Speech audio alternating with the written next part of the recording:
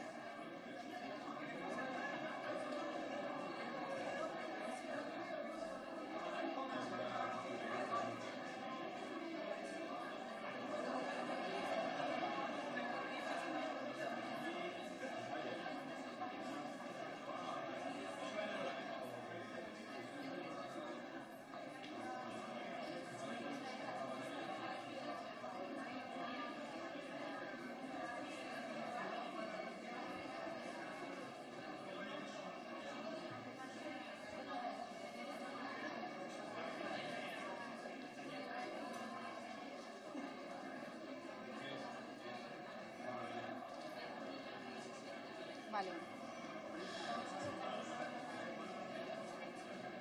Vale. Buenos días. Por favor, procedan a tomar asiento. Gracias.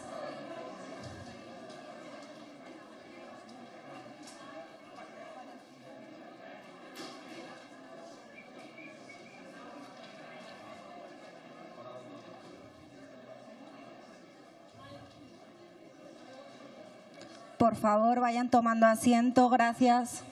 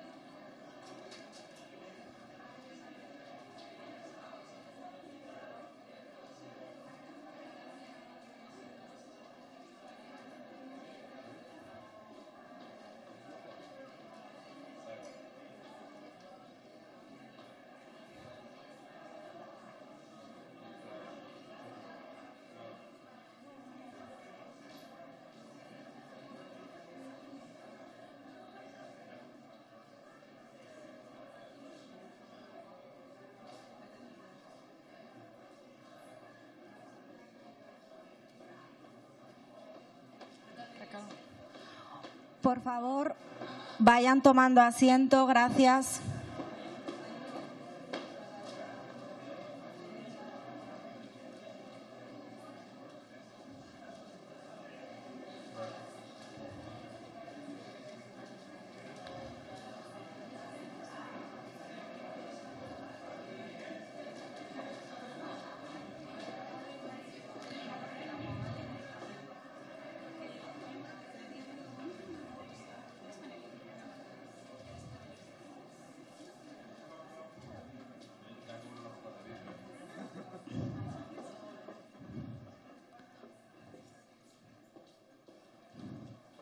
Por favor, tomen asiento.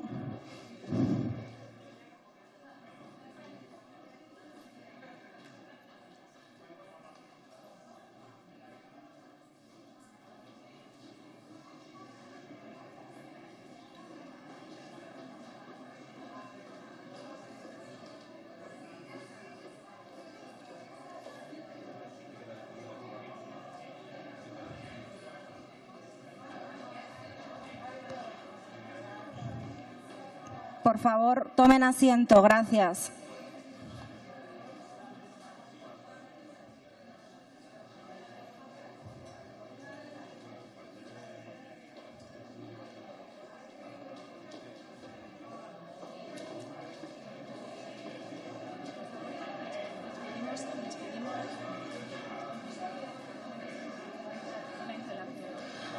Por favor, les pedimos de nuevo que tomen asiento porque va a dar lugar el comienzo del acto. Muchas gracias.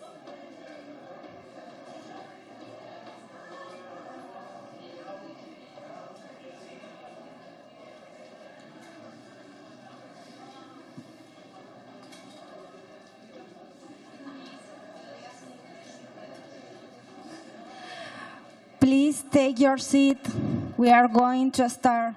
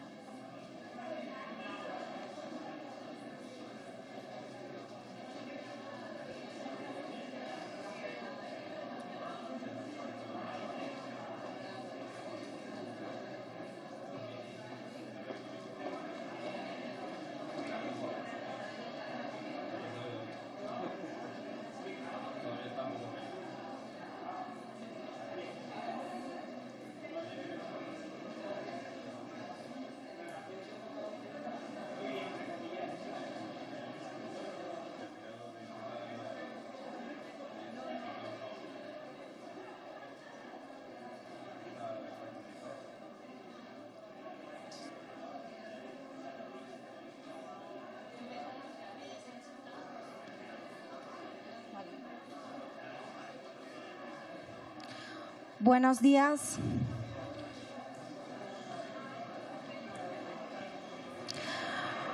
Buenos días. Damos la bienvenida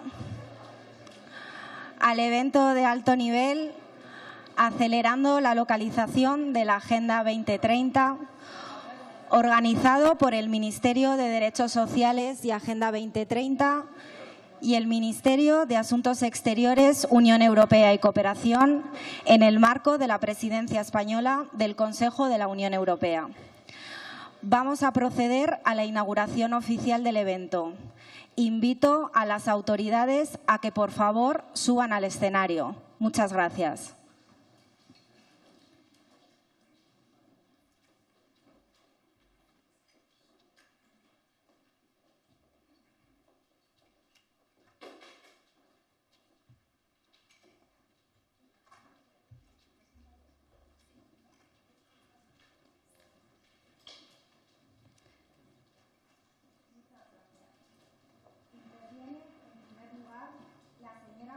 Funciones de Derechos Sociales y Agenda 2030, doña Ione Belarra Urteaga.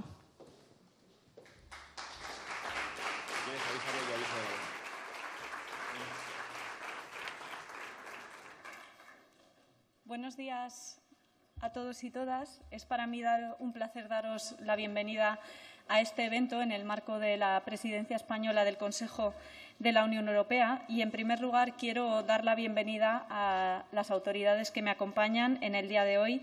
Por supuesto, bienvenido el director adjunto ejecutivo de ONU Habitat, el señor Mlinar, también la vicepresidenta del Comité Europeo de las Regiones y alcaldesa de Portimao, la señora Isilda Gómez, y también la directora general Pilar Cancela, así como la secretaria de Estado para la Agenda 2030, Lilith Bestringe, y las personas que han tenido, tenemos el honor de que nos han enviado un vídeo, Amina Mohamed, vicesecretaria general de Naciones Unidas, y también Ileana Ivanova, la comisaria de Investigación, Innovación, Cultura, Educación y Juventud de la Comisión Europea.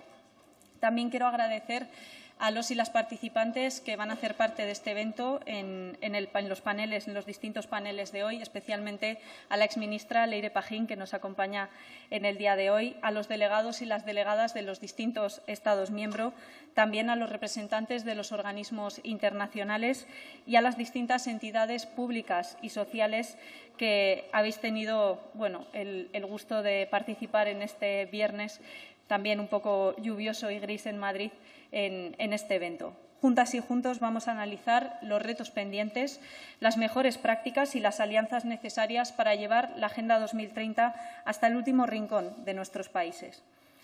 Siempre lo recuerdo, pero creo que no está de más hacerlo también en el día de hoy. La Agenda 2030 es el mayor acuerdo internacional que ha ratificado nunca la comunidad internacional, tanto por su extensión como por su ambición. En 2015 fuimos capaces de ponernos de acuerdo en torno a cuáles son los grandes retos de nuestro tiempo y, es más, en torno a cuál es la mejor forma de resolverlos. Hoy la Agenda 2030 tiene más vigencia que nunca y sus líneas maestras han demostrado, además, ser enormemente útiles para enfrentar las difíciles situaciones que el mundo ha vivido en los últimos años. Los países que, como España, han utilizado la Agenda 2030 y los Objetivos de Desarrollo Sostenible como su guía en la acción política, social y económica en esta difícil legislatura europea, han demostrado su mayor resiliencia, su mayor capacidad de protección a sus ciudadanías y, además, un mejor desempeño económico. No dejar a nadie atrás es mucho más que un lema. Es una forma de ver el mundo que se ha demostrado mejor no solo desde el punto de vista humano y ético, sino también desde el punto de vista económico. Por eso considerábamos absolutamente esencial que la Agenda 2030 tuviera su propio espacio en el marco de la Presidencia española del Consejo de la Unión Europea, con un tema fundamental como es la localización, que, junto a la coherencia de políticas para el desarrollo sostenible y el fortalecimiento del diálogo estructurado, se sitúa como una prioridad de este semestre. Pero cuando hablamos de localizar la Agenda 2030, no nos referimos a una lista de medidas según su nivel territorial, sino de abrir un verdadero proceso social y político significativo con la participación del tejido social y productivo local. Se trata, en definitiva, de que los ciudadanos y las ciudadanas de nuestros países sientan como suyos los compromisos de la Agenda 2030, porque entiendan que la Agenda 2030 también está comprometida con ellos y con ellas y con sus problemas cotidianos. Este es, por tanto, el enfoque desde el cual estamos impulsando unas conclusiones del Consejo sobre este asunto. Y también quería compartirles en el día de hoy una reflexión que me parece importante. Creo que todas las que estamos aquí somos muy conscientes de que la Agenda 2030 está sometida actualmente a un fuerte cuestionamiento por parte de las posiciones políticas más extremistas. Reforzar la legitimidad de la Agenda 2030 es una urgencia de los y las demócratas. La Agenda 2030 se legitima, por un lado, como decía hace un momento, promoviendo su localización, promoviendo la participación de todos los actores y fortaleciendo la vinculación cotidiana de la ciudadanía con los objetivos de desarrollo sostenible. Pero también y ante todo, cuando los objetivos de desarrollo sostenible logran cambios concretos en la vida de las personas y en la supervivencia del planeta. Cuando la Agenda 2030 se convierte únicamente en un pin en la solapa, en un logro que sirve para que algunas grandes empresas se hagan un lavado de cara verde o morado, eso compromete seriamente la legitimidad y las posibilidades reales de transformación en un sentido feminista, ecologista y social a la Agenda 2030. Conjurar ese riesgo es una urgencia para todas. Estoy segura, además, de que ninguna de las personas que rubricaron este ambicioso acuerdo en el año 2015 imaginaban los enormes desafíos a los que el mundo iba a enfrentarse en los años sucesivos. Seguramente nadie se podría haber imaginado que 5 años después una pandemia sanitaria golpearía duramente a nuestros países y obligaría a que gran parte de la población mundial se confinara dentro de sus hogares. Tampoco que en el año 2022 habría una guerra en el corazón de Europa, cuyas consecuencias afectarían no solo a nuestro continente, sino a todo el mundo. O que en pleno 2023 veríamos cómo hay bombardeos masivos contra población civil en lo que solo se puede considerar un genocidio contra el pueblo palestino. Pero durante todos estos años sí hay algo que ha permanecido intacto. Los 17 Objetivos de Desarrollo Sostenible siguen siendo una guía de actuación para un futuro mejor para todas y todos. La Unión Europea ha abordado esta crisis económica desde la convicción de que no podía traducirse en más pobreza, más desigualdad ni más jóvenes en desempleo. De esa convicción surgió un compromiso europeo que se tradujo por primera vez en políticas económicas expansivas como los fondos Next Generation. Este enfoque nos permitió, en definitiva, evitar retrocesos irrecuperables en la Agenda 2030, atender las urgencias derivadas de la crisis sanitaria, social y económica y abordar transformaciones estructurales de futuro como la apuesta por una transición ecológica que tiene que ser justa. Pero estar comprometidos con la agenda significa también ser exigentes con los compromisos pendientes.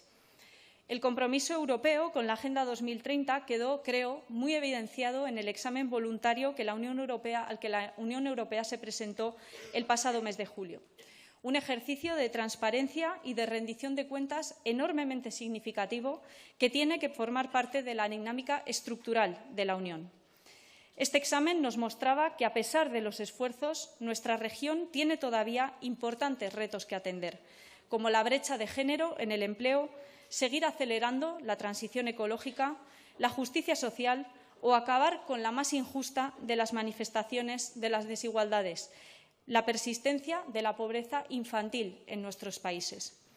Y particularmente, como Unión Europea, tenemos un importantísimo margen de mejora en el cumplimiento del Objetivo 16.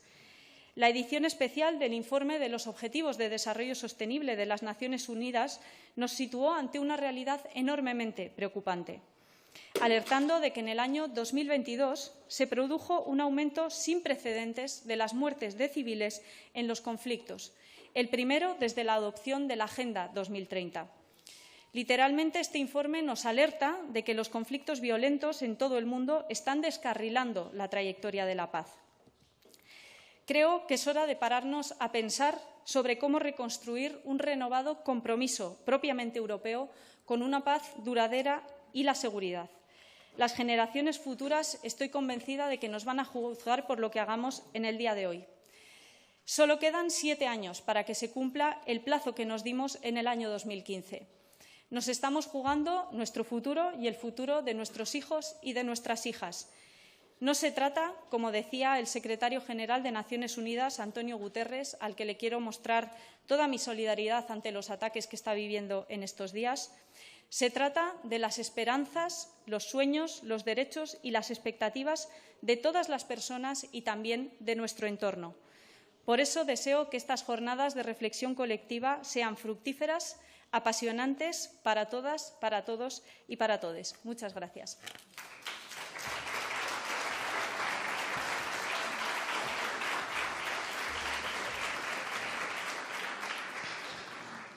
A continuación, procederemos a la reproducción del mensaje grabado remitido por doña Amina Mohamed, vicesecretaria general de las Naciones Unidas y presidenta del Grupo de Naciones Unidas para el Desarrollo Sostenible. Excellencies, dear partners and friends, I thank the Government of Spain for this opportunity and for its long history of championing localization of the Sustainable Development Goals. Excellencies, halfway to the 2030 deadline, the SDGs are dangerously off track, and the interconnected challenges ahead of us are immense. Poverty, food, water, and energy insecurity. Inequality, armed conflicts, and the cost of living crisis. Climate chaos, pollution, and the destruction of biodiversity.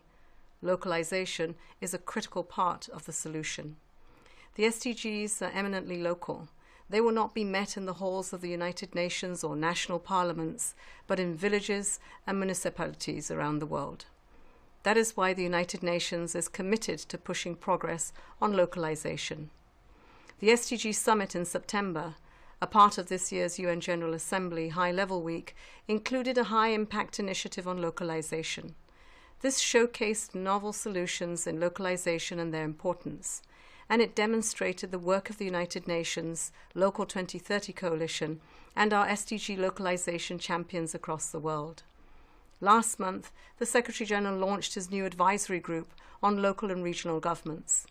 This brings together 20 local government leaders from around the world to advise on engaging local and regional governments in rescuing the SDGs and on the many issues to be discussed at next year's Summit of the Future. Today's event can further drive critical progress on localization, forging connections through Spain's presidency of the Council of the European Union to boost the SDG implementation at the local level.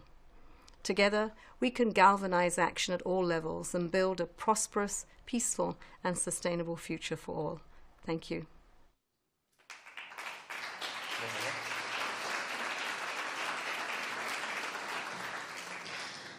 A continuación, interviene el señor Micha Mlinar, director ejecutivo adjunto de ONU Habitat y asesor del secretario general de Naciones Unidas.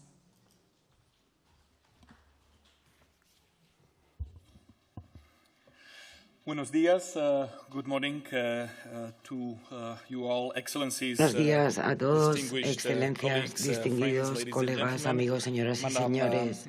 Ione Belara, ministra en funciones de Derechos Sociales y Agenda 2030 del Gobierno de España, y Zelda Gómez, vicepresidenta del Comité Europeo de las Regiones y presidenta de la Comisión de COR de Recursos Naturales, y también alcaldesa de Portimao.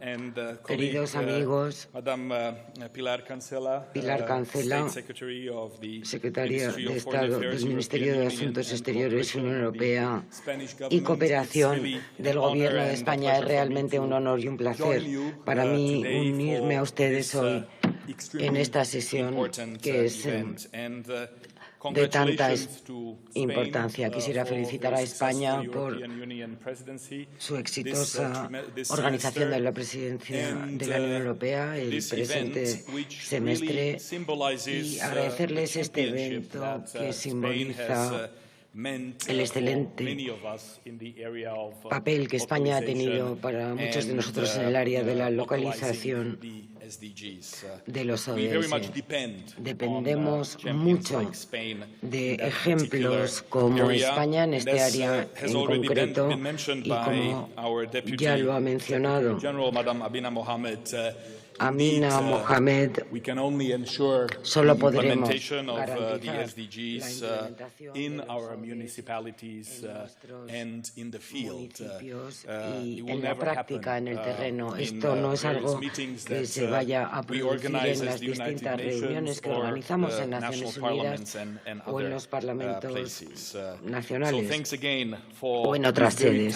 Por tanto, gracias por esta oportunidad e importante iniciativa. El pasado mes, durante la cumbre de los ODS, escuchamos una y otra vez las necesidades de rescatarlos, de recuperarlos, como ha mencionado también la vicepresidenta, porque solamente el 12% de los objetivos del ODS están a punto de ser conseguidos para el 2030. La mayoría de ellos están estancados y algunos incluso en una fase de reversión.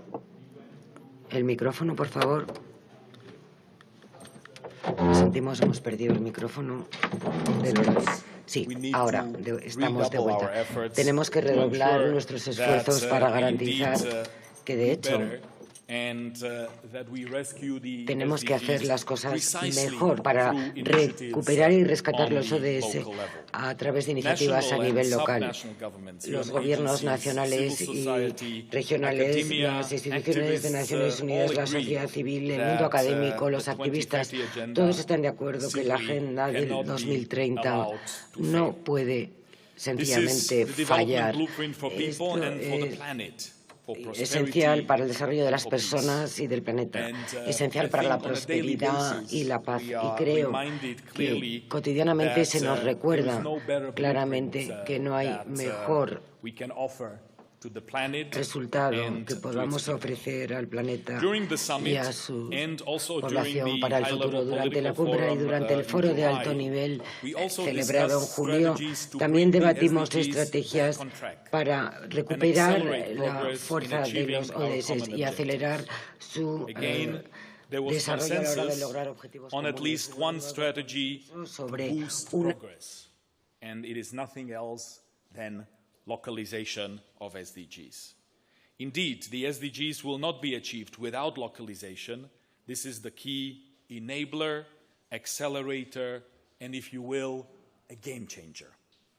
This became clear as daylight when the UN Secretary-General proposed 12 high-impact initiatives to accelerate implementation of the 2030 Agenda at the SDG Summit in September, and localizing SDGs through the local 2030 coalition de la coalición local 2030.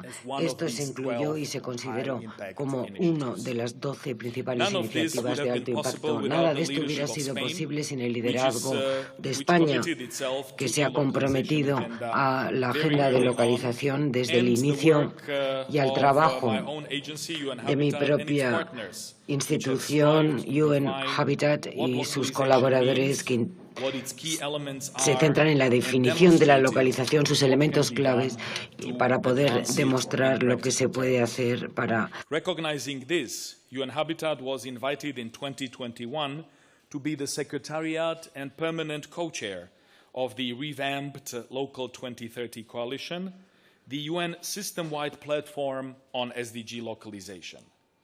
We are extremely grateful to the government of Spain, which, along with the Basque Country, the city of Bilbao, and the BBK Foundation, stepped up to support the coalition by hosting its secretariat in Bilbao and providing initial resources to step up a localization window adicionales para abrir una ventana de localización dentro del marco de este Frente Común para los ODS.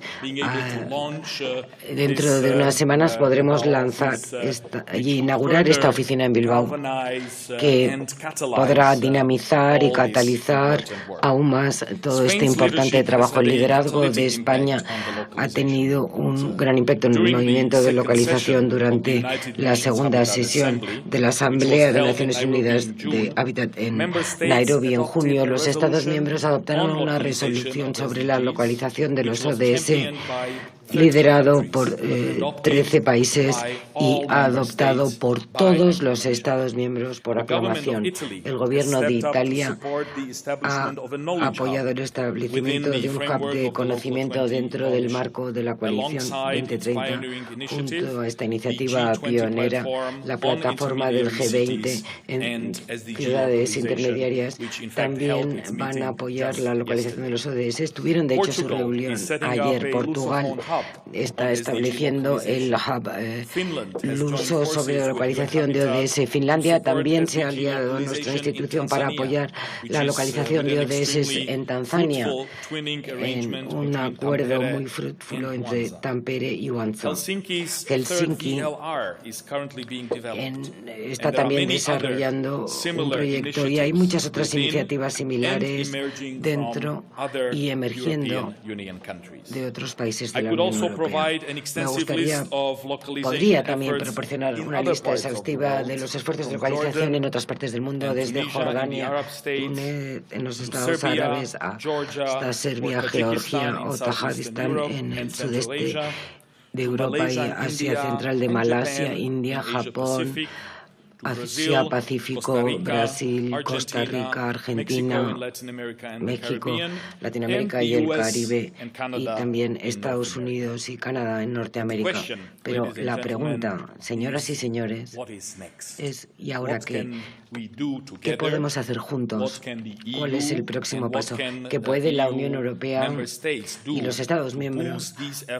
¿Qué podemos hacer para fortalecer esta situación dentro y fuera de las fronteras europeas? Desde el punto de vista de UN Habitat, me gustaría darles 3 sugerencias breves y con humildad. Apoyar el desarrollo de las revisiones voluntarias locales y regionales y la integración con las revisiones voluntarias nacionales sobre los ODS que se presentan cada año en Nueva York en julio durante el Foro Político de alto nivel.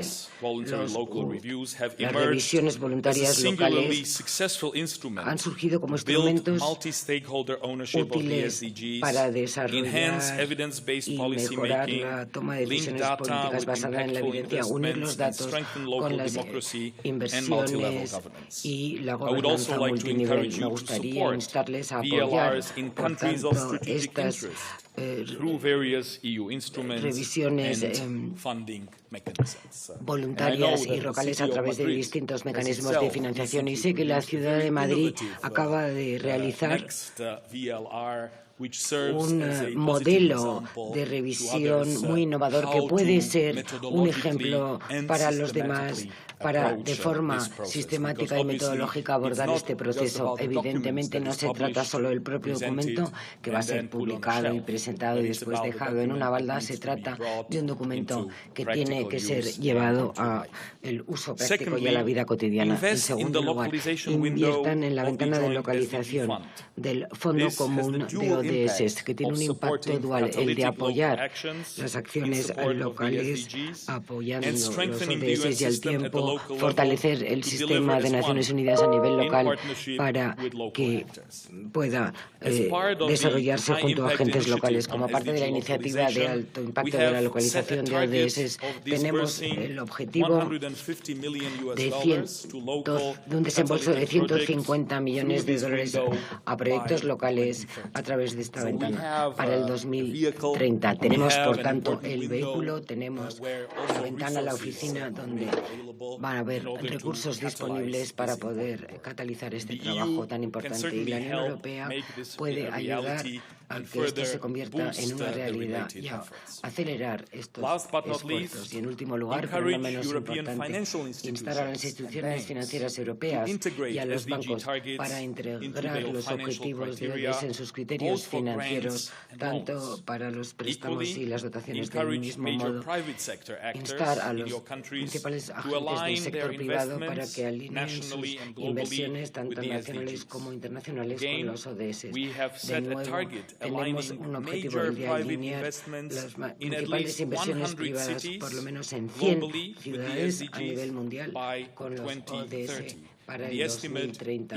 Y la estimación es que a través de estas 100 ciudades podamos conseguir el objetivo de llegar a una población en todas estas ciudades, lo cual se puede traducir fácilmente en cifras importantes cuando hablamos del impacto que esto puede tener en la vida de las poblaciones. La Unión Europea puede ayudar a hacer que esto sea una realidad a través de sus propios esfuerzos adicionales. Excelencias, señoras y señores, UN Habitat y la coalición de ODS local está aquí y espera haberles ayudado y ayudarles a lograr estos objetivos, y estamos esperando seguir fortaleciendo nuestra cooperación hacia el futuro.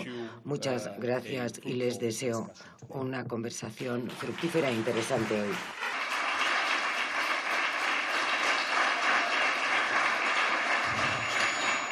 A continuación, procederemos a la reproducción del mensaje grabado remitido por la señora Iliana Ivanova, comisaria europea de Innovación, Investigación, Cultura, Educación y Juventud. Dear Ministers Alvarez and Belara, Buenos dear días, Deputy Secretary ministros, General Mohammed, secretarios. dear Vice President Gomez, dear participants, buenos dias. I'm delighted to address you today, even if only virtually, and I would like to thank the Spanish Presidency for organizing this timely and topical conference. In 2015, the global community agreed for the first time on an ambitious agenda for sustainable development with 17 goals and 169 targets to be achieved by 2030. It is deeply regrettable that today, at the midpoint to 2030, less than 15% of the targets seem to be on track globally. This is simply not acceptable, and we need to work together to do better. To paraphrase UN Secretary General Guterres, the SDGs will not be rescued in New York, but in territories. We need to listen to our local communities. And I could not agree more.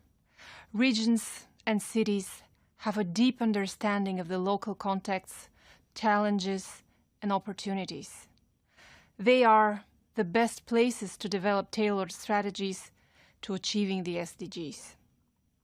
But it is not just local and regional governments. In Europe and the European Union, we have a strong tradition of multi-level governance, and we are using this strength to build partnerships between local, regional, national, and international actors to leverage resources, expertise, and best practices in achieving the SDGs. For example, we are leveraging Horizon Europe, the EU Research Framework Program under my responsibility, by supporting projects like EU SDG-driven innovation ecosystems, stimulating economic growth, and addressing innovation support imbalances in Europe and beyond. And I would like to mention our regional innovation valleys that will strengthen innovation ecosystems across the EU. They involve regions with lower innovation performances by building on strategic areas of regional strength and specialization in support of key EU priorities. In all those examples, we can see a strong component of collaboration and working together between and among actors at all levels of government. And this is exactly what we need to successfully implement the SDGs on the ground. So let's build on our experiences, harness the EU power of multi-level governance, collaboration, innovation, while continuing to listen to our local communities and work together to create a more sustainable and inclusive future for all. I thank you very much and wish you a very fruitful meeting.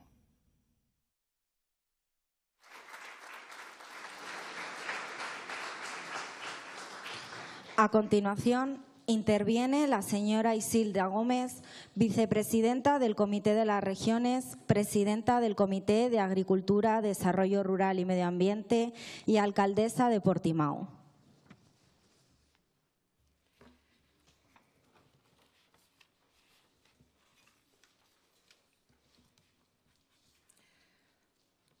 Good morning, everybody. Buenos días a todos. Estimados ministros, distinguidos invitados, me gustaría empezar expresando mi gratitud a la Presidencia española de la Unión por hacer de la localización de los Objetivos de Desarrollo Sostenible una de sus prioridades y por habernos dirigido una consulta sobre los mismos. La resolución que aprobamos a 10 de octubre, junto con nuestro último dictamen sobre los ODS, que se aprobó en febrero, representan nuestra contribución a su trabajo sobre este tema en el Consejo. Estoy muy satisfecha con nuestra colaboración. Desde el primer día de la Presidencia española, e incluso antes, hemos trabajado estrechamente para avanzar en los ODS en la Unión Europea. Compartimos este profundo entendimiento de que los ODS y la localización de los ODS son temas muy importantes para nuestro futuro. Desde que en 2015 se adoptó la Agenda 2030, el mundo ha sufrido numerosas crisis, pero de algo podemos estar seguros. La localización de los ODS es una auténtica historia de éxito. Digo localización de los ODS porque se trata de una expresión de uso extendido, pero para hacer justicia al impresionante compromiso de todos los entes locales y regionales, debería hablar de la territorialización de los ODS. Soy vicepresidenta del Comité Europeo de las Regiones y desde este cargo colaboro con cientos de políticos locales y regionales de toda la Unión Europea. El Comité Europeo de las Regiones es la institución de la Unión que dota a la voz de los entes locales y regionales de un papel trascendental en el proceso decisorio de la propia Unión en Bruselas. En esta institución he sido testigo de la movilización de regiones, provincias, áreas metropolitanas, ciudades y pueblos en relación con los ODS. Estos objetivos son una herramienta increíble para todos los que somos responsables por la adopción de políticas, puesto que constituyen un marco de gobernanza, un patrón de organización y un lenguaje común, no dejar a nadie atrás. Los ODS son, en esencia, un enfoque ascendente. Se trata de detectar conjuntamente problemas y prioridades, de crear juntos soluciones, de que las personas se impliquen en las políticas. ¿Y quién se encuentra más cerca de las personas? Nosotros, los entes locales y regionales. Lo hemos demostrado durante la crisis de la COVID. Hemos sido los más rápidos a tomar medidas. Siempre hemos sido los primeros en actuar. Nosotros, las regiones y las ciudades, hemos entendido bien el valor universal de las ODS. También hemos entendido su flexibilidad para crear políticas adaptadas a las necesidades locales. La OCDE estima que el 65% de los ODS requieren la participación de los entes locales y regionales. Y es que por ello evidente que la localización debe tener un papel esencial para impulsar su aplicación. De hecho, las ciudades y las regiones son los mayores inversores públicos de la Unión, responsables de 58% de la inversión pública total. Tienen competencias relacionadas con muchos de los objetivos, no solo el objetivo 11, ciudades y comunidades sostenibles, aunque el reparto de competencias varía de un Estado miembro a otro. Las regiones y las ciudades asumen responsabilidades relacionadas con el emprendimiento local, la educación, el empleo, la movilidad urbana, las infraestructuras locales, el alumbrado, la gestión de residuos y la vivienda. Las regiones y las ciudades se hacen cargo de más del 80% del gasto público en protección del medio ambiente, más del 65% del gasto en educación y 47% del gasto en asuntos económicos y más de un tercio del gasto en asistencia sanitaria. Son un socio indispensable para alcanzar nuestras metas de aquí a 2030.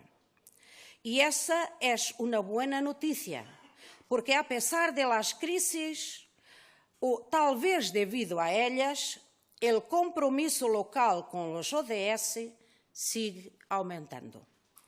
Tenemos una asociación sumamente útil con la OCDE y supervisamos periódicamente la localización de los ODS en la Unión Europea.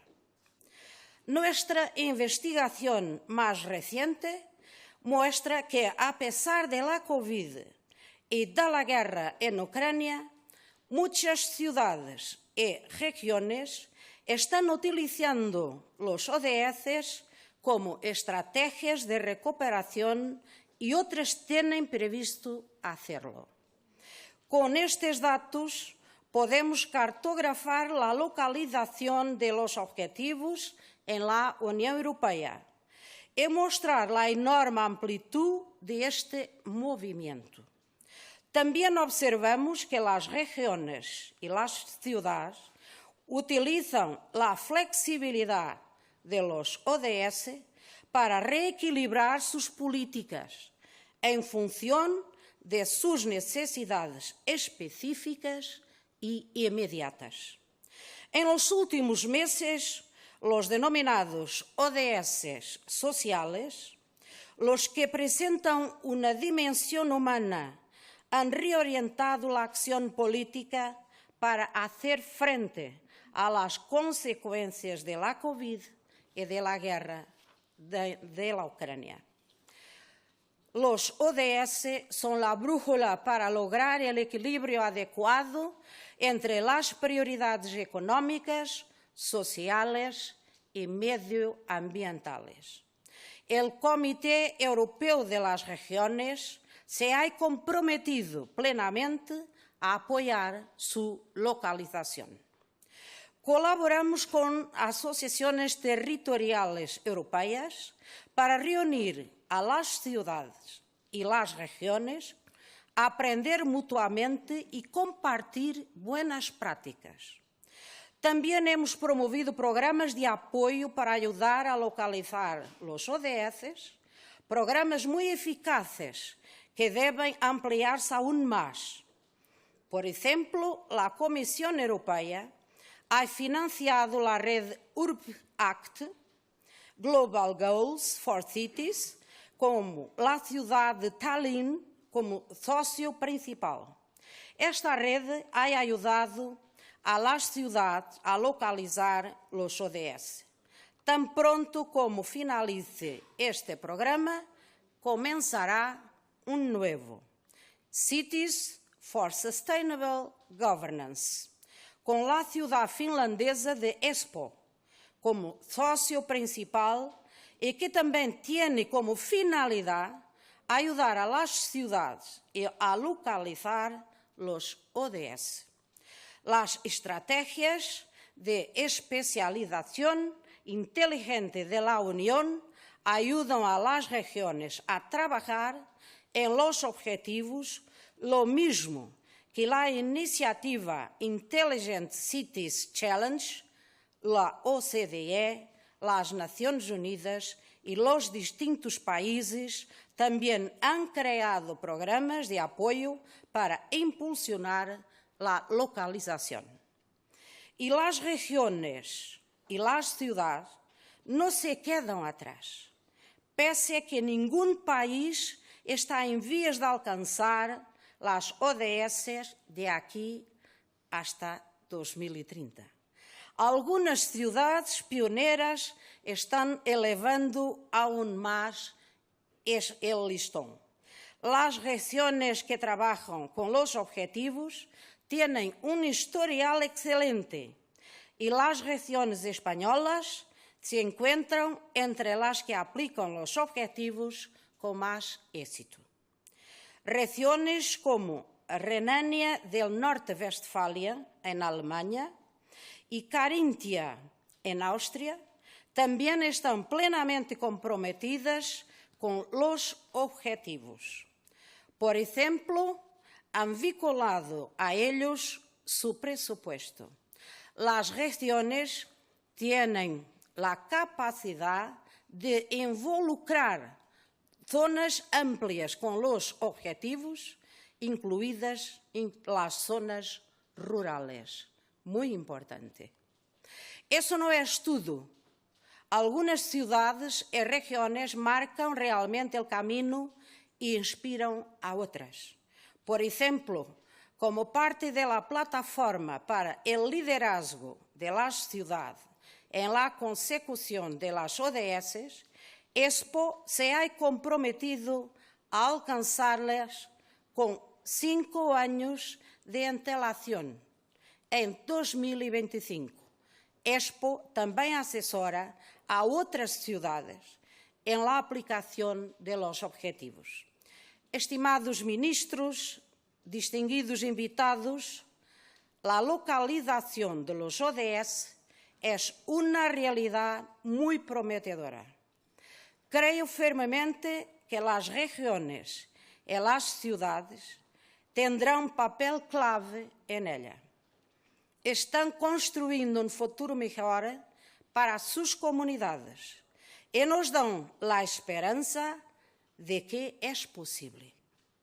Esta es la misión del Comité de las Regiones, transmitir este mensaje a los que toman las decisiones en la Unión Europea. En nuestro dictamen, aprobado este año, les enviamos una serie de recomendaciones que realmente puede marcar la diferencia.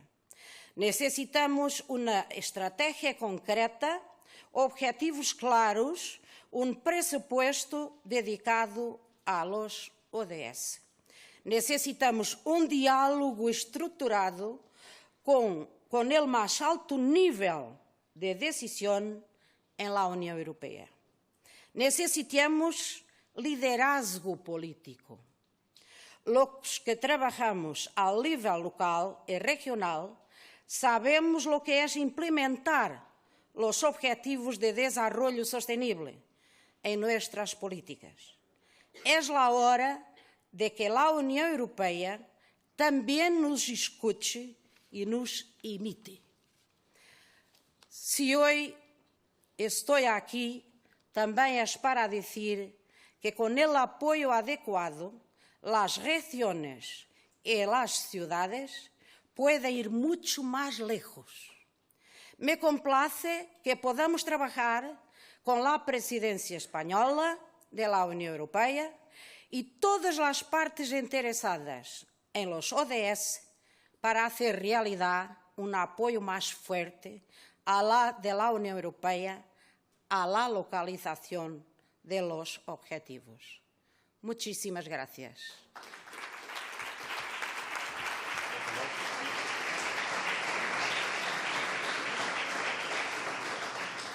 Perdón por mi español no ser perfecto. Perdón.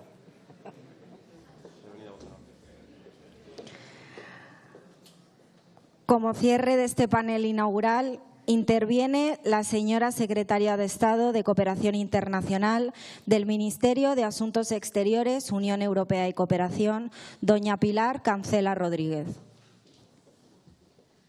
Pues muchas gracias.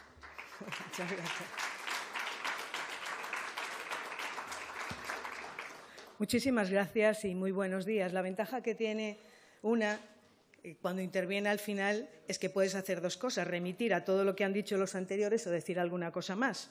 Alguna cosa más diré, pero en todo caso mucho más breve y de una manera más concreta, porque la verdad es que ya se han mencionado cosas tremendamente interesantes. En primer lugar, querida ministra, un placer compartir este espacio contigo. Un saludo muy especial a la Vicesecretaria General de Naciones Unidas. Siempre es un honor poder ver a Amina, aunque sea telemáticamente, también a la Comisaria Europea que nos ha acompañado, estimado director ejecutivo adjunto de ONU Habitat. Creo que nos vamos a ver, creo que en otra ocasión. Un placer que estés por aquí. Permíteme que salude también a Shipra, mi querida amiga, un gusto verte también. A la vicepresidenta del Comité de las Regiones, que además de hablar el español perfectamente, creo que nos ha invitado a todos y a todas a ir al Algarve, porque es alcaldesa allí. La próxima reunión yo propongo que se haga allí, porque es un lugar precioso de ese país hermano al que tanto queremos.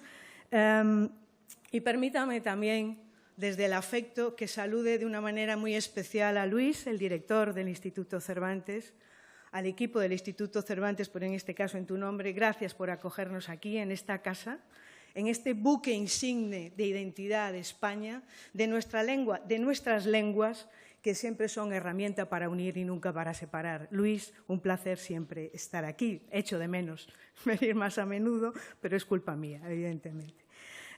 Un saludo también muy afectuoso, Leire, querida Leire, un gustazo verte siempre. Quiero saludar también al representante del Gobierno vasco, que somos socios con la Secretaría de Estado de la Agenda 2030, con el Ministerio, en ese fantástico proyecto. No está el alcalde de Bilbao, que es otra de las grandes patas del mismo, y esa es un ejemplo de localización y cómo se hace localización de objetivos de desarrollo, y estamos con el mismo objetivo y con el mismo tesón y empeño en que sea una realidad antes de que termine este año. Vamos a intentar empujar para que antes de que termine este año esté operativa esa oficina. Quiero permitirme saludar muy brevemente al equipo de la Cooperación Española, al sistema de la Cooperación Española, que está aquí, el director de la agencia, la directora de GEPOLDES, compañeros y compañeras que veo por ahí también. Saludar a actores del sistema de desarrollo de la Cooperación Española, que también os veo, y sobre todo también a las personas que conforman el equipo del grupo de trabajo, que ayer tuvimos oportunidad de compartir un ratín, pero que sois los que estáis trabajando de verdad. O sea que bienvenidos también y un gusto veros de nuevo. Bueno, amigas y amigos en general, es un honor estar aquí representando al Ministerio de Asuntos Exteriores, Unión Europea y Cooperación al Desarrollo. Se ha mencionado ya, estamos a medio camino del cumplimiento de los objetivos de desarrollo de la Agenda 2030 y las perspectivas y los análisis no son especialmente positivos. La mayoría, hay muchos de los objetivos de desarrollo que están estancados, algunos de ellos están en claro retroceso, y eso se ve plasmada, como ha comentado la vicepresidenta, en el informe sobre desarrollo sostenible del año 2023, donde de las 140 metas con datos que tenemos, el 50% representa avances moderados y el 30% están estancados o necesitan una aceleración. Por tanto, si a ello sumamos que estamos en un momento de policrisis, de crisis que se superponen unas a otras, puede dar lugar que podamos tener como una percepción de sombría de que va a ser muy difícil la consecución de los objetivos de desarrollo, porque a ello hay que sumar que estamos sufriendo aún el impacto y las consecuencias de la pandemia de la COVID, la invasión de Ucrania por parte de Rusia y ahora, evidentemente, el conflicto en Oriente Medio, que han exacerbado todas estas situaciones, que todo tiene un impacto global porque hay una interdependencia global, pero también que demuestra que el multilateralismo cada vez es más importante. Por cierto, un saludo fraternal y todo nuestro apoyo al secretario general de Naciones Unidas, lo dijo ya la ministra, pero también quería remarcarlo de una manera contundente. Por tanto, no significa que, aunque la situación sea difícil, que nos demos por vencidas o por vencidos. Creo que lo que debemos hacer es poner más énfasis, reorientar el trabajo y, sobre todo, intentar que con la perspectiva del año 2030 podamos conseguir la inmensa mayoría de los objetivos de desarrollo sostenible. Es cierto que a todo ello se suma una situación de crisis alimentaria, es cierto que tenemos también crisis energética, cambio climático. Hay un problema de financiación del sistema de desarrollo que tendremos que abordar también y, por supuesto, la igualdad de género, la violencia de género contra las mujeres, las niñas y las adolescentes, en vez de retroceder, sigue aumentando porque siguen surgiendo nuevas formas de discriminación. Por tanto, el panorama es un reto. Yo creo que hay que abordarlo como un reto. No hay que caer, además, en el pesimismo porque hay negacionistas. Hay negacionistas de la Agenda 2030, hay negacionistas del desarrollo que están intentando aprovechar la tesitura para decirnos que la Agenda 2030 y los objetivos son una quimera. Pues precisamente por eso hay que intentar por todos los medios no darle la razón. Y hemos tenido oportunidad en la reciente cumbre de objetivos de desarrollo que hemos tenido en el seno de Naciones Unidas, donde ha existido un acuerdo unánime o de una manera muy importante de posicionamiento de manifestar la voluntad para contrarrestar esta situación de freno o de dificultades para la consecución de los objetivos de desarrollo. Por tanto, lo que tenemos que hacer es establecer nuevas estrategias, sumar muchas más fuerzas, implicar a todos los niveles a quienes podemos entre todos hacer lo posible, como bien dijo el secretario general de Naciones Unidas, y hay que acelerar. Tenemos que acelerar la consecución de los objetivos de desarrollo y una de las piezas fundamentales para hacerlo es la localización de los mismos y la implicación de todos los niveles territoriales en ello. ¿Qué supone al final? Lo comentaba muy bien la vicepresidenta del Comité de Regiones. Localización supone trasladar la universalidad, la integralidad y la indivisibilidad de la Agenda 2030 a las situaciones y a las realidades en el ámbito regional y en el ámbito local. La acción local es una precondición para poder alcanzar esa Agenda 2030. 105 de las 169 metas, lo comentaba usted, tienen que ver con el ámbito de la localización de los objetivos de desarrollo. Por tanto,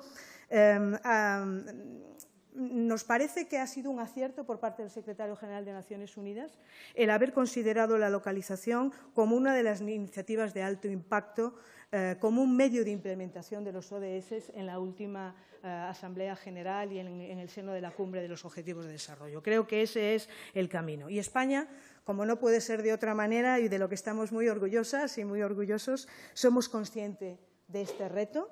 Somos un país líder en esta materia, tanto en el plano interno como en el plano internacional. Naciones Unidas nos considera Estado campeón. Somos el segundo mayor contribuyente al Fondo Conjunto de ODS, que es crucial para el desarrollo de Naciones Unidas, pero fundamental para el ámbito de la localización del Objetivo de Desarrollo. Y me gustaría decir aquí, que estamos en un acto tan importante como este, que España somos de los mayores contribuyentes a ese fondo. Por tanto, no nos gustaría que el ámbito de la localización de objetivos de desarrollo se diluyera, sobre todo cuando aún no está consolidado como una referencia, porque si lo hacemos, vamos a transversalizar. Hemos escuchado algunas voces. Cuando se transversaliza se pierde consistencia. Entonces, yo creo que primero hay que arraigar el objetivo de localización y luego ya veremos cómo lo abordamos más adelante. Es una de las cuestiones que hablábamos ayer, la secretaria de Estado de la Agenda 2030, perdona que no te saludé, lo hablábamos ayer y también se lo hemos trasladado a las distintas instancias de Naciones Unidas porque nos parece fundamental. La ciudad española de Bilbao es la sede del secretariado de la Coalición Local 2030 dentro del sistema de Naciones Unidas. Esperemos que esté en funcionamiento propio y, al final, ¿qué es lo que hemos hecho? No ha sido fácil, porque nos hemos tenido que poner de acuerdo distintos niveles territoriales institucionales también. Pero, ¿qué es lo que hemos hecho? Hemos trasladado a la formalidad, a la institucionalidad, lo que venimos haciendo por la vía de los hechos. Es lo que hacemos en los distintos países socios donde hacemos cooperación al desarrollo. Trabajar juntos, colaborar también con la sociedad civil organizada. Por tanto, es normalizar una de las señales de identidad de la cooperación al desarrollo de España desde hace tantísimo tiempo. Por tanto, creo que debemos felicitarnos por haber por haber alcanzado este objetivo. Evidentemente, después tendremos que dar contenido a esa puesta en común, pero estoy convencida que con el know-how que tenemos, con la experiencia que tenemos y, sobre todo, con el arraigo que tiene España en muchísimos países del mundo, va a ser mucho más fácil el poder desarrollar este trabajo. Tengo el honor también, en este caso es España, no es algo personal, de copresidir con la alcaldesa de Nuakchot, de Mauritania, el Grupo Consultivo sobre Gobiernos Locales y Regionales, que asesora directamente al Secretario General de Naciones Unidas para impulsar la coordinación y colaboración de cara a la consecución de los objetivos de ODS, y eso es porque España tiene el peso que tiene y porque España está apostando de una manera tan determinante por ello. Por tanto, creo que este foro de alto nivel, de debate, es tremendamente importante, sobre todo porque nos ayudáis a quienes tenemos que gestionar desde lo público, y nos gusta hablar de políticas públicas, es el Estado el que tiene que impulsar desde lo público, participando, por supuesto, el sector privado, pero siempre con una señal de identidad de política pública, porque es de lo que estamos hablando. Hablar de desarrollo no podría ser de otra manera si no lo vemos así. En la Presidencia, voy terminando, voy a intentar ser consecuente con lo que dije al principio.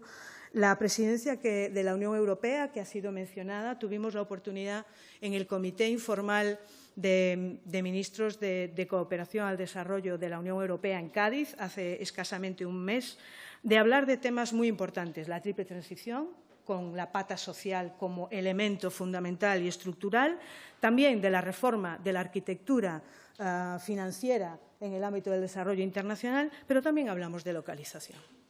Y también pusimos la localización en el centro del debate y en el centro de nuestros objetivos y de nuestro trabajo. Por tanto, estaremos muy atentas, muy atentos al trabajo que desarrollen.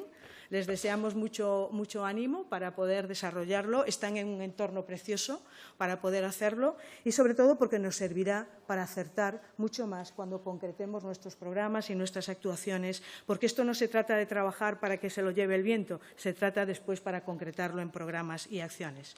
Así que vamos a ello. Todavía estamos a tiempo, pero no hay tiempo que perder. Muchísimas gracias.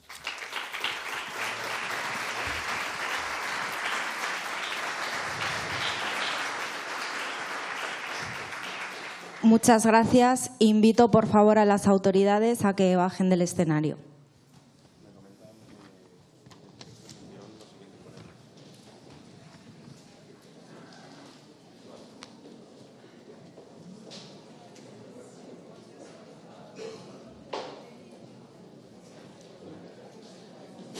¿Procedo a dar paso?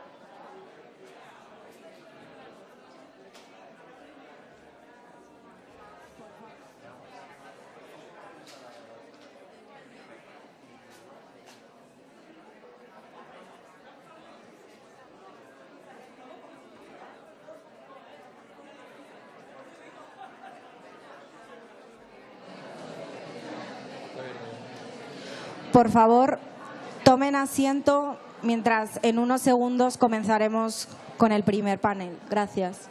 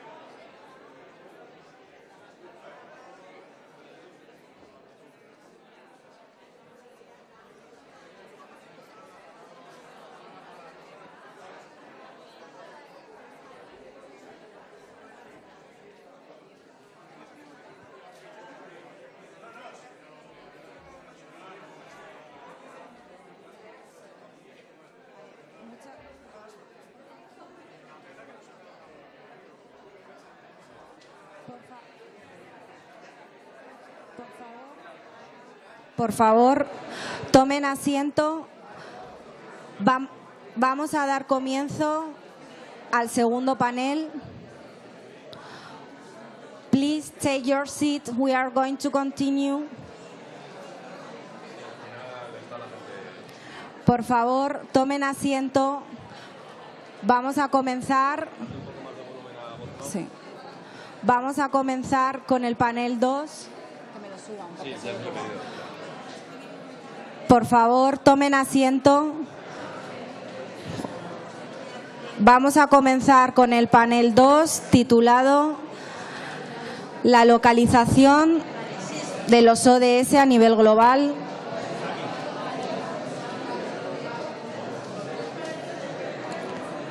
Por favor, tomen sus asientos para poder dar comienzo al panel número 2. Please take your seat. We are going to continue. Por favor, tomen asiento. Vamos a dar comienzo con el panel número 2, titulado La localización de los ODS a nivel global. Invito a subir al escenario al moderador y a los ponentes de la mesa redonda titulada La localización de los ODS en la Unión Europea, desafíos nacionales a medio término de la Agenda 2030. Esta mesa estará moderada por don Peter Smith, representante del Comité Económico y Social Europeo. El señor Peter Smith es el presidente de la sección de Agricultura, Desarrollo Rural y Medio Ambiente del Comité Económico y Social Europeo y ha sido igualmente ponente de varios dictámenes de este comité relacionados con los objetivos de desarrollo sostenible. Cedo la palabra al señor don Peter Smith.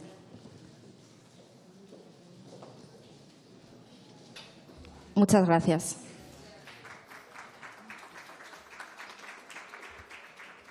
Ladies and gentlemen, distinguished guests, I welcome you to the first panel on localization and acceleration of the UN Agenda 2030.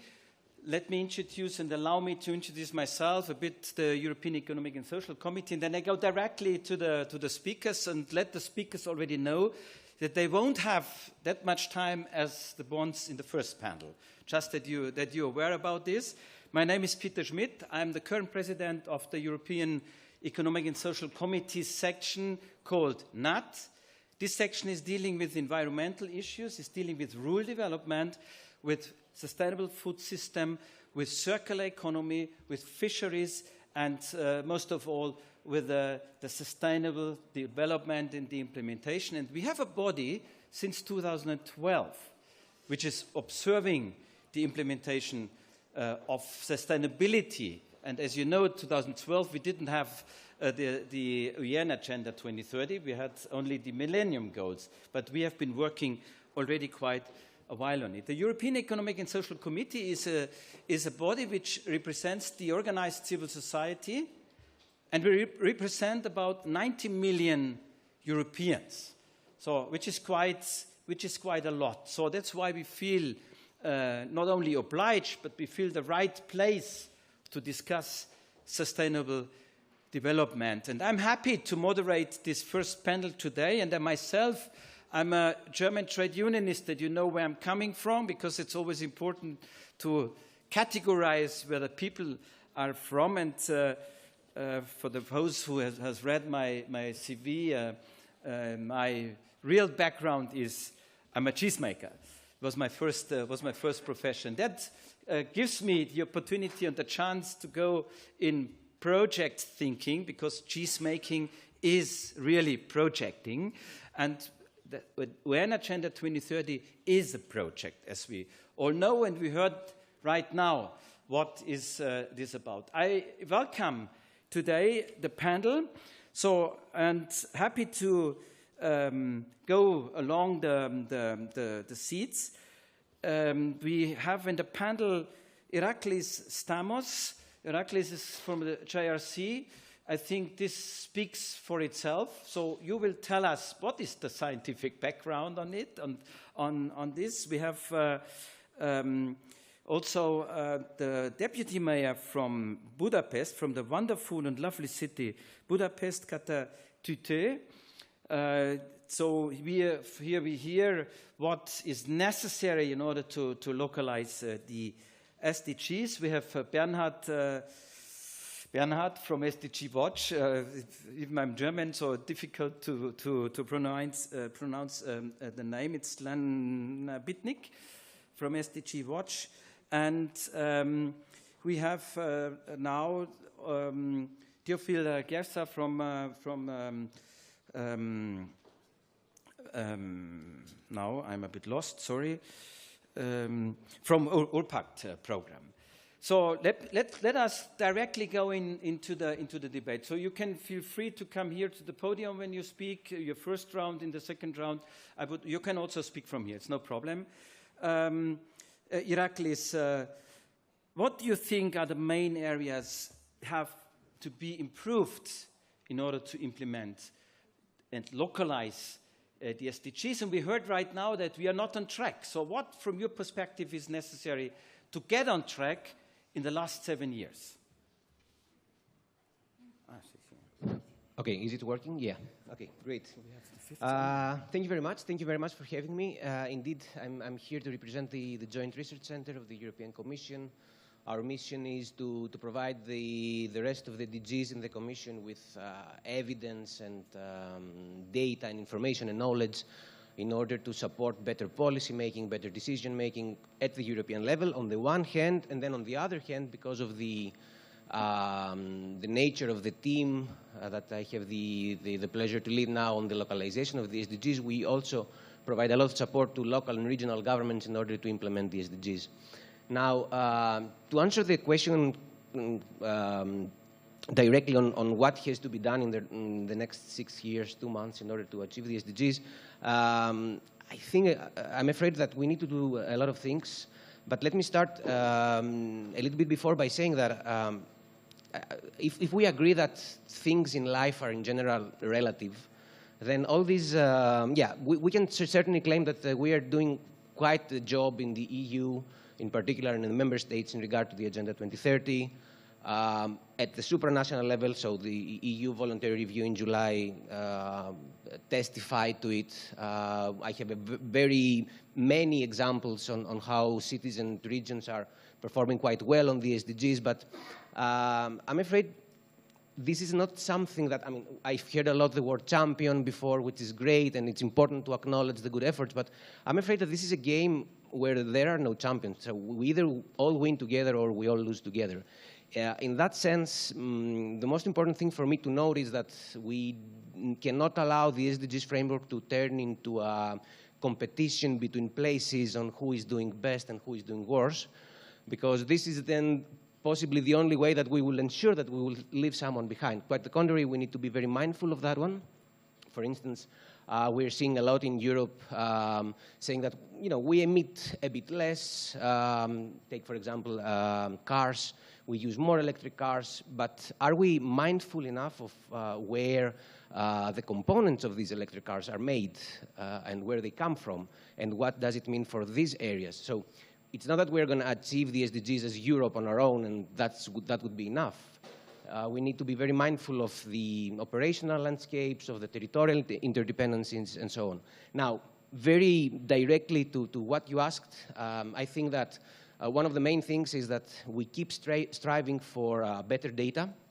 That is, I mean, it's very obvious. We need data in order to be able to take better decisions, because data in this SDG world, I would say, is more, if you like, you know, like calibrating this SDG compass. If you don't have good data, we would be sort of navigating blindly, not entirely aware of where to steer the directions.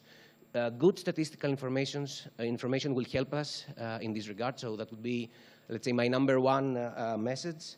And then, obviously, this is not enough because then you have the data, you start analyzing, but we see quite some disparities in the capacity of local and regional governments. So when you localize the SDGs, on how to interpret this data, what to do with this data, how to contextualize this data. So there needs to be a lot of work and culture towards turning the data to information, to knowledge, acknowledge that these are three different steps. Having the numbers doesn't necessarily mean that you're there, and try to bridge this gap. So just not to take a bit too much time, let me just stop here, but for sure there are other things I could speak for a lot of time on that one.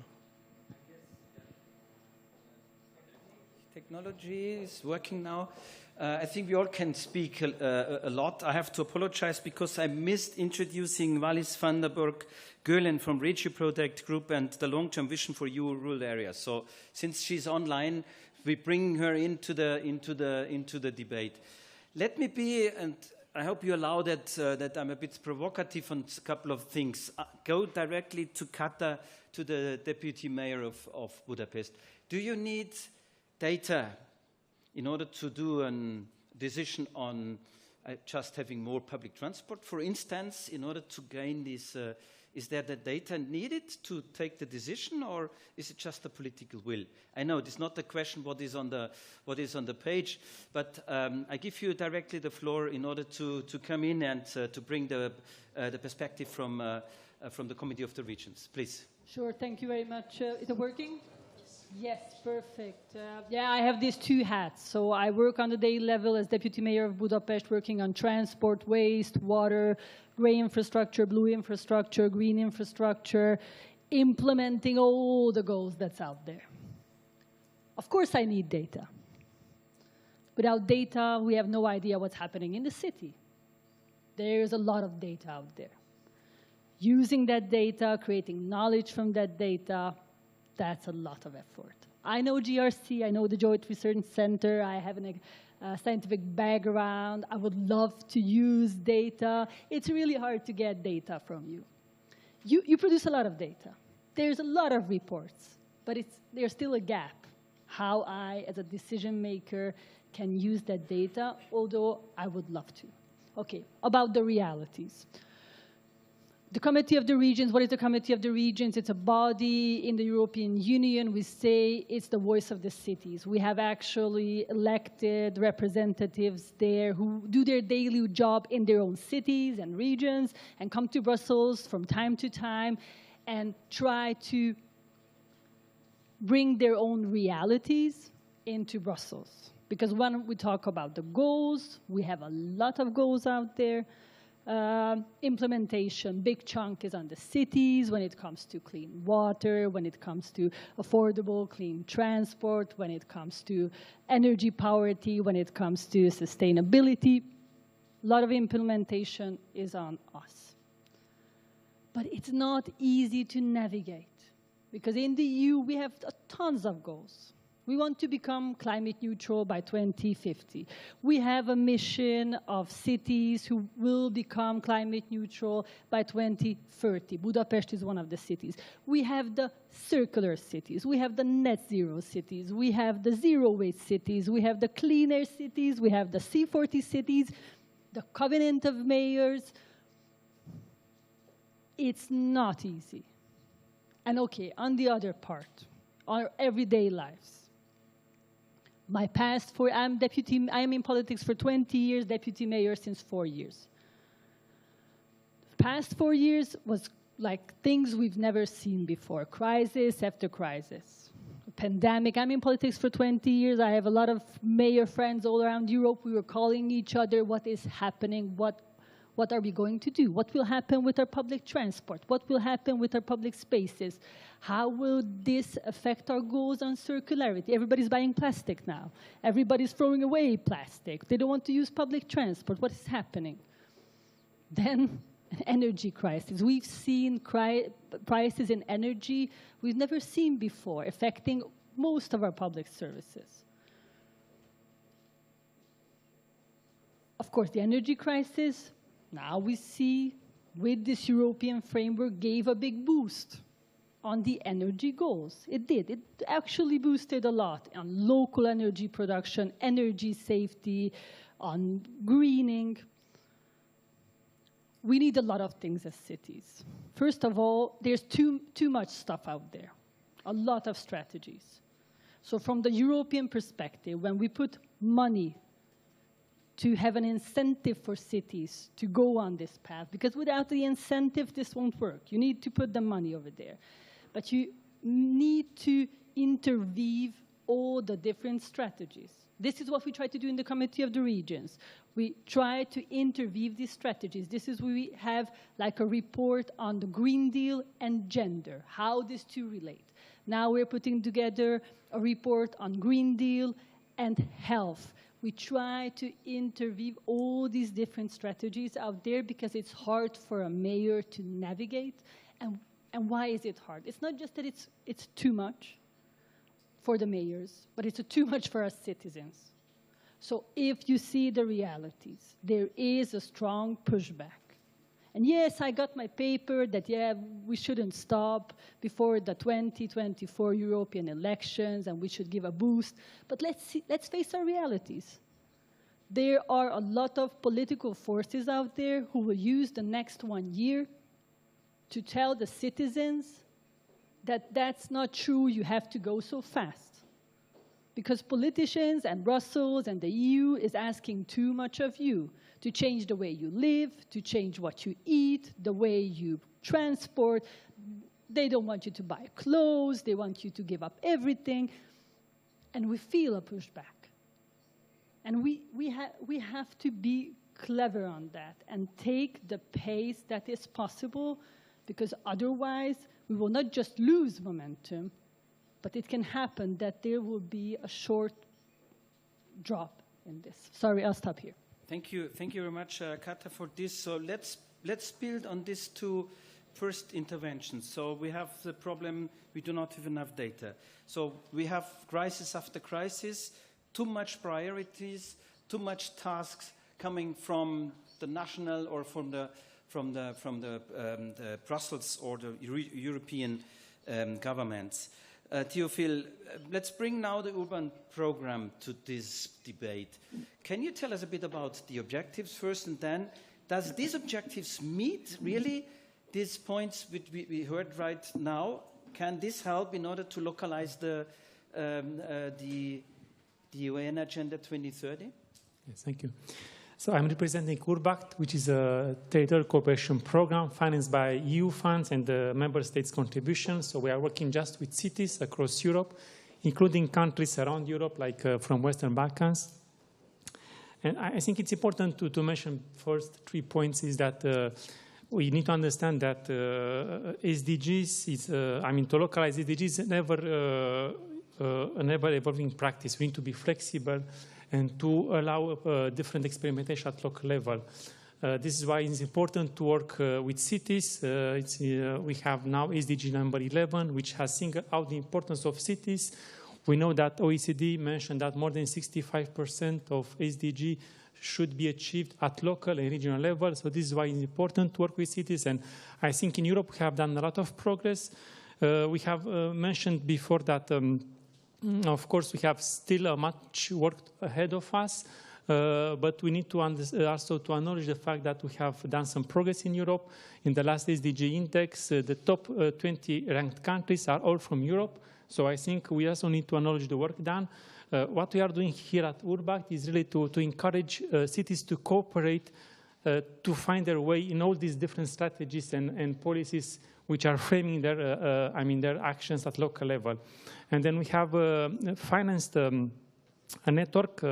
Madam Vice President of the Committee of Vision already mentioned this network of global cooperation cities for SDGs. So it was a network of 18 cities led by capital city of Tallinn, working for 2 years, trying to really to find their own vision at local level, to combine different SDGs, and to set up a mission at local level. So there are cities like a few thousand of inhabitants up to large cities. And then we have created with them a tool and also a set of mechanisms, really how to be able to work at local level in order to build up this vision of what you can do and what you need to focus on local level, trying to combine one or several SDGs, have a mission, and then to find an action plan to implement this. SDGs is really a policy-making tool which allows local authorities to combine these different policies and also can be a language that allows to cross silos and also to bring the voice of people from the ground. And then through this network of cities, we have developed several tools which are all available on our URBACT website. And I think there is really a high interest from the cities to act on this, because we as a program, we are really a bottom-up approach, so we don't impose any teams. It was their own initiative to come to us and to ask for support for this. So I think this was the first step ahead, and I think it's really important to emphasize the importance of cooperation between cities to understand how they could do together this job of localizing SDGs. Thank you very much, Bernhard. So you should be happy. I mean, you're from SDG Watch. If you watch at all these developments, even Kata said there are too many projects. By the way, you forgot the organic cities to mention. There's also a project. There's still quite more. So, what is the view of SDG Watch on these programs, in order to accelerate? Tell us, SDG Watch says all good? No. Buenos días a todos. Thank you very much for the invitation. Thank you, Chair. And I don't want to be in the mayor's shoes, to be honest, with all the programs. So we are not looking at the specific programs. And no, of course, I mean, this is our job also, Peter, to put the finger into the weak spots and to put the fingers where it's hurting. And I will not stick to my notes, because it was very interesting what you guys said here already. And we heard about the UVR and SDG Watch Europe and CSO Alliance on European level. We published, and if you're interested in, you just take later. I'm here. I have the QR code. A spotlight report on what we think is not okay on European level. Of course, we are off track. Of course, we have now, with a multiple crisis, makes things even worse. But that's why we have the SDGs. They give us a compass, so to say. And of course, it's from the economic system that is wrong. We need a transformation, go away from GDP, go to the well-being, put human in the center of it, and in respecting planetary boundaries. We are facing a lot of discrimination and inequalities. There is some UN findings that we are still 300 years away from an equal from equality, and this is both true for online and offline. There is an interesting OECD report on this. So this is what we were looking at. We have some key recommendation, including on the policy coherence for sustainable development, the synergies of the social pillar, and of course the European Green Deal. So I will not tell you all about this. You're aware of it. What is the case is that we are now 4 months after the UVR. We had already one summit in between, and there is still missing a strong political commitment at any level. How we continue, how does it go on? This is what we are looking at. This is what we are waiting for.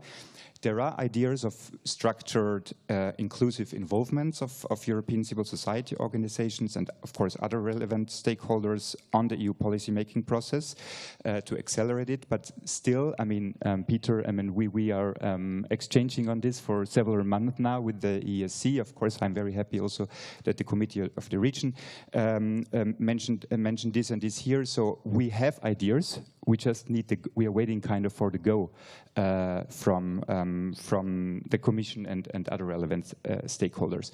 And one last thing, or two more things. On the localization, I wanted to mention Ms. Gomez before from the Committee of the Regions. She already mentioned some regions that are going ahead, that have their SDGs, trying to streamline their SDGs with their work programs and a budget. I'm coincidentally from one of the regions, from the Austrian region of Carinthia in the south, And I'm in contact with them, but what I can see is that they are struggling.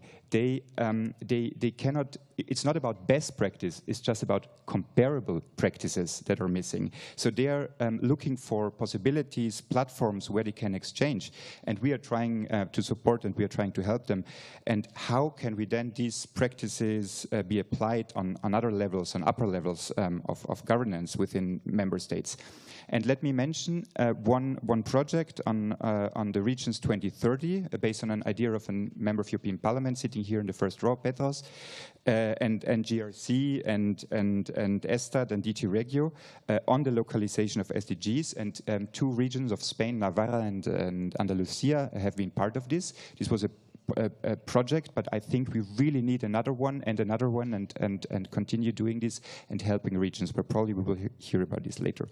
And one last thing, what we are observing, but maybe I can come to this later, is about the citizen washing, what's happening, that what we are seeing that meaningful public participation improves quality of decisions, but we can see a citizen washing, which means pseudo-participation and box-ticking public consultations, other form of misusing the public legitimacy in environmental and other decision-making processes. And this is a problem, Peter, and now coming back to your question, not everything is okay. And this leads to alienation and worsening of policies. And we are now collecting examples from around Europe, and we will soon publish a report on this. So not everything is bad, but we could do much better. Thank you very much, colleagues, for the first round. I have to apologize now, Wallis van der Bock-Geul, and it seems it doesn't work with the technology. And anyway, I prefer this direct contact because we saw after COVID that we have to talk to each other because it's about people. We talk about localization and acceleration of the SDGs. And we heard right before in the panel that we have deniers, we have pushbacks. Katja said we have pushbacks. Let's talk about the challenges now. We heard about the challenges in data, too much to organize, and all these problems. So perhaps we start, Theophile, with you. Can you tell us precisely what are the challenges in order to this panel thematic? What is needed? The challenges and what is needed to have really a localization that peoples are on board, but because it doesn't make sense just have a nice program. People are not aware about that, so only that they think they have to pay, or their narratives, as you said, so electric cars, at first I'm not able to afford it. Secondly, are the batteries really well made? So this narrative building is from the pushbacking side. So what challenges you see from your point of view? Yeah, I will return to what also my colleagues were mentioning about the importance of giving a voice for people, for inhabitants of our cities. Our program is based in France, in a National Agency for Territorial Cohesion, which is also implementing the national urban policy for the most deprived areas in France. And then, I mean, this policy, it's huge. We are doing heavy investment on urban regeneration up to really very small and paying holidays for children from those areas. But we notice, in fact, that now the priority for the last 2 years, in fact, was that we were not able to have the buy-in of inhabitants from those areas for this policy, in fact. And then this is really difficult to explain the policy, give a meaning for all those people which are living there. So to involve them in the drafting of the investment plan and the policy, because each deprived area has a specific investment plan and policy for a period of time, and then to have their voice, and then also to be able to keep them involved in the process along implementation process. And I think we have experienced in France a few tools and means and methodologies to try to approach better the inhabitants. I think this is a really important point to be able at local level to create a network of involved and engaged citizens which are supporting our urban policies. And then at the higher level, we see also with our program URBACT, And this was also a request from cities. We have now approved recently a new network called Global Cities, which is led by city of Espoo from Finland, and also Valencia from Spain is participating. And their goals, it's related to what I mentioned, importance of having the citizen involved in this policy making implementation. It's about how to adapt the governance mechanisms at local level. So really how to adapt how a city administration is working, how a city administration is working, what are the policy process, the decision making really in the building of the city hall, in the city administration, the main stakeholders in the administration and also the stakeholders outside. And this network will work really on this governance mechanism which are related with the SDGs and also trying to involve the locals. So we are looking forward to see the results of this network, really to see how we can really adapt with local solution this governance mechanism related to SDG and involvement of citizens in the policy making. Thank you. From the science side, so what do you think are the challenges, not only to get the data, but if you listen to them, is this really then that the JRC can deliver what they need on the ground in order to localize? What do you think are your points on the challenges also from your units? This must be linked, as we heard, the networking, got a lot of words. Okay. So if the question is on how we ensure that we localize and how we sort of answer these things that we're here, I think possibly the answer lies within the very definition of localization. That is, when we say about the localization of the SDGs, which is now I'm sensing it's becoming even a bit of a buzzword, so we need to start decomposing already the localization. Basically, we're talking about the adaptation of the monitoring part, so we need customized indicators to be able to monitor what we understand under each of the SDGs at the local level, which means that possibly a UN indicator or a Eurostat indicator won't work in Budapest or in Thessaloniki or somewhere else, so we need a sort of adaptation there. But also the localization includes and involves the fact that you need to involve the local community in the solution of what you're observing. So this is this bottom-up participatory approach where people are basically becoming owners of the thing that is being implemented in the end in order to achieve the SDGs. So what can research do or science do in that sense? Then you know, there's this array of plethora of solutions which is around capacity building and awareness raising and peer learning and all of these things that can happen on the ground, from which we can get data from and feedback to either the government level or the European, again, government level. However, there is for me a more striking challenge on why we see these disparities of the achievement of the SDGs even within Europe, and what it was very nicely called pushbacks here, pushbacks on the SDGs. I think, I mean, we have to start discussing about this elephant in the room, which is the balance we need to strike between SDG 8, which is economic growth, and it's clearly there, and then, first and foremost, I would say environmental sustainability, SDG 13, limitation of and adaptation to climate change. Are these things compatible? So here, what science can do is analyze the data in a way that it can, to the extent possible, safely say what evidence suggests on the ground. And then we either need to, at the political level, so not at our level anymore, but we need to either strike a balance between the two or possibly change route.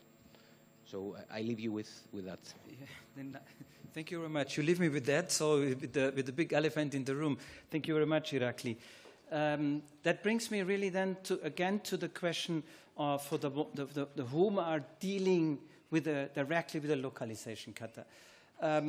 You described already a kind of challenges in this journey. We heard in the previous panel from a speaker saying, so let's use the SDGs in policy making. So for budgeting or for designing the policies, is this helpful, this advice, or does this strike the reality in a city like Budapest? It doesn't help. Okay, how these things work? How does all these European goals and common goals and worldwide global goals come to a daily reality of a city? Through incentives. This is what the EU is doing. It's putting money there. So cities will consider to change the way they are working. If the EU says that the SDG is the framework and puts all the money, then it will work that way. But now it's like very, very diverse. I understand why. But there are a lot of goals, a lot of money. It's a maze, and it's really hard to navigate. What science could do for me is the democratization of knowledge. Because what I see today, that there are cities who have the staff, have the knowledge, and they are like going with light speed ahead. They win all the money.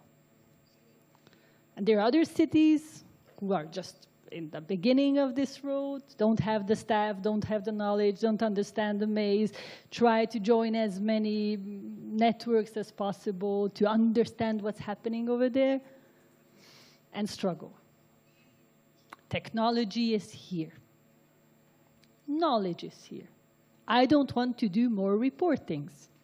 I was just during Green City Capital Award, and we had there Graz, one of the most developed cities, big budget. They're doing everything great. They are not in of any networks, because they told me they don't have the staff to do all the reporting. Graz. Not a little town in Hungary, Graz.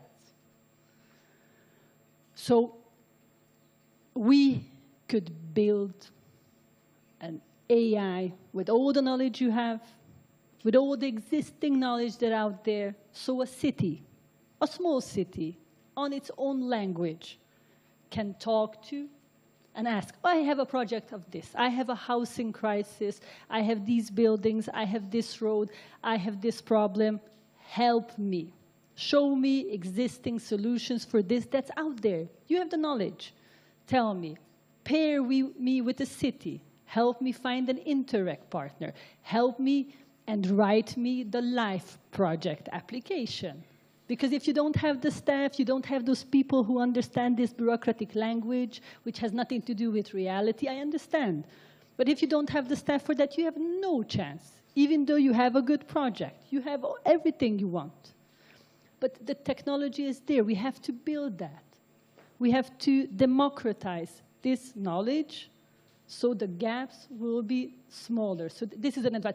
If you want to look at a city that's doing everything, you don't have to look at many cities. You just look at Vienna. They are doing it all. They are fulfilling all the criteria. Their transition is just, it's gender sensitive, and they are putting out all their data and showing what's happening. But to reproduce that, you need a very similar political stability. You need mayors that are absolutely in line with these goals, who understand realities. You need the money, and you need the power local level. Sorry, I'll stop here. Don't worry. Bernhard, before I give an Austrian to directly reply, and I know that you made your notice, going back to Iraklis. Irakli, what do you think is a direct reply on this? She said, Kata said, no more reporting. So we are burdened by reporting, and here a report, and here a report. So how do you gather the data then? So we heard about AI, and so are you ready to deliver directly on the spot in order to deliver for them needed it, and also to democratize This data is a very important point. I noted here. We will use it, by the way, in one of our next opinions. I can promise here. So, Irakli. Well, I can certainly say that you cannot find a stronger advocate than myself on no more reporting, or at least let's stay to what we really need. Now, the JRC indeed is, I mean, then there are many levels on how to answer this question or this sort of request that comes from the city, let's say, of Budapest here. If you're asking for an AI, so for a large language model to write you a proposal to win a project, to get the funds to implement the project, and then you also would like the AI to do you the reporting on the project, I mean, that's becoming a bit complex. Now, if you're asking for an AI that can provide you with a methodological support to develop the tools that you can adjust on your own strategy and on your own city work program to then apply for funds, then for sure, we are absolutely on the same page. At the JRC, we are already exploring this way of modernizing or revolutionizing the way that we produce knowledge for the practitioners, particularly on sustainable urban development. So my answer is a clear yes. We hear this, and we are already sort of working on it. Thank you. Thank you very much, Irakli. So bring you together in order to design the reporting system. Bernhard, here in the last time, quite often Austria won the organic prices on the organic prices, which is part of the implementation program in the Farm to Fork from the EU, from the Commission, in order to implement part of the SDGs. They had already twice won the prize. One was Burgenland, the other one was Vienna, as an organic, the best organic city. You have already 27% of the surface is organically tackled on organic food production. So tell us from your experience, mixing it with the SDG Watch experience, what you have. What is your reply on that, what you right now heard from the three speakers? That's a difficult one. But I don't really know about the organic agriculture in Austria, to be honest, and it's interesting to hear. What I know is that people are looking for it. I mean, all the supermarkets are offering it, and they're. It's also about communication, I think, which is important, and not only for organic food, but in general about the SDGs. And now I'm trying to go back to SDGs, but I think the communication is very bad and very difficult and very complex. But I think also we should definitely look at this. Not only on the, of course, very important the data, what you said, but also the communication, the soft skills, so to say. How to touch people, the emotions, a vision. People need a vision, like. SDGs, okay, is a word, but it should be like in which country we want to live in 10, 5, 15 years. So I cannot, it's difficult for me to comment on Graz and Vienna. I know that Vienna is doing quite well on reporting, but also as you said, I mean, they are governed by one political party for decades, so it's also easier, I think, to if it's the stability you mentioned. And on Graz, I know too little. I just know that Graz was close to become green city capital, was runner-up against Vilnius, as far as I know. But what I just to comment what I heard here, I think it's very important on the pushbacks we heard. What we also should look at. I mean, just this little pin here makes some people think about conspiracy theories and that the elite is trying to take over. So I really think we also should look at this. And now again, I'm talking about communication. Yeah? I also think it was very important what you said about the bottom up and that we need to give people ownership, and there are of course good examples also, but not only ownership by people governing, but also people, non-governmentals, young people, even children, and then to communicate again. So I think it's all about this when it comes to the local part. And let me think if. let me check if I forgot something about this. No, I think that's what I wanted to say. Later on, I want to again to talk about this multi-stakeholder and platforms in the end. But I think that's all for now, Peter. Thank you. Thank you. Thank you. Let's stick to the pragmatic and to the necessary steps. What is to be done? Because in the end of the day, it's not that we are here in a conspiracy room. I've never imagined that once I will moderate a conspiracy in Spain, in a super nice building. But it is this narrative building. So the question is always how we get the people. And this is not only the people on the street, it's also the policymakers. The problem what we have with the policymakers is that they are always looking on the next elections. This is a bit an issue, as we know. But I would like to pick one point from Kata again when she mentioned on money. And Irakli, you said the big elephant in the room is so for the implementation itself, but also on the spot, on the local level, and let's include also the rural, not only the urban. Now we talked about cities, but as we see that people voting on the rural areas differently to the cities, so it means they vote sometimes against this kind of projects. So the question is here: just take the elephant.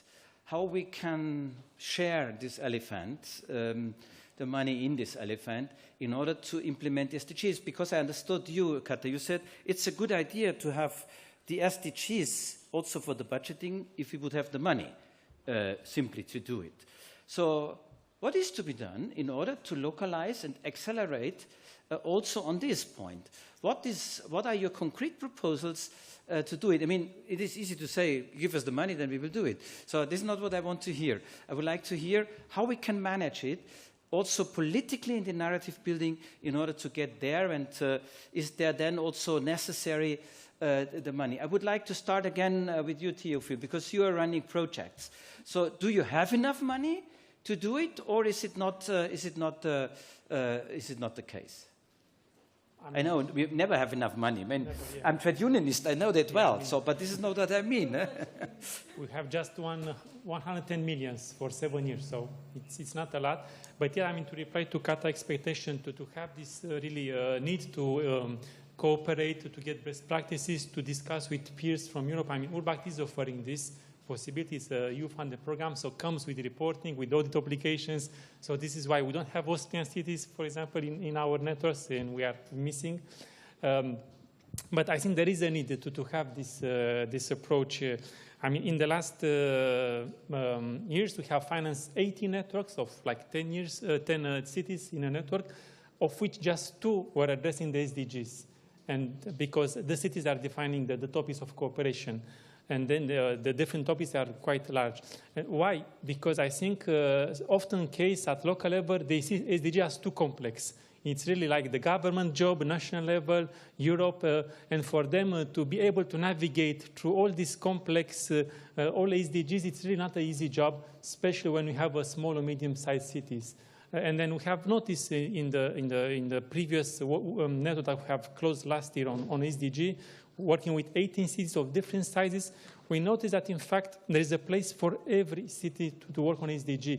It's enough, really, to define a vision, to set up a mission at local level, to combine 1 or 2 several SDGs, and really to make an action plan, and you'll get also the money for this. You don't need to approach all these SDGs at local level, because this is not, I mean, the purpose, at least at local level. This is the job of national authorities, European, to be able to bring up together all these components. And this I mentioned also in my beginning of my introduction. We need to also to say that at European level, we are doing a good job. Nevertheless, we are the top 20 ranked countries at performing on SDG. So I think the challenge is really to convince all at local level that this is something for them. There is a place for everyone to contribute to implement this SDG. And as I mentioned, what we notice working with cities within our network is that they need to have a set of tools to support them to really to build up this vision, and then mission for them at local for a shortened period of time, and then to implement this through with the local stakeholders and citizens. And I can say that this is worked. I mean, it's worked on the previous network, and now we have another network which will also do a similar job. So I think this is really important to set up this vision at local level and to build up support for this from local stakeholders and citizens, and to look up for finance, which is, I mean, Europe, you have finance. I mean, you have funds supporting anything related to SDGs. Theophil, thank you very much. Bernhard, there was once a German chancellor a very, very long time ago. He said, if someone has a mission, he is a case for the doctor. I know that SDG Watch has visions. Which kind of vision you would recommend if you would be an advisor for the local level to implement, or to be, in that case, to create a vision for a city, for a village, or for a region to localize the SDGs? Well, I think the vision could be similar on any level. I mean, the vision should be and has to be where, in which city, in which urban area, in which rural area, in which countryside, in which country, in which Europe do we want to live in 10, 15, 20 years from now. I think this is the vision. And now we need to sit down and think about it. And there are different ways there, of course. And as you just said correctly, we have to break it down. Not every city, not every urban area, not every regional rural area has to implement and to look at every of the 169 sub-goals, of course.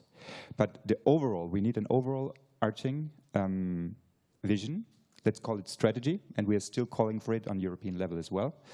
And then I think then the emotion comes in, and then people also will start believing in it. Because if it's too bureaucratic, if it's too top-down, people don't like it, and you can even have resistance or pushbacks, as I said before.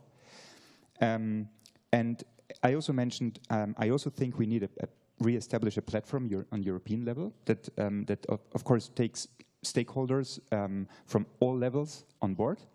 And that also will, and hopefully will help. Then we need a strong commitment, of course. Only if we have a strong commitment, people will follow. We need it from the Commission now. We need it from the next mandate. We need a commissioner for the future. We need a commissioner, or even the Commission President of the future. Commission President including the SDGs and of future generations and of sustainability, name it. And just one last thing, we are on European level with my organization, the European Environmental Bureau, and other non-governmental organizations now working on like an agenda of hope, manifesto of hope for the EU elections that are coming very fast. I mean, it's like just around the corner. And we asked our stakeholders and our people we are working with what is important. And then I just read out now what came in this kind of survey.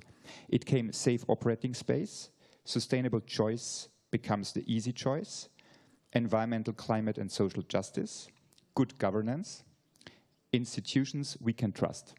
So these were the five, and then many others: active and participatory democracy, youth leadership, science-based policy making. And all this is SDGs. So, and this is we need on all levels, and for this we need platforms and help, and I think then we have the vision. Kata, do you agree?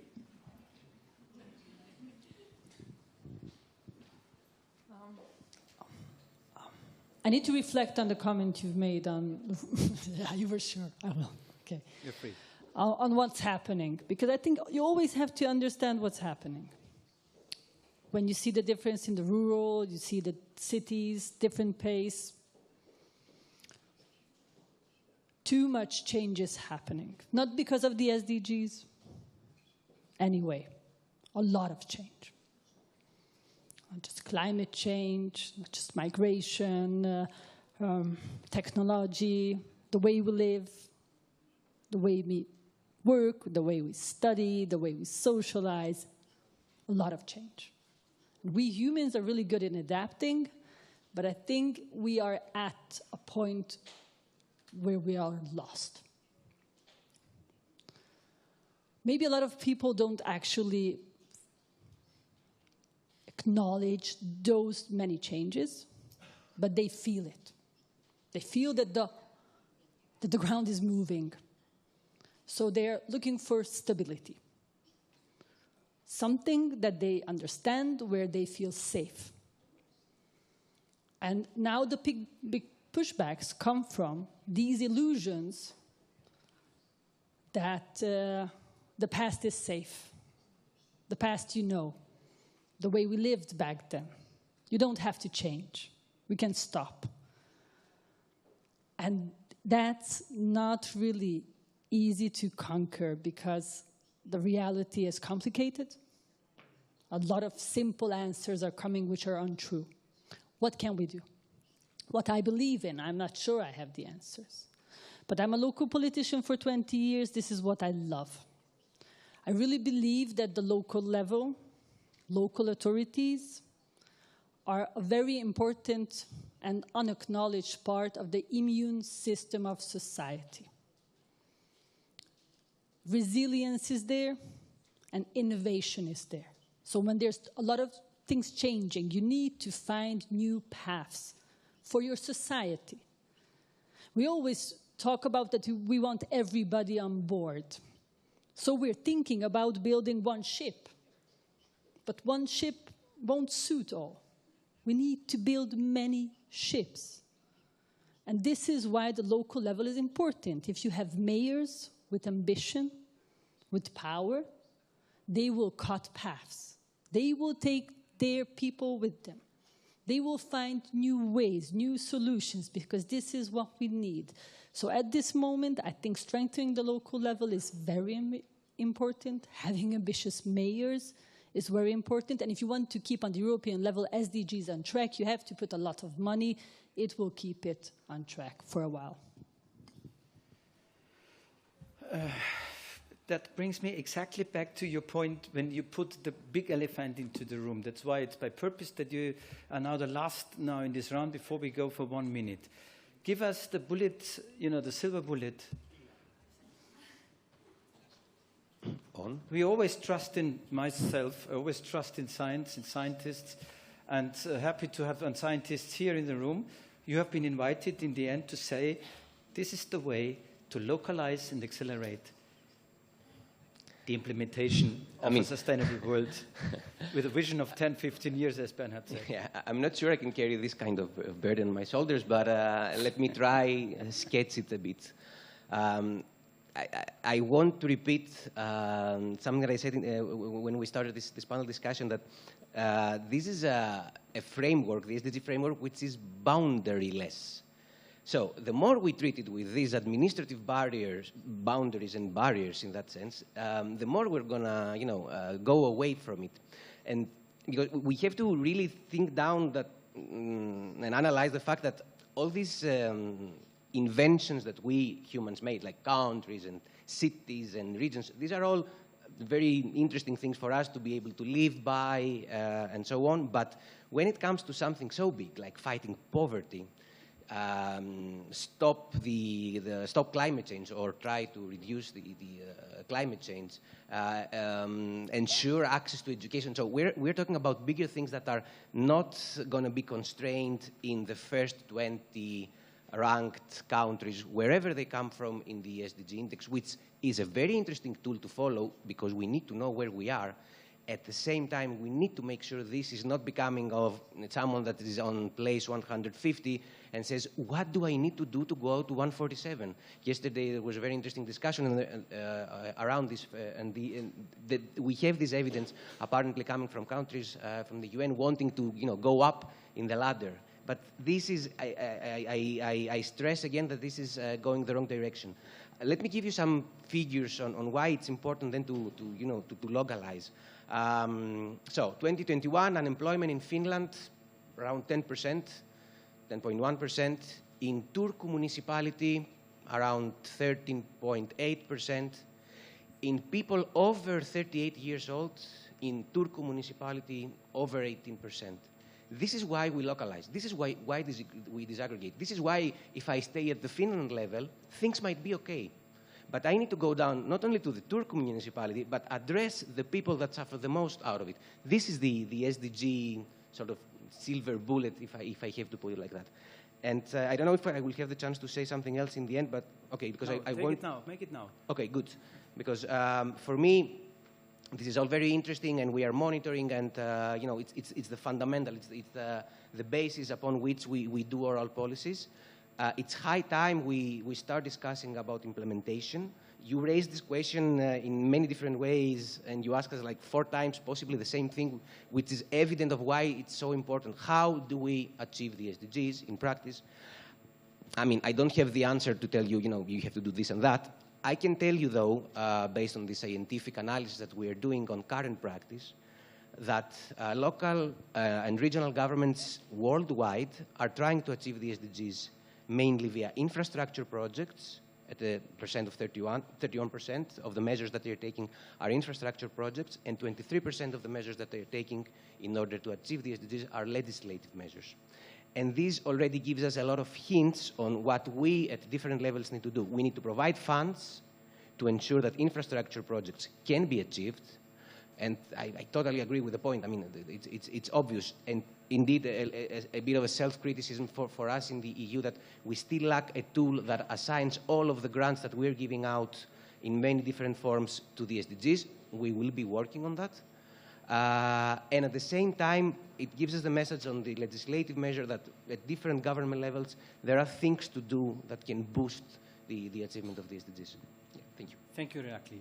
Kata, in less than 1 minute, your last message. In less than 1 minute. How to bring citizens? That's a big question we put on every mayor. And we tell each other that we have great participatory tools, but in reality, it's not easy. So in Budapest, we are very committed in participation. We put a lot of effort in engaging citizens in every way we see in other cities say it works. We try very hard, but it's not an easy path, even if everybody's committed, if you put a lot of effort, if you know all the best practices, you put the money in it, something is not working as we think from above that it works that way. And we have to think about it, what's happening with our citizens, because our young people are out there but not voting. They have their opinion, but they're not participating. So we need to think about what's happening with our citizens and how they want to be engaged in politics and how will this change politics. Theophile, no? Theophile, in less than 1 minute, your last message, so totally support, how to localize the... Yeah, to total support to this, how to bring citizens. I think, as I mentioned, I think at macro level, we are doing well in Europe. What is really where we need to work it at micro level, at the local level. And I mean, it would be great if we could be able really to finance one mission for each local authorities related to SDG for 5 years. So each city could define one mission that they want to achieve in 5 years, and then to be able to bring EU funds or national funds to really to finance this mission, to trust local authorities that they know best what they need at local level, and to be able to support to achieve this mission in 5 years. So this would be great. Thank you. Theophile, Bernhard? Yeah, I think I will save some time because everything was said, and I fully agree with what was said by you guys. Just what is very interesting, is what you said on the infrastructure. My question would just be, doesn't infrastructure lead to lock-in effects that are not meant by what I think SDGs should be? But technology in general, I think, will help, but not solve problems. We need platforms to support, to exchange on every level. We need a strategy and strategies, creating the visions I mentioned, and we need to collaborate and work together on an European level, but also already on the future conference next year and on the social summit on UN level 2025. And my last words go to the Spanish presidency for all the support throughout your really great presidency, Gabriel, because I'm looking at you. It was really great support for civil societies by the Spanish presidency, I have to say, and we are very much looking forward to the same from the Belgians and Hungarians. Thank you very much. Thank you very much, Bernhard. That brings me to the point that I must wrap up, but don't worry. Since I'm a trade unionist on the micro, this is always very dangerous. As you can perhaps imagine, I won't do that. I would like to pick a couple of points which we heard, just that we realize. Recently, scientists said we could solve 80% of the current environmental problems already with the current technology, 80%. So we could just use it. I've learned that also the cities must have this kind of an access to all the data, and we have to democratize these data. We have heard quite a lot, and that is my last point. Why are we not able to just do it? We should never forget that for me the answer to the big elephant, because we didn't talk about interests here today. So if we would start talking about interests from different actors, economic actors, then we would easily come to the point why we do not have enough money for cities in order to localize this.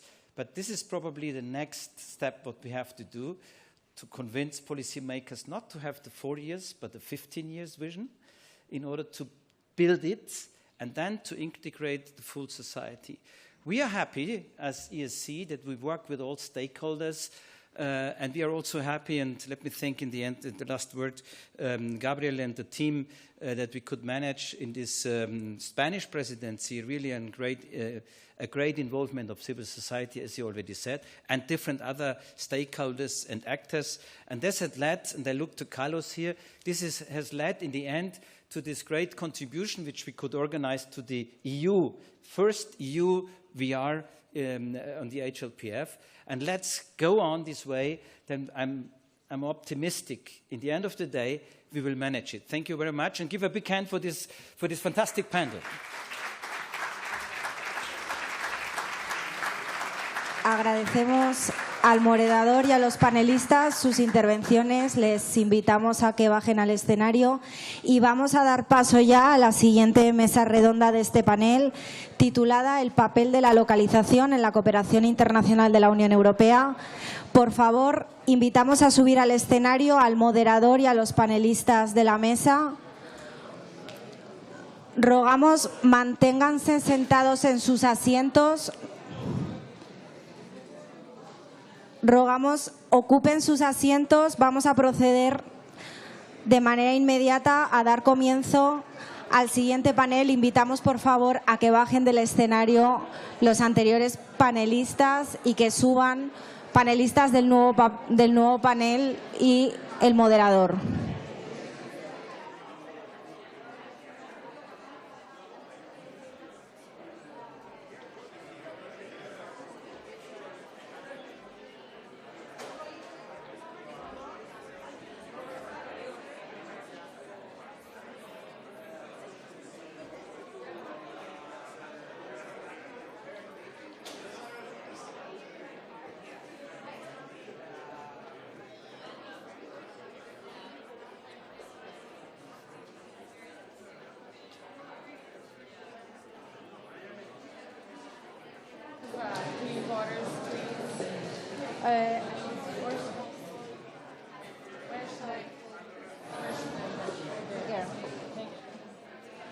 Por favor, ocupen sus asientos. Vamos a proceder a dar paso a la siguiente mesa redonda del panel. Invitamos a subir al escenario al moderador y los ponentes de la mesa, que va a estar titulada como El papel de la localización en la cooperación internacional de la Unión Europea, Consenso Europeo sobre Desarrollo.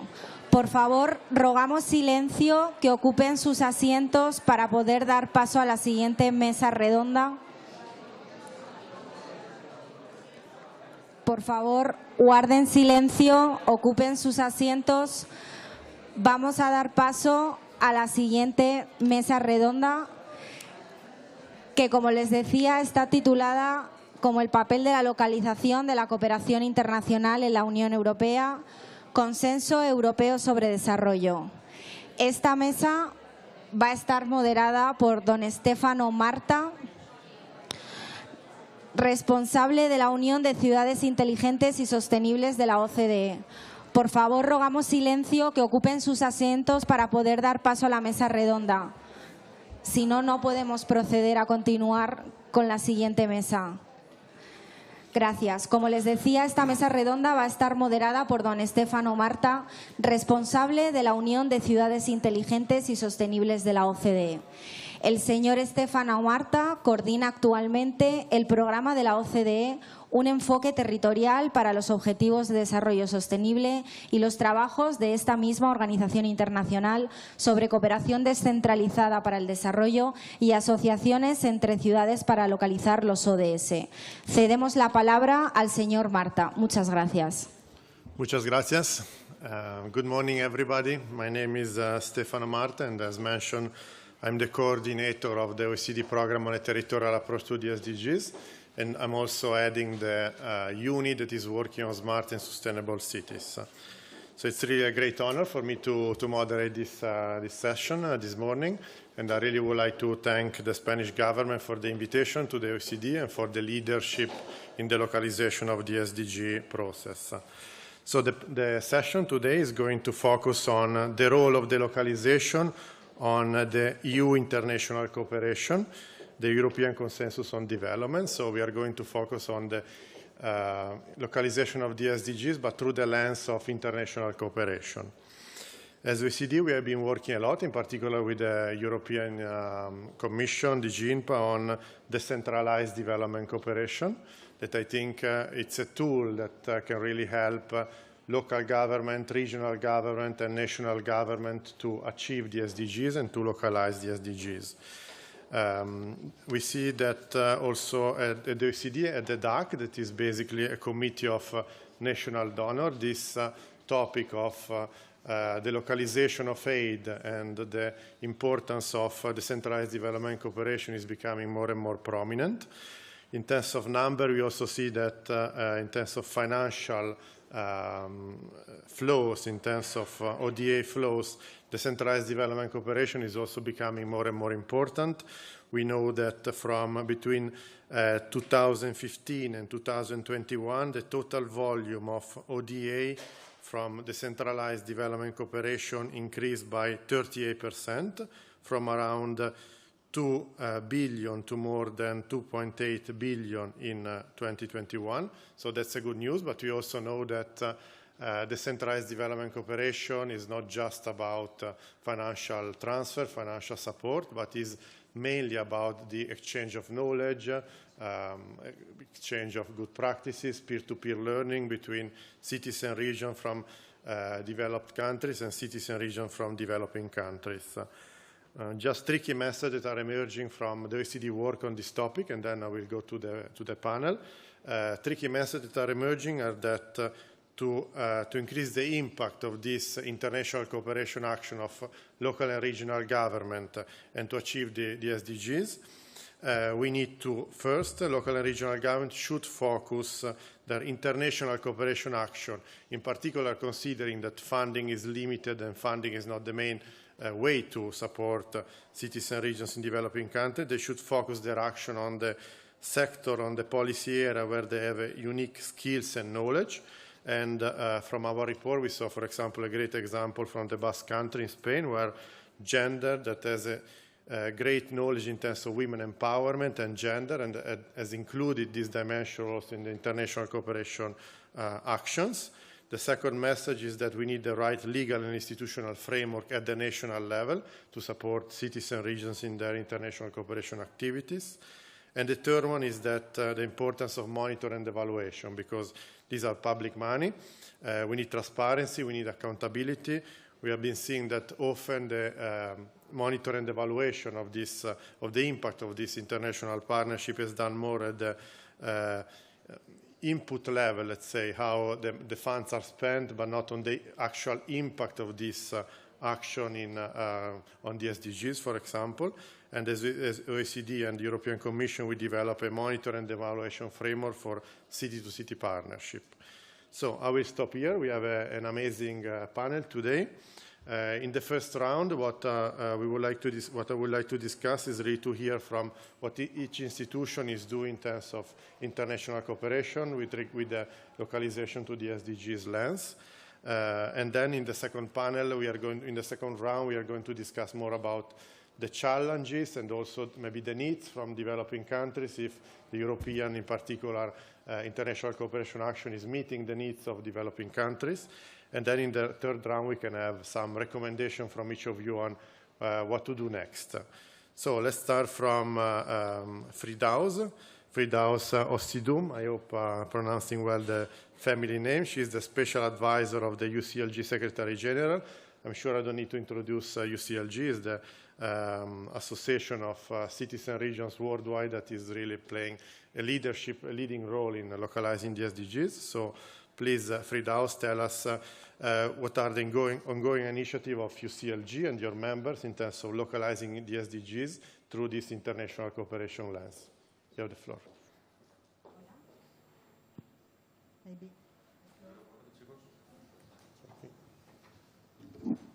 This one works. Yes. Buenos días, un saludo en castellano ya que estamos en el Instituto Cervantes.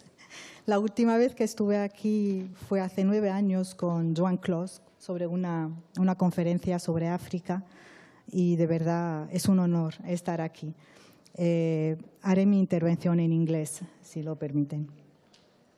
Good morning, everyone. Thank you, Stefano, for this question, and I would like to congratulate and thank the last panel. It was really amazing and great.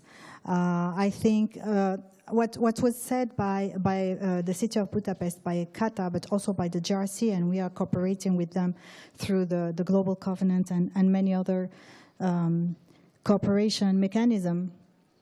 I think it brought me to bring the first question, what is localization? And I think from the GRC, he tried to make a kind of definition. Localization began in UCLG in 2016 at the UN Development Conference, where the SDGs were validated as the 2030 Agenda. For us in UCLG, localization was not about bringing It was about bringing the SDGs at local level, it is obvious, but it was how to bring the local level, their problems, and their way of implementing the 2030 Agenda at global level.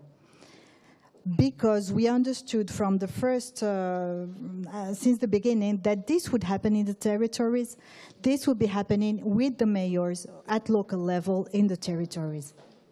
And therefore, the question for us was, how can we bring this to the global level to make understand the global level, the UN and other global institutions, that mayors need to be at the center of this dialogue, of this conversation.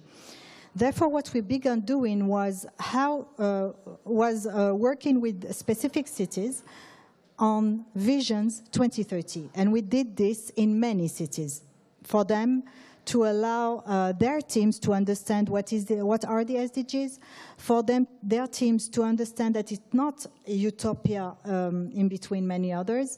It's a concrete aspirational agenda, and that there are many ways of implementing it. They're not only the targets that has been developed. And we understood that, and we developed those Vision 2030 in many cities.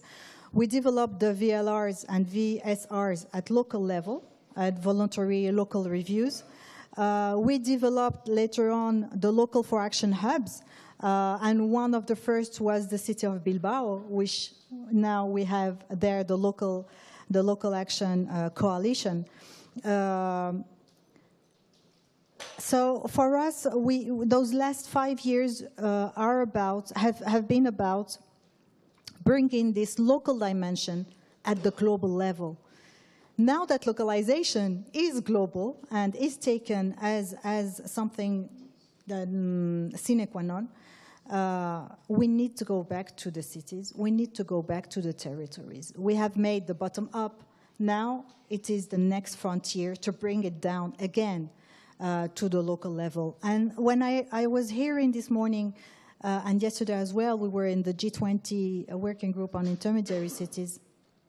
When I hear that the SDGs are very far from being implemented, I would like to, yeah, maybe, but I would like to bring a nuance there, because it is far from being implemented in the specific reporting and monitoring systems. This doesn't mean that in the south of the world, where it is much less structured, much less monitored, mayors are not implementing the SDGs. They are, but many of them are not knowing that they are implementing SDGs. They are working on gender, they're working on equality, they're working on, okay. If we were to identify all the work done at local level in the territories, we would have a different result today regarding the global implementation. Therefore, in UCLG, what we have done is to try to synchronize the work done through and around the localization. And we understood from our mayors that we were needing a global vision around this, and we have generated what we call the Pact for the Future of UCLG, based on 3 pillars: planet, people, and governance. And those are only elements to allow a better understanding of the global agendas, between them the 2030 agenda, at local level, from the political point of view, from the territories. I will stop here by now. Maybe just before moving to the next speaker, I would like to steal a question from the previous panel, where it was asked to the Deputy Mayor of Budapest if the SDGs are useful for a mayor, for a deputy mayor, bringing the perspective of local and regional government from developing countries. Do you see that the mayors consider the SDG framework useful for them? And if so, why? They do use it. They do take it as something very useful when they understand it as being something concrete. This is what we have seen in between our membership and our different experiences. For example, Bilbao was the local fraction hub of Bilbao was developing what they call a citizens' charter. And that was exactly like taking the all SDGs through the SDG 17. And that was a vision. So they are working on the SDGs, but from another point of view. We should not forget, and I think Kata was saying it a little bit, we should not forget that the mayors are dealing with the daily life of the citizens. And for me, the elephant in the room are the communities, the local communities. So whether we offer a stability in the vision of their daily life or we have unrest, it is those different parameters, and we are navigating between them both. So yeah, they do find it useful. They need to understand that it is concrete and that it is already part of what they are doing. This is the message that we should bring in the next level. Okay. Thank you very much, Firdaus. I would like now to go to Petros. Petros Kokkalis is a member of the European Parliament and also member of the SDG Alliance of the European Parliament. So we know that you are playing a leading role also in terms of bringing the local perspective, the localization of the SDG perspective in the European Parliament. Can you tell us a bit more on what are the legal measures, the initiative of the European Parliament to support the localization of the SDGs, in particular through development cooperation? Well, muchas gracias. Thank you. Thank you for inviting me, and congratulations for having the, I think, only Ministry on the 2030 agenda on the planet. This says a lot about the vision of the Spanish government and what we need to do. I think that Carlos is going to tell you more about international development, because I'm really much more interested on the meaning of localization. And the point was made today, and I would like to stress this point one more time, that the pushback that we are seeing against the Agenda 2030, the inclusion of the Sustainable Development Goals into this anti-woke culture war, I think that the localization is the answer to this. I think that the fact that we have, well, first of all, we have an Agenda 2030, and we have an avalanche of change, not by chance. We have an avalanche of negative change. We have, food crisis, peace crisis, democracy crisis, climate crisis, not by chance. It's not by act of God. It's not a meteorological phenomenon. What is happening is the result of our policies, the failure of our political imagination to produce a state that provides security for people. So this is not like some luxury agenda which we're doing because we think it's a nice thing to have, nice numbers and colors and work with them. We are doing them because we are living in a world which is facing a climate collapse. And also, we are living in a world where inequalities are skyrocketing, economic inequalities and social inequalities. So we now have in our hands a language. For the first time in the history of the planet, we have a common language which is politically agreed among all the nations in the world, which is not about only governments, it's also about subnational governments. And it's not only about subnational governments, it's also about businesses, it's about associations, it's about schools, it's about hospitals, it's about neighborhoods. And it's not about coming from the north to the south, it involves also the north. So my work in the parliament is to help the international development by leading by example, by trying to find ways to get the European cities localizing it. So why are the answer to the critique of the right wing that this is an elitist, a non-democratic answer? Because if you actually localize them and you work in the communities which the engagement issue, which Kata said before, which of course in the end of the day, it takes boots on the ground, if I may use the language. It takes time and commitment, it takes effort, it takes personal relations, and this is something that cannot replicate it. But what can be very useful in this localization, where actual citizens feel that they're part of something larger, feel they're some part of a global good practice, I think is the key to answering this critique of elitism. I would also like to add some points from the previous discussion on the plethora of targets which are all these like green cities, ecological cities, organic cities, and all that. Right now, what is happening, and I will finish with that, right now what is happening on the European level is that we're trying to develop what is called a local Green Deal. Now, of course, the European Green Deal is a comprehensive strategy to face this triple problem of global warming, overpollution, and biodiversity collapse, and shares with the global goals the promise to leave no one behind and therefore combat inequalities. So all policies have to be implemented by these cities, by the local governments. And the idea of creating local green deals as handbooks of political cooperation and community building and citizen engagement and integrating all these different separate goals into the local green deals, I think will be the challenge for the next financing period and for the next programming period and for the next mandate. What is crucial here is what Iraklis and his team at the JRC are doing. They are trying to produce a manual or a system for regions to have results, have metrics on the SDGs on the regional level. This is extremely important because the main development financial instrument of the European Union is, of course, the Cohesion Fund. And if we manage to get the SDGs in the next programming period as a criteria of financing, I think that will go a long way towards bringing to the cities the incentives and let's say, the lockstep that we need to work all together to not only leave no one behind, but to bring everybody forward, which I think is the critical issue here. Thank you. Thank you so much, Petros. I think in particular, also the last point on the financing, including this into the financing is key, because I think financing is another big elephant in the room on how to finance the 2030 agenda.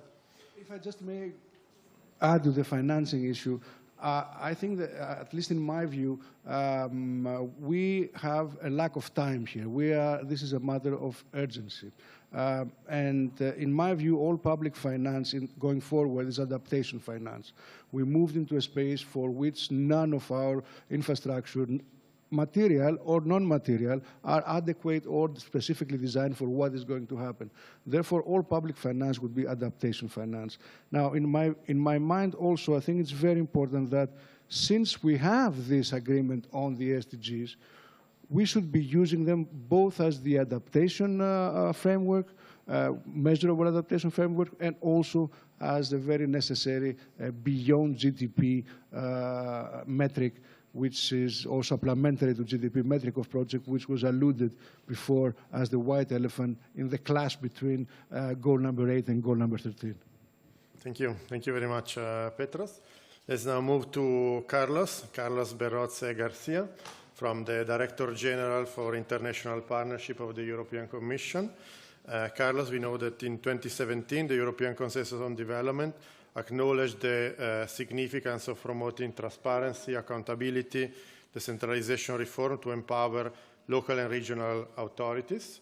So could you please tell us how this is integrated into the localization component is integrated into the international cooperation strategy of the EU? And also, given that we didn't have the possibility to hear from DG Regio before, if you can provide a broader picture on the EU, how the SDGs are included into the EU strategy with a voluntary review, that would be great. Carlos. Thank you. Para empezar, muchísimas gracias a la Presidencia española por su invitación. I will switch to English. It's a pleasure to be here and to be with colleagues and institutions we cooperate a lot with, like notably Mr. Kokkalis of the European Parliament, but also with the OECD, with the cities, and with academia. So let me just indeed step back a bit, also because there was an issue that my colleague was going to intervene on regional policy in the previous session, but it was not possible. So I need to speak a bit more broadly about the EU and the SDGs, then what we do on development cooperation, and then I get to localization, which I understand will have also 3 rounds, so I will catch up more points on that. So the first thing is that, as you know, the EU was very active in the negotiation of the SDGs, and actually we achieved a global framework universal, which is fundamentally aligned and consistent with EU values, policies, and objectives. And some said that if the SDGs did not exist, the EU should invent them. And that's something we should keep in mind. In the European Commission, since the beginning, there have been a series of implementation efforts. Let me just focus on the current college of Ursula von der Leyen. When she came to lead the Commission, she wrote, giving a mission to each commissioner. Every single mission letter said you have to do SDGs in your field, and the college will do coordination about it. And this was exemplified then in the Commission work programs. Every year is the most important document adopted. Every year it is recalled the central role they play. And I wanted to mention something very important and actually very relevant for regional and local authorities, which is an important amendment of its own functioning the Commission made a couple of years ago, which was to modify what is called the Better Regulation Framework, which is basically the book to do EU laws. And the book to do EU laws, the Better Regulation, now has been fundamentally modified to require that every impact assessment and every legislative proposal looks into how it relates to the SDGs, including interlinkages, trade-offs, synergies, etc. And that's something which I think is relevant also for this localization, to do this SDG thinking when you do actions.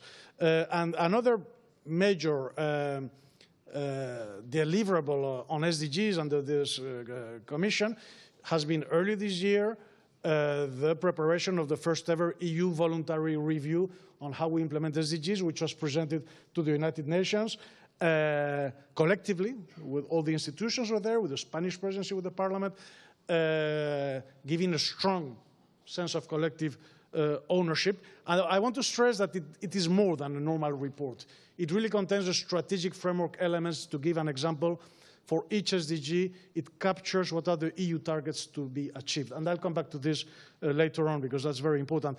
And it sets what we do on SDGs internally and externally, which is a bit the structure of today's discussion.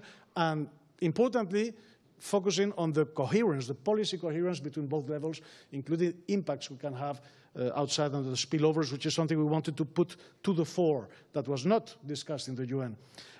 On the external side, I will come back later, two main messages on this EU voluntary review. First, the top priority of our external action today is the new EU strategy on global connectivity called Global Gateway, on sustainable connectivity through infrastructure, through energy, digital, but also transport, but also education, health.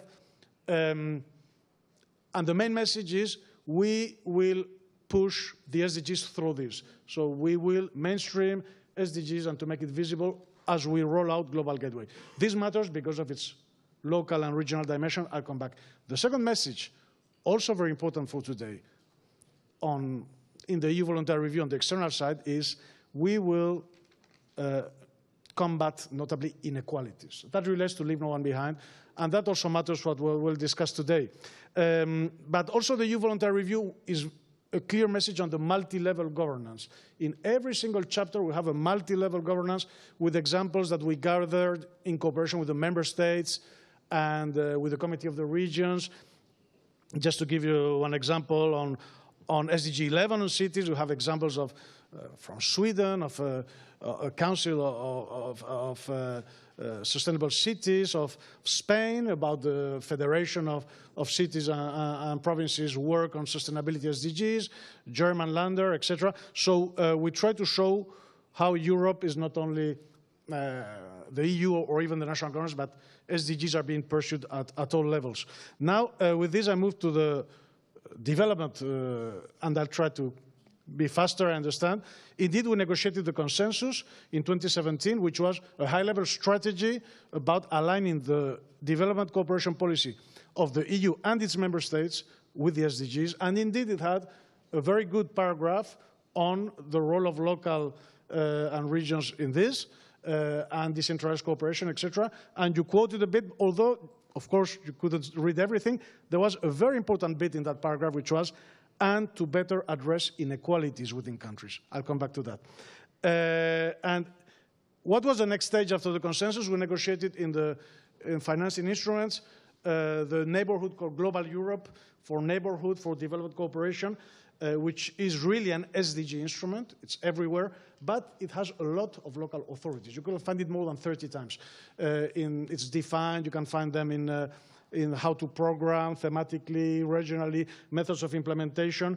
And so, well, to close this first block, I will not focus so much, I come later, but what you can see from the consensus from this financial instrument is that the EU really recognized the critical role of cities and regions to implement the SDGs in Europe and in our cooperation with partners. So they are agents of change to try to empower them and throw them citizens, which is the whole point behind this.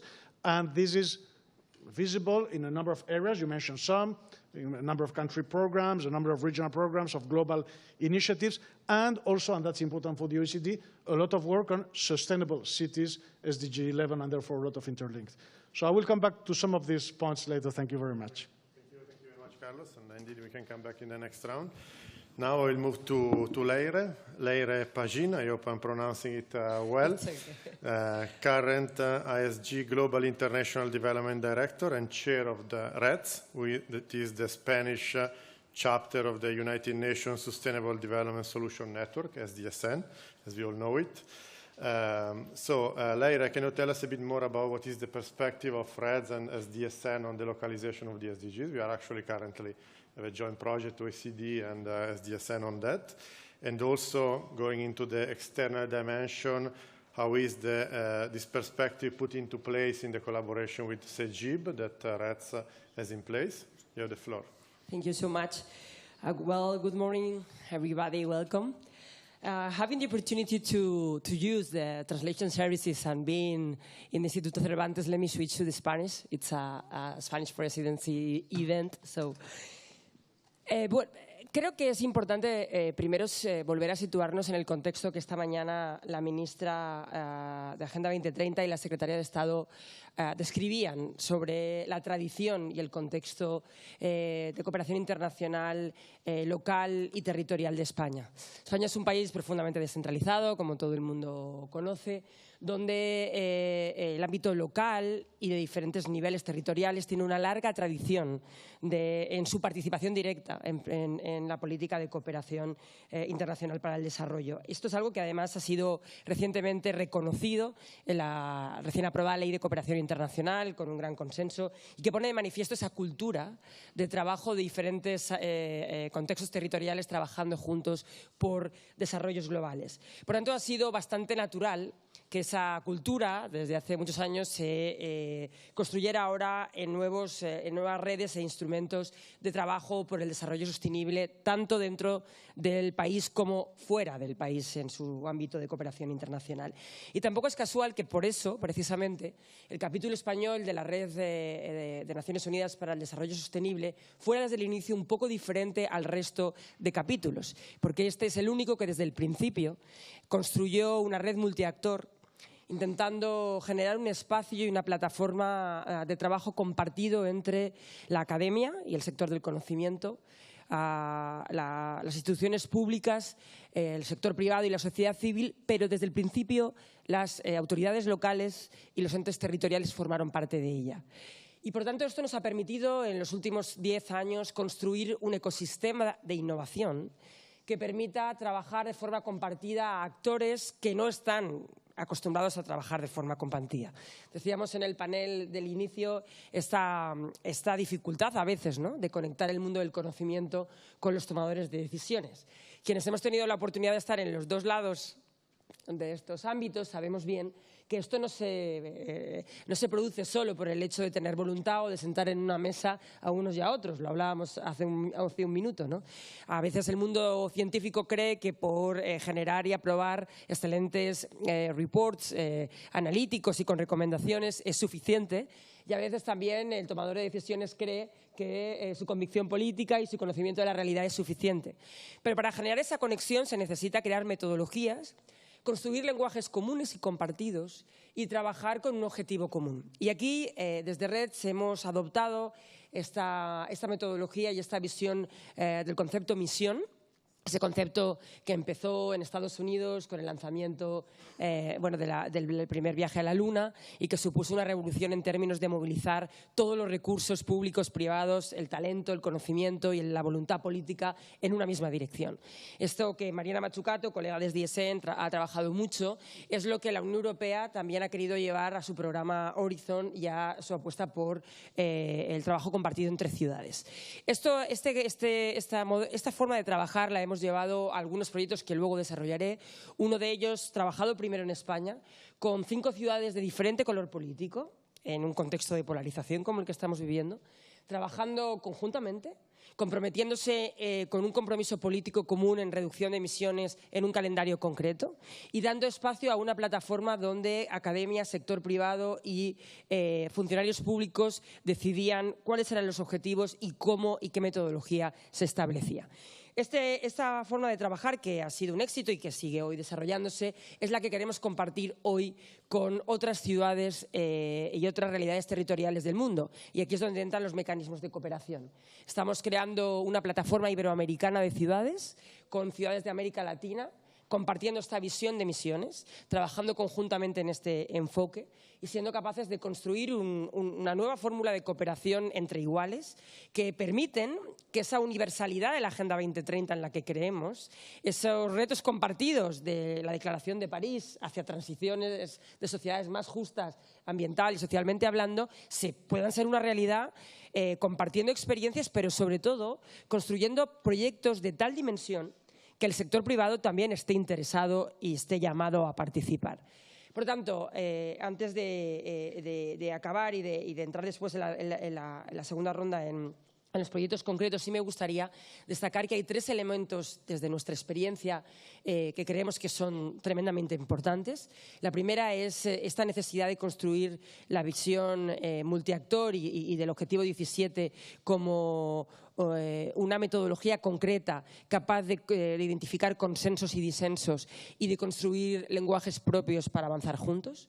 2, la necesidad de conectar al mundo del conocimiento con proyectos públicos concretos y esa forma de entender que la universidad y el mundo del conocimiento tiene un papel concreto a jugar, pero que también el sector público puede generar ecosistemas de innovación que solo desde su institución no puede realizar y, por tanto, que gana en ese conjunto.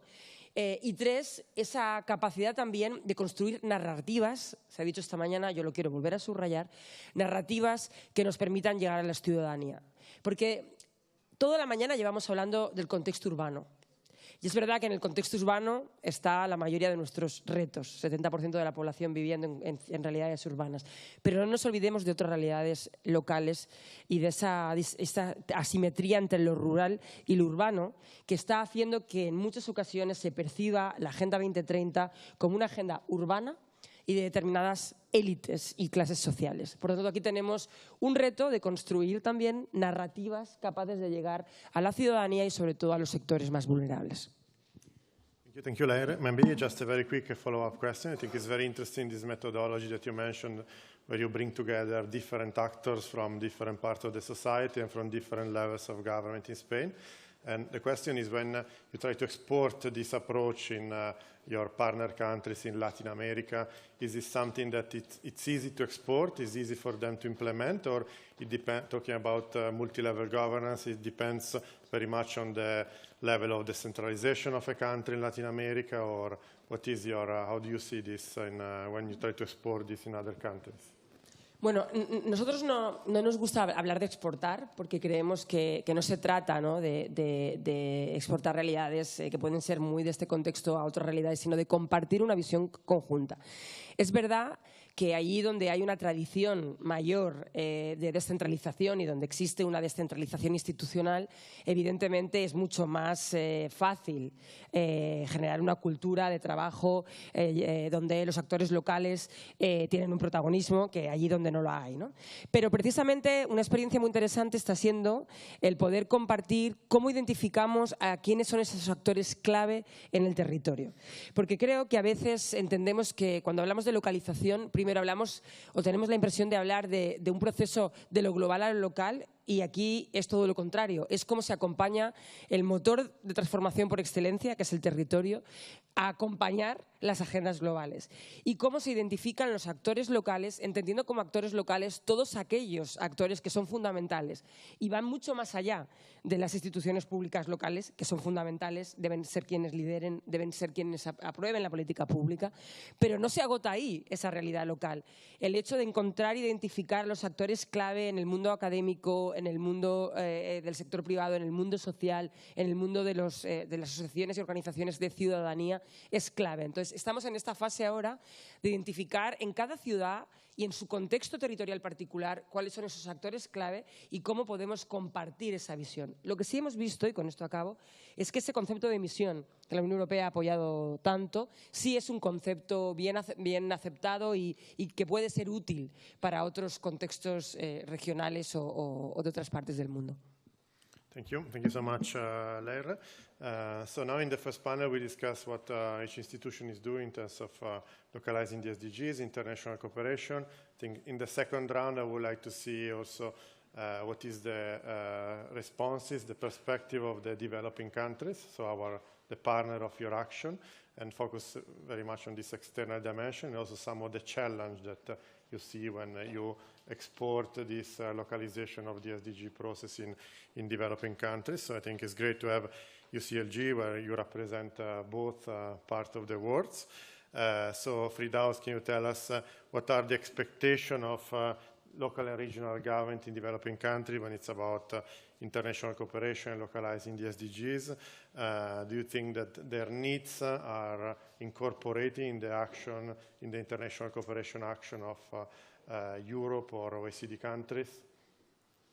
Thank you, Stefano. I would like to begin by an example. From UCLG, what we have seen is that the SDGs and the 2030 agenda is taken differently from the structured and developed country than from the developing country. And it's not a question of being better or less important or less relevant at all. It is a question of the local culture of work and the local culture of development. While in Europe we are nearly talking about a degrowth, well, the south of the world has a human rhythm, a human dimension, a human communities dimension that they cannot control. And urbanization and development of urbanization is something they cannot say, I'll stop the city here today and maybe another, in 1 month, I'll rethink it. This is impossible. The idea of the human dynamics and the human migrations in the developing world makes that the notion of development, the notion of growth is seen from another point of view, from another perspective, and I think it is justified. So therefore, the 2030 agenda is taken with different local realities. We have an example that is, I think it's the unique multilateral agreement that exists of this kind. We signed in 2018 a multilateral agreement between the government of Morocco, UCLG and UN Habitat for the generation of a national strategy of implementation of the SDGs in intermediary cities. This has allowed not only to bring the SDGs as a vision for the Ministry of Housing, but especially to bring a vision on the resilience of the country, because through the intermediary cities, we were covering also big part of the rural side. And we know how it is important, the rural side for developing countries. And therefore, this began to be like a motor for a new vision of development. And 2 years, I don't know if it's 2 years or 3 years after, Morocco has launched a new model of development through, not only through this project, of course, but through the eyes of looking at development through a resilience point of view and integrating completely the 2030 agenda.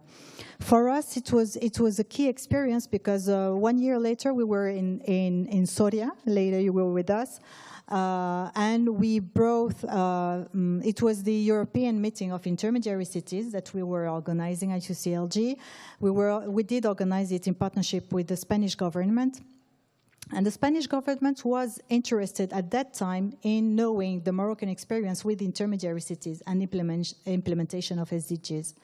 Well, the government had to stop for political reasons some months later, but that was a big opportunity for cooperation through SDGs, because of the SDGs, and it was what we really appreciated at that time was the question of the win-win partnership over the SDGs for the benefits of the communities. It was not north-south, it was not. And for me, the key point of that potential partnership and cooperation is that we are not talking about borders. We are not talking about limitation, frontier things. We are talking about uniting for the benefits of the community. So when we talk about the SDGs in developing countries, we are not talking about the same structure that we can have in the EU. We are not talking about this structured multi-level partnership, this structured multi-level cooperation that can happen in the EU. And I would like to make a point here because I think it needs more synergy in the way it is done. But it is good. There are ways for improving, there are room for improving, and we should take this opportunity as being an opportunity. However, in the developing countries, it does allow the political local level and national level to enter into a dialogue that is specific for a vision, for the communities, and for the resilience. I guess that there is an important point I would like also to raise. There are so many things I would like to share, but time is tight. But I think there is something we should not forget. This is the aspirational dimension of the Local 20 agenda, the 2030 agenda.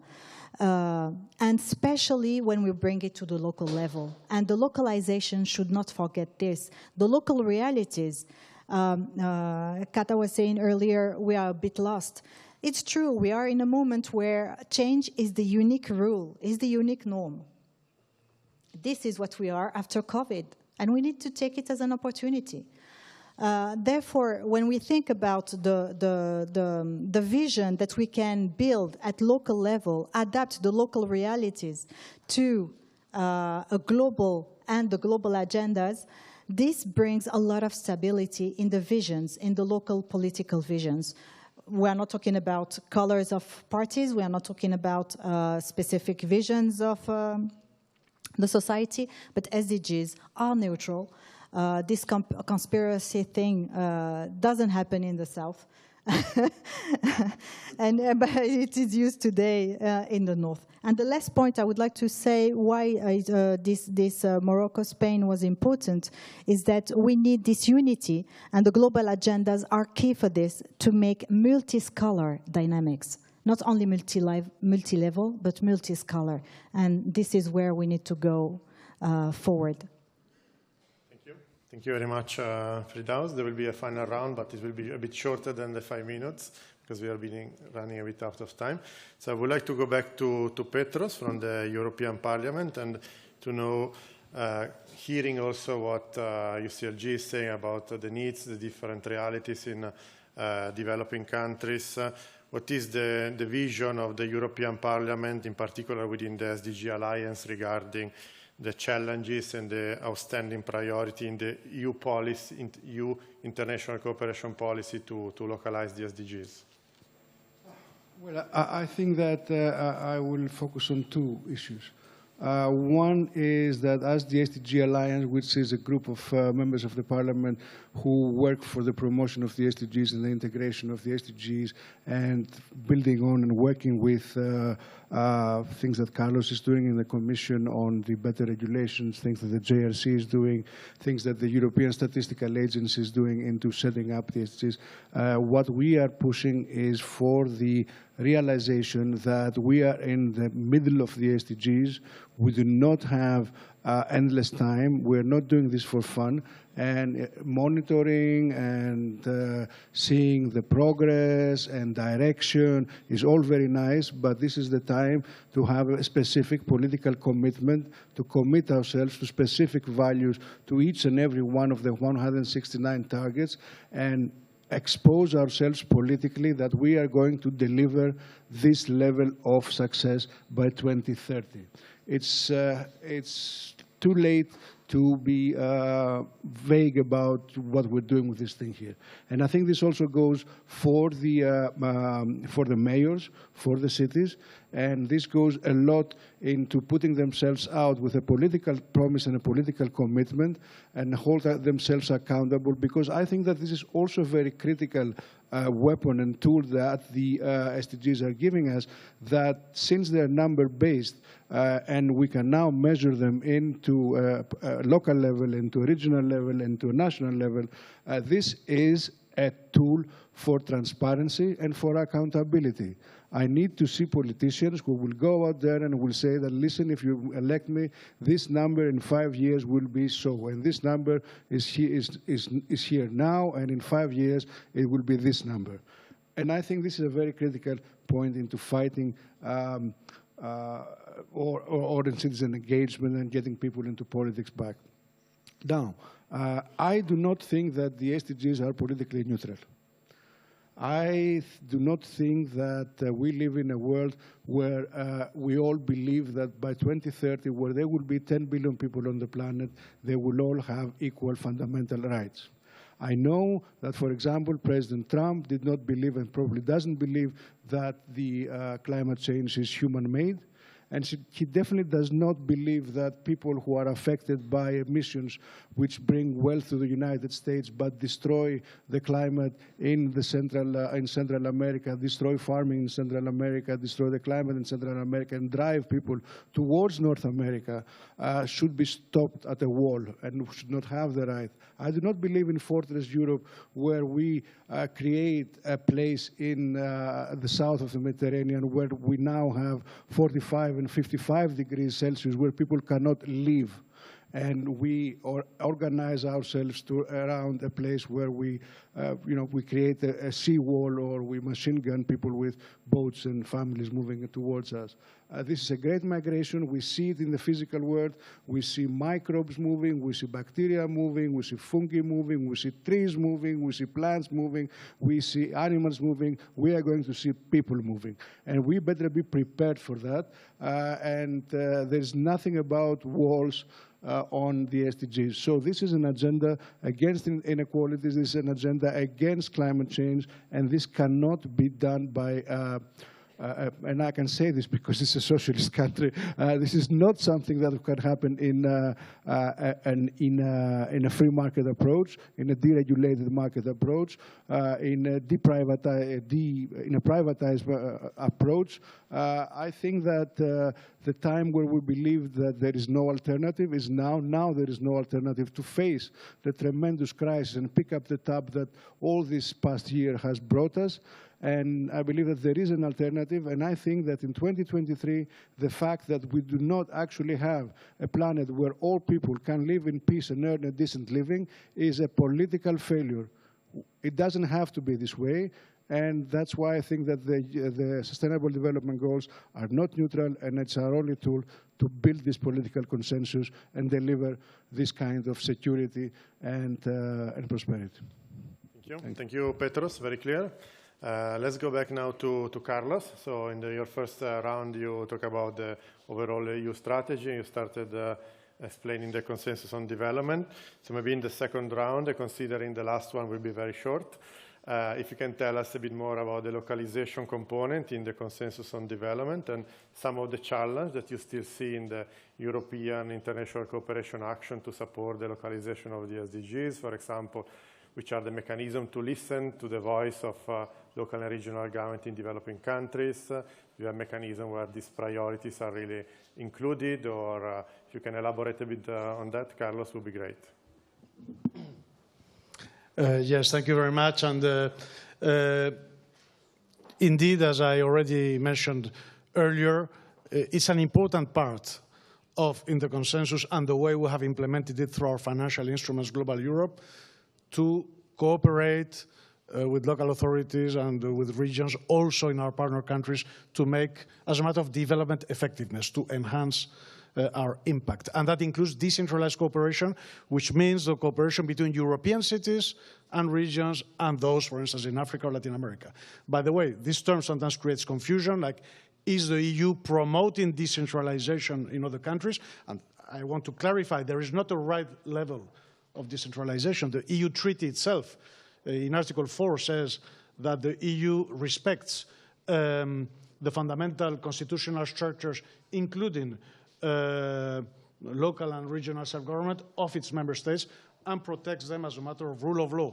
It doesn't say you should do this more or less. In Europe, we have different approaches with different countries, some of them a higher degree of political decentralization, and others who don't do that can still do, like in Scandinavia, an extremely high degree of budgetary decentralization. So there are many formulas. So within that, what is the concept we try to promote here? It's not about fragmentation, it's not about anything like that. It's about multi-level governance to be more effective and complementary and more consistent. The idea is enhanced public participation involving all the scales. So the grassroots level of participation interacts with the national and vice versa. The national feeds with the local. So it's about bringing all together. And I have to say, if I may say, if you think in our Western civilization, starting from Pericles, the city and the Roman citizen, and the French Revolution, declared les droits de l'homme et du citoyen, the rights of the citizen, is not a coincidence. It's not just an etymological term. The real way for human beings to achieve their potential is in the cities, as the place where they interact with the others and they exercise their freedoms and capabilities. And I think if this is so, that same human person participates at different levels of organization, as citizen, in the region, in the country. And therefore, it's mandatory that those levels of governance reflect the plurality of this human identity by cooperating at the different levels where these persons live and act.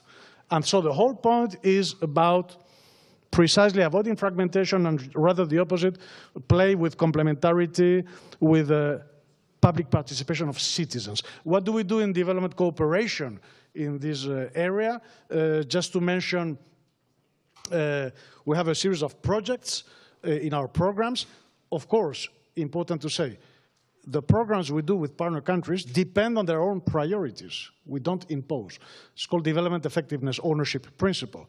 So it depends a bit what they want to do or what they don't want to do.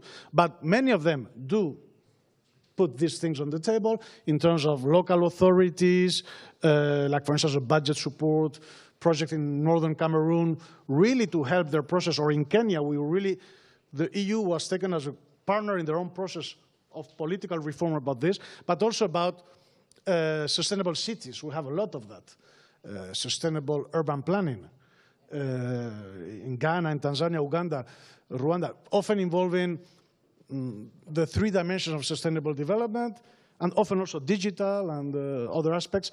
So these are things we do. Another one to mention is that it's not only that the funds of governments are not enough. In the case of development, official development aid is certainly not enough. And we need to mobilize many more resources. And to start by the concept that is called blending, which is combining grants given, for instance, by the EU, and other actors bringing their own finance. We created, in this instrument that I mentioned, Global Europe, something called European Fund for Sustainable Development Plus, which has a number of windows, and one of them is precisely about sustainable cities. And the purpose is to bring other actors, development banks, etc., to work together, sometimes directly with the cities and the regions, to amplify that. And even more, and I mentioned before, this new flagship of the EU called the Global Gateway Strategy on Sustainable Connectivity. This is really about bringing in the private sector resources. And one of the means we use is guarantees, to give them an incentive to go to places where they wouldn't invest, to de-risk. And that applies also to the local and to the regional level, and it can really be a form to integrate the SDGs in these sort of initiatives, bring in these local actors. I have to say also we do other things, like we support networks like the United Cities and Local Government, or Platforma, which is a confederation of cities and regions that contribute to this decentralized cooperation, and some others. We cooperate with the OECD in some important projects on city-to-city partnerships, with some joint reports, with the Committee of the Regions, also with you. With the G20, we will hear there's an important partnership launched by the Italian presidency. So we are in a range of areas, but I wanted to mention one which is related a bit to what I said, city-to-city decentralized cooperation.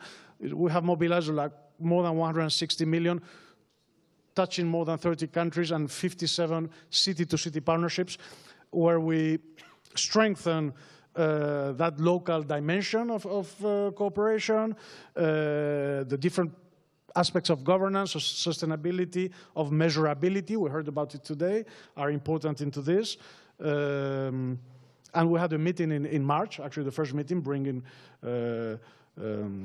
colleagues from different parts. And all these activities we're going also to move more and more, again, to connect them with our main vehicle for action, which is Global Gateway, including the cooperation with OECD, which is going to move more into the idea of how to cooperate at local and global and regional level with this major global gateway initiative on sustainable connectivity, because it's also a way to mobilize investment, which probably is the weak spot of the 2030 agenda, as we could see in the summit. And through Europe, we try to make this real by this sort of concrete way to bring more actors, and hopefully it helps in this, also at this multi-level approach. Thank you. Perfect, Carlos. Indeed, we are starting this new exciting project with you on bringing the local dimension into the global gateway. It will be exciting.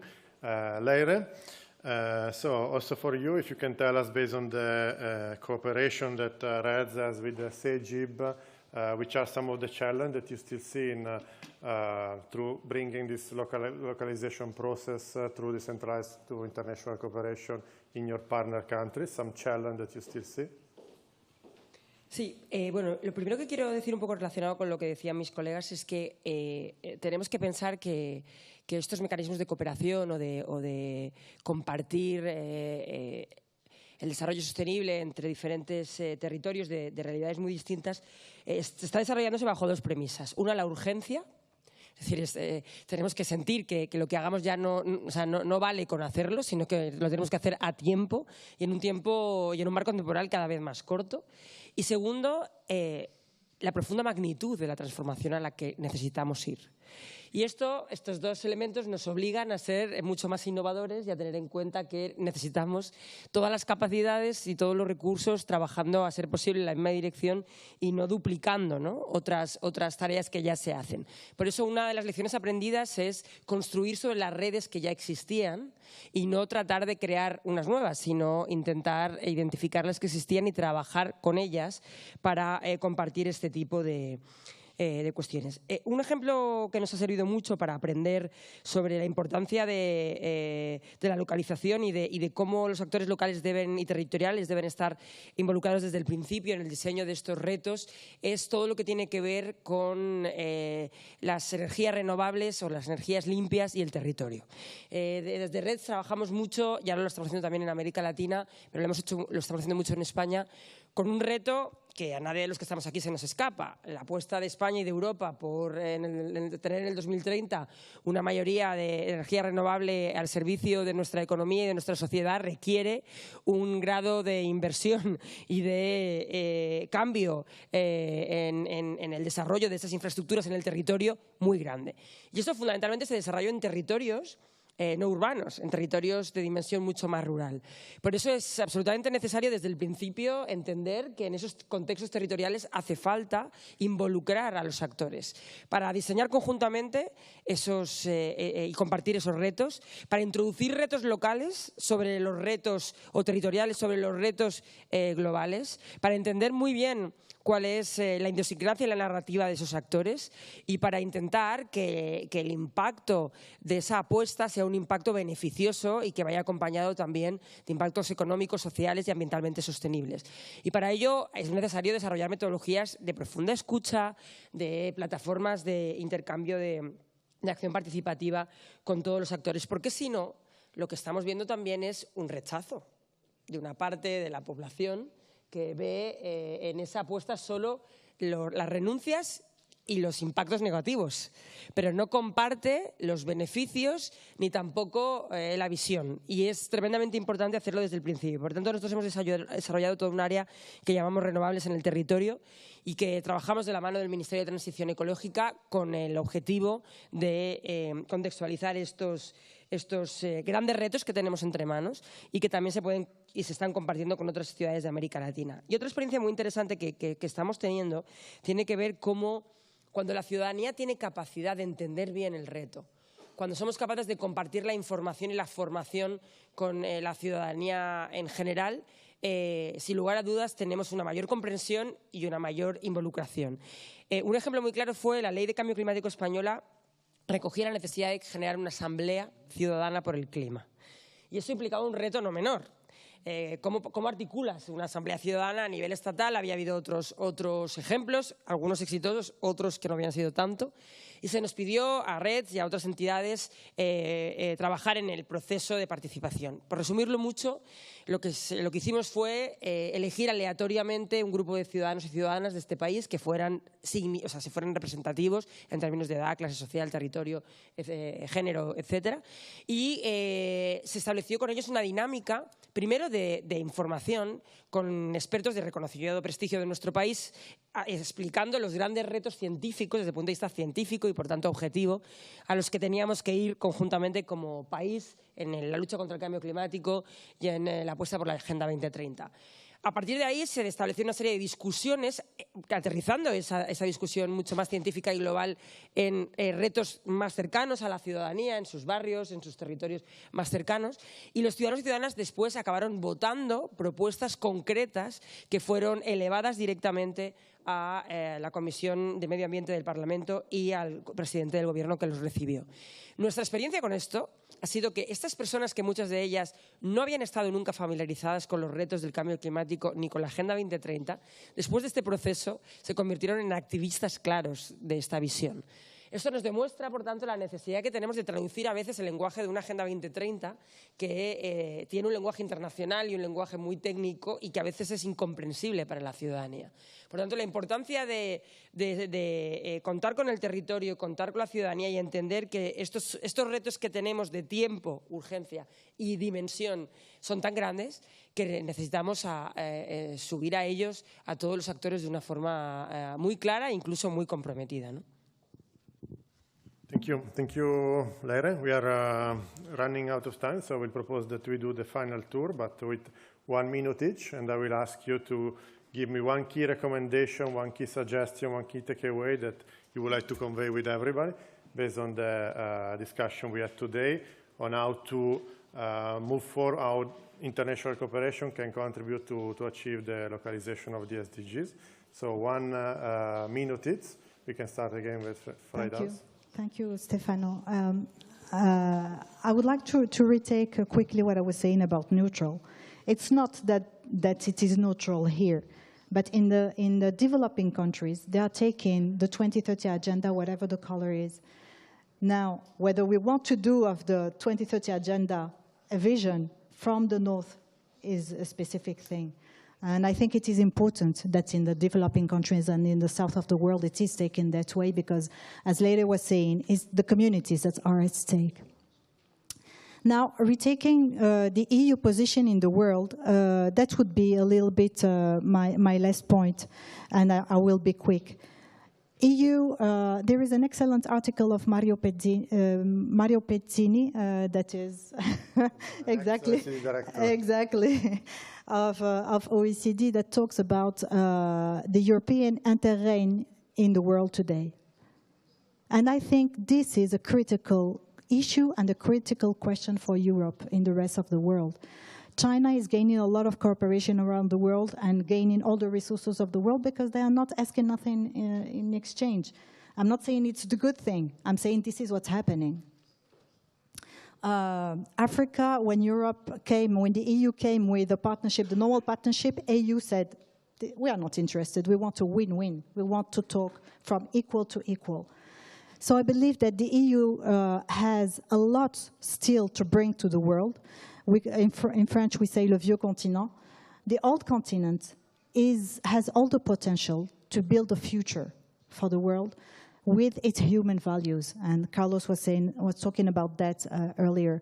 The human values is the best thing that Europe could bring to the world. And I think this is what should be taken into account. And this comes back to the neutrality or not. But there is a reality, and there is what we want. So the gap sometimes is really important. So I think that Europe should play on this side, and really the question of the interreign today, after the wars that are coming in a period of vulnerability after COVID, are not a coincidence for sure, neither from Russia, neither in the Middle East. So we need to be aware. And my last recommendation is let's save this multilateral world with the UN that we have today. And therefore, I would like to extend our strongest support to the UN as to United Nations as a systemic world that are bringing the world in a better condition, and to Antonio Gutierrez as well from UCLG. Thank you. Thank you very much, Firdaus. Petros. Thank you. I'll try to keep it in a minute, and I will take it from where Ferru said and Carlos said. He mentioned the basis of the social contract, the Declaration of the Universal Rights of Citizens. And very recently, I discovered that these rights were actually 17, which in my mind explains why the Sustainable Development Goals are 17 and not 16 or 18. Now, in the French Revolution, people did not face the problem of the exhaustion of the planetary boundaries. People did not face climate change, they faced the problem of lack of liberty. And the Declaration of Citizens' Rights posited that nobody's free until we're all free. Now, North and South, nobody's safe until we're all safe. So I think that I think that we should understand the SDGs not only as a technocratic, fantastic system of measurement that allows accountability and engagement and all that, but also as a new and urgent natural social contract that we need to go forward. Thank you. Thank you, Petros. Carlos, your key recommendation. Yes, thank you very much. And I'm going to build again because the close partnership we have between the Parliament and the Commission on these concepts. And since we're talking about the external cooperation, localization, I want to recall the two main elements in the EU voluntary review of SDGs. One, to push the SDGs through Global Gateway, our new sustainability connectivity global strategy. And second, to integrate inequalities into what we do externally. And I wanted to stress notably this second one. Well, on the first one, also very important, is to connect all the work with cities and regions with this Global Gateway exercise, because that's what's going on now. And there was earlier this week the first dialogue platform with civil society and local authorities that took place on the occasion of the first ever Global Gateway Forum with President van der Leyen and many heads of state, where local authorities are given a role in the concept of how to unroll this. And I think that's very important. And it matters because, again, you need investment for SDGs, which was a whole debate in the summit. And the Global Gateway approach is a way to amplify and leverage that. That's the way we can do it within our capabilities. But I want to come back to the inequality point, which is where localization, in fact, has an important thing to say. If you think about it, inequalities is really the most innovative feature of the 2030 Agenda, because it brings all the environmental points that we have been put in as well. But what really changes is that inequalities cuts across social, economic, and environmental. Climate change is a matter of global inequality challenge. So that's why the central principle of the agenda is leave no one behind. And by the time we wanted to have a universal framework, we didn't really understand what it meant. Because if we want the same objective for Norway and Burkina Faso, that objective has to be of such nature that in reality the SDGs are human rights. That's what we mean by for all. And if this is so, the added value compared to the declarations and covenants with human rights is precisely the principle of leave no one behind. Because what it's saying is that we need to take into account those who will have more difficulty to progress. That is what changes the approach of the 2030 Agenda compared to previous issues. And to do that, you can do two things. You can disaggregate information data based on income. That's very important. That's what is meant by the conclusion I said of the voluntary review. But you can use a territorial approach as an entry point to understand better in a disaggregated and more concrete level where exclusion happens.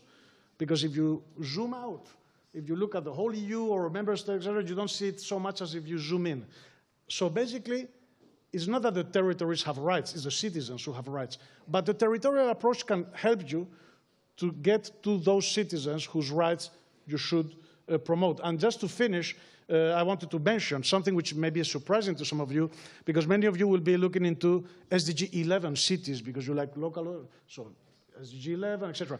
But in reality, the strongest point on the EU voluntary review on localization is elsewhere, and this precisely in SDG 10 on inequalities. And as I said, the EU voluntary review goes beyond the report and includes targets, EU targets.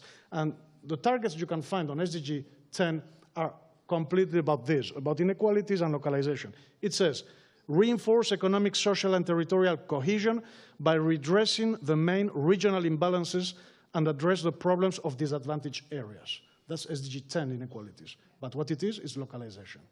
And another one, narrow territorial and social disparities between regions and promote the socioeconomic inclusion of communities, low-income households, and disadvantaged groups. The same. So basically, if we want to push the 2030 agenda as a whole, inequalities are at the center, and localization plays a critical role. Thank you. Thank you so much, Carlos, for a great intervention. Muy rápido. Yo creo que la pandemia nos dejó muchas lecciones aprendidas, pero dos sobre todo. Una, que efectivamente, recogiendo tus palabras, ya ese concepto de no podemos garantizar el bienestar de nuestra población más cercana sin garantizar el bienestar del mundo, quedó de una forma muy clara y nos permite construir un relato que antes quizá nos costaba mucho hacer a quienes nos dedicábamos al mundo de la cooperación, pero que hoy es muy evidente. Y dos, la política doméstica, de puertas para adentro, hablábamos de desigualdad, y de puertas para afuera está conectada, no se puede ver como dos dimensiones diferentes. Y por tanto hay que hacer esa respuesta a los SDGs entendiendo que tiene una dimensión ya global. Y esto me lleva también a la dimensión global local, ¿no? Nunca antes tampoco entendimos de una forma tan abrupta la importancia que tenía trabajar, responder localmente a una pandemia que se había establecido globalmente, pero que se estaba obviamente teniendo impactos a nivel local. Yo diría que hay tres elementos para que podamos llevar a buen puerto esto, ¿no? El primero es esa sensación de conectividad global. No podemos hablar de cumplimiento de SDGs sabiendo que el objetivo 16 hoy está absolutamente puesto en riesgo. No podemos hablar de cumplimiento de SDGs mientras estamos viendo lo que ocurre en Gaza. Debemos volver a recuperar la política en mayúsculas y la diplomacia en mayúsculas si queremos que todo lo demás funcione. Dos, voluntad política y consenso. Creo que aquí se han establecido esta mañana los riesgos que la polarización se convierta en enemiga de la Agenda 2030 y creo que la última Asamblea de Naciones Unidas en este sentido ha sido un buen resultado, o sea, volver a tener un consenso amplio de toda la comunidad internacional en redoblar el compromiso con la Agenda 2030 era necesario y es muy importante. Y tres, pasa también por una reforma del sistema financiero y de financiación del desarrollo sostenible para que los países, sobre todo del sur, puedan cumplir con unos compromisos a los que se han comprometido, obviamente, con los que tenemos que entender que además hay una asimetría en la responsabilidad y que necesitan claramente una financiación adicional. Thank you. Thank you so much, Leire. Thank you so much to everybody. I would propose to make a big applause to all the speakers. We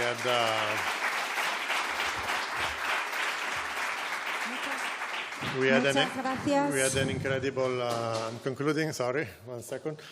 We had an incredible rich discussion. So again, thank you very much. We're a bit late, so I will not try to summarize the key messages, but thanks again for inviting the OECD and thanks again for the great inputs. Thank you. Muchas gracias al moderador y a los panelistas. Vamos a dar ahora paso a la pausa de comida. Por favor, tengan en cuenta regresar a esta misma sala a las 2:20 para poder cumplir con el horario previsto y comenzar el tercer panel a las 2:30. Por favor, diríjanse a la planta de entrada. Muchas gracias.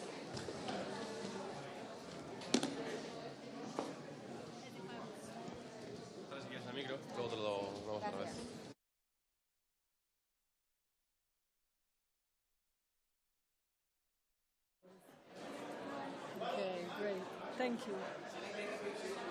Yes. Thank you.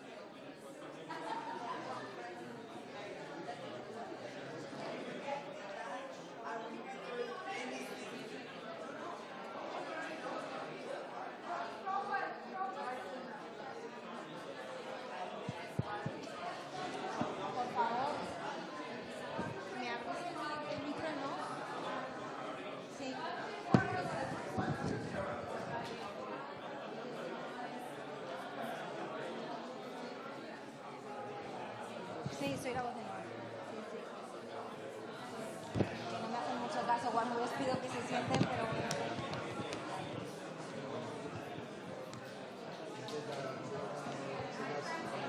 Ya, bueno.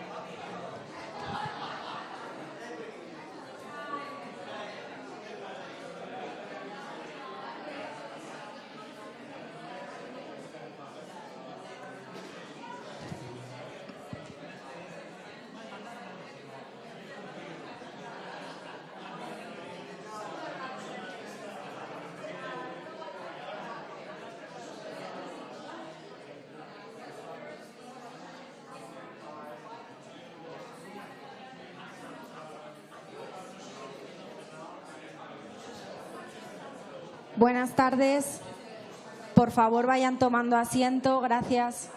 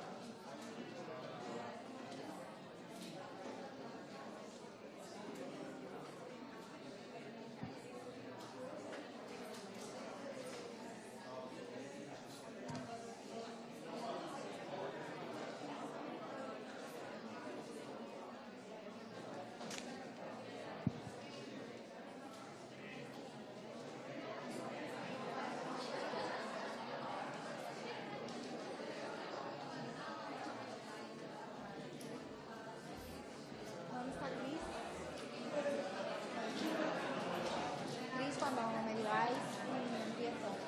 Estaba buscando a alguien que estaba en los técnicos.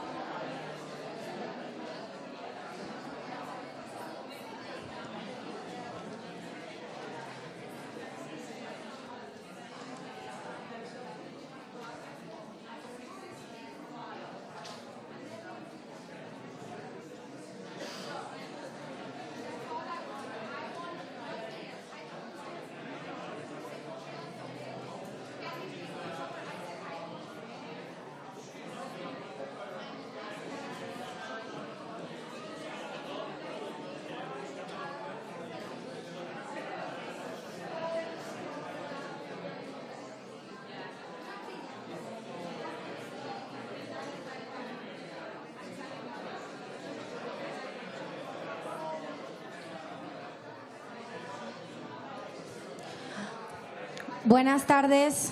Por favor, tomen asiento. Vamos a comenzar con el siguiente panel. Please take your seats. We are going to start.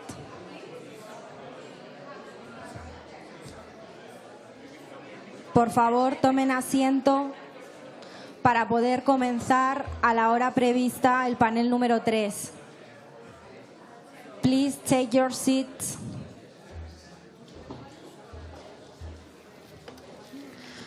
Buenas tardes. A continuación, para dar continuidad al evento de alto nivel, vamos a proceder al comienzo del panel número 3, titulado Alianzas multinivel para los Objetivos de Desarrollo Sostenible. Por favor, invitamos a subir al escenario al moderador y a los ponentes del panel. Esta mesa va a estar moderada por doña Louise Koch, directora global de Sostenibilidad e Inclusión Social en el Grupo de Práctica de Desarrollo Sostenible del Banco Mundial. Anteriormente, la señora Koch fue directora del Banco Mundial en varios países de África Occidental. Procedemos a dar la palabra a la señora Koch. Buenas tardes a todos y a todas. Bienvenido y gracias por su presencia. Mi nombre es Luisa, como acaba de decir la moderadora. Es mi placer estar aquí con ustedes.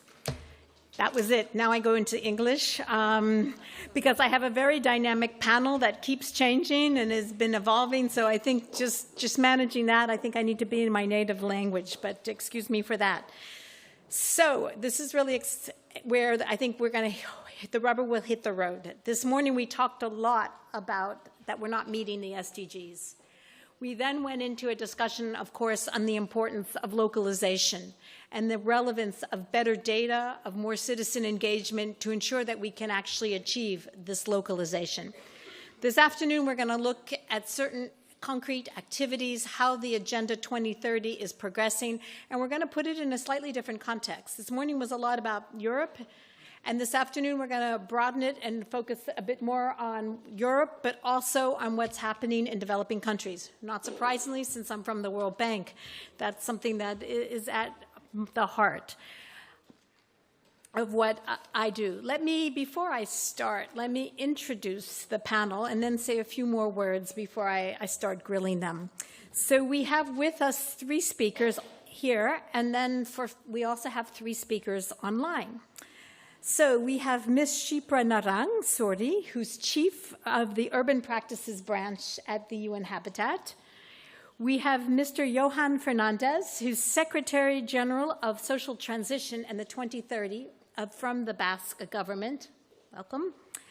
We have also with us Ms. Loredana Magni, who's member of the G20 platform for the localization of the SDGs and intermediary cities, and also from Italy, so we're really glad to have you.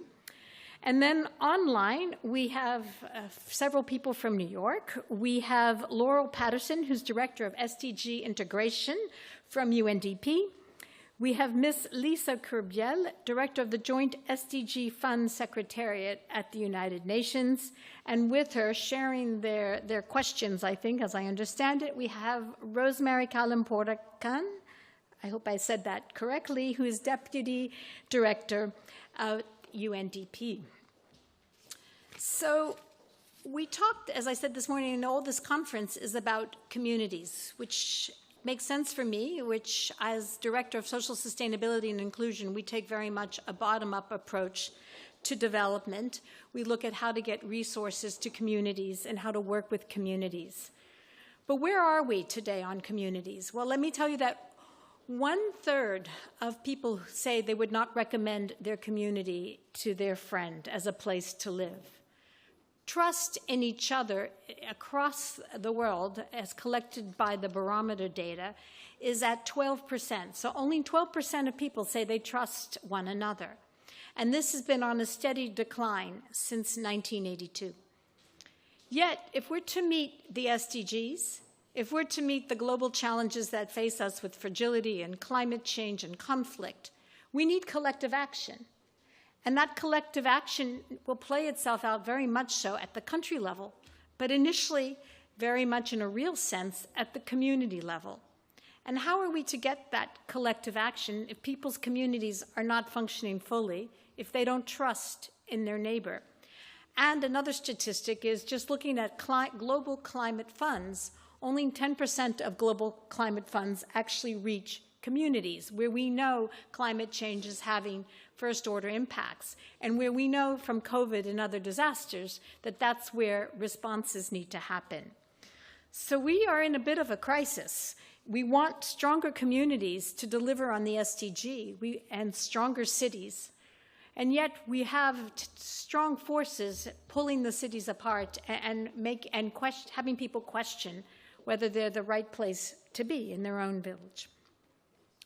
So if we keep doing the same thing and just keep spending more money and keep trying to give more resources, will we get different outcomes? You know, it's a bit of Einstein's question that if we keep doing the same thing over and over again and we want to expect a different outcome.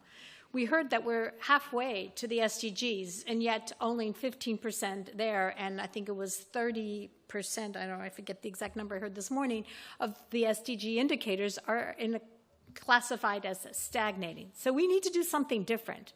And from my perspective, that something different is putting much more attention on the social, on social inclusion and reaching the vulnerable with better data, better programs, leaving no one behind, on building trust and social cohesion between people within communities, across communities, and with governments, and on building resilience to shocks, to change, and ensuring people's safety, and finally on building what we call process legitimacy, trust and belief in the law, and belief that people have access to the policy arena to make decisions. And again, that happens at the community level, that opening the decision-making process and building trust between people and the state and ensuring that decisions that are made are fair and just. So this what we call social sustainability needs to be placed up at the same level as fiscal or economic sustainability and environmental sustainability. And I think the SDGs and the Agenda 2030 help us do just that. So we're in the right place, focusing on the right set of issues, but we really need to accelerate. And I'm really excited to hear our panel this afternoon talk a little bit about what they're doing to accelerate this agenda. And if there's time at the end, I'll come back to talking a little bit concretely what we're doing at the World Bank. But we have 7 speakers and not that much time. So I'm going to try to start. And let me go with our first speaker, who is Ms. Narang from UN Habitat, who will give us a bit the perspective is what now is the UN Habitat doing to advance progress on the 2030 agenda. Over to you. Thanks very much. Does this work? Yeah, it works now. Okay.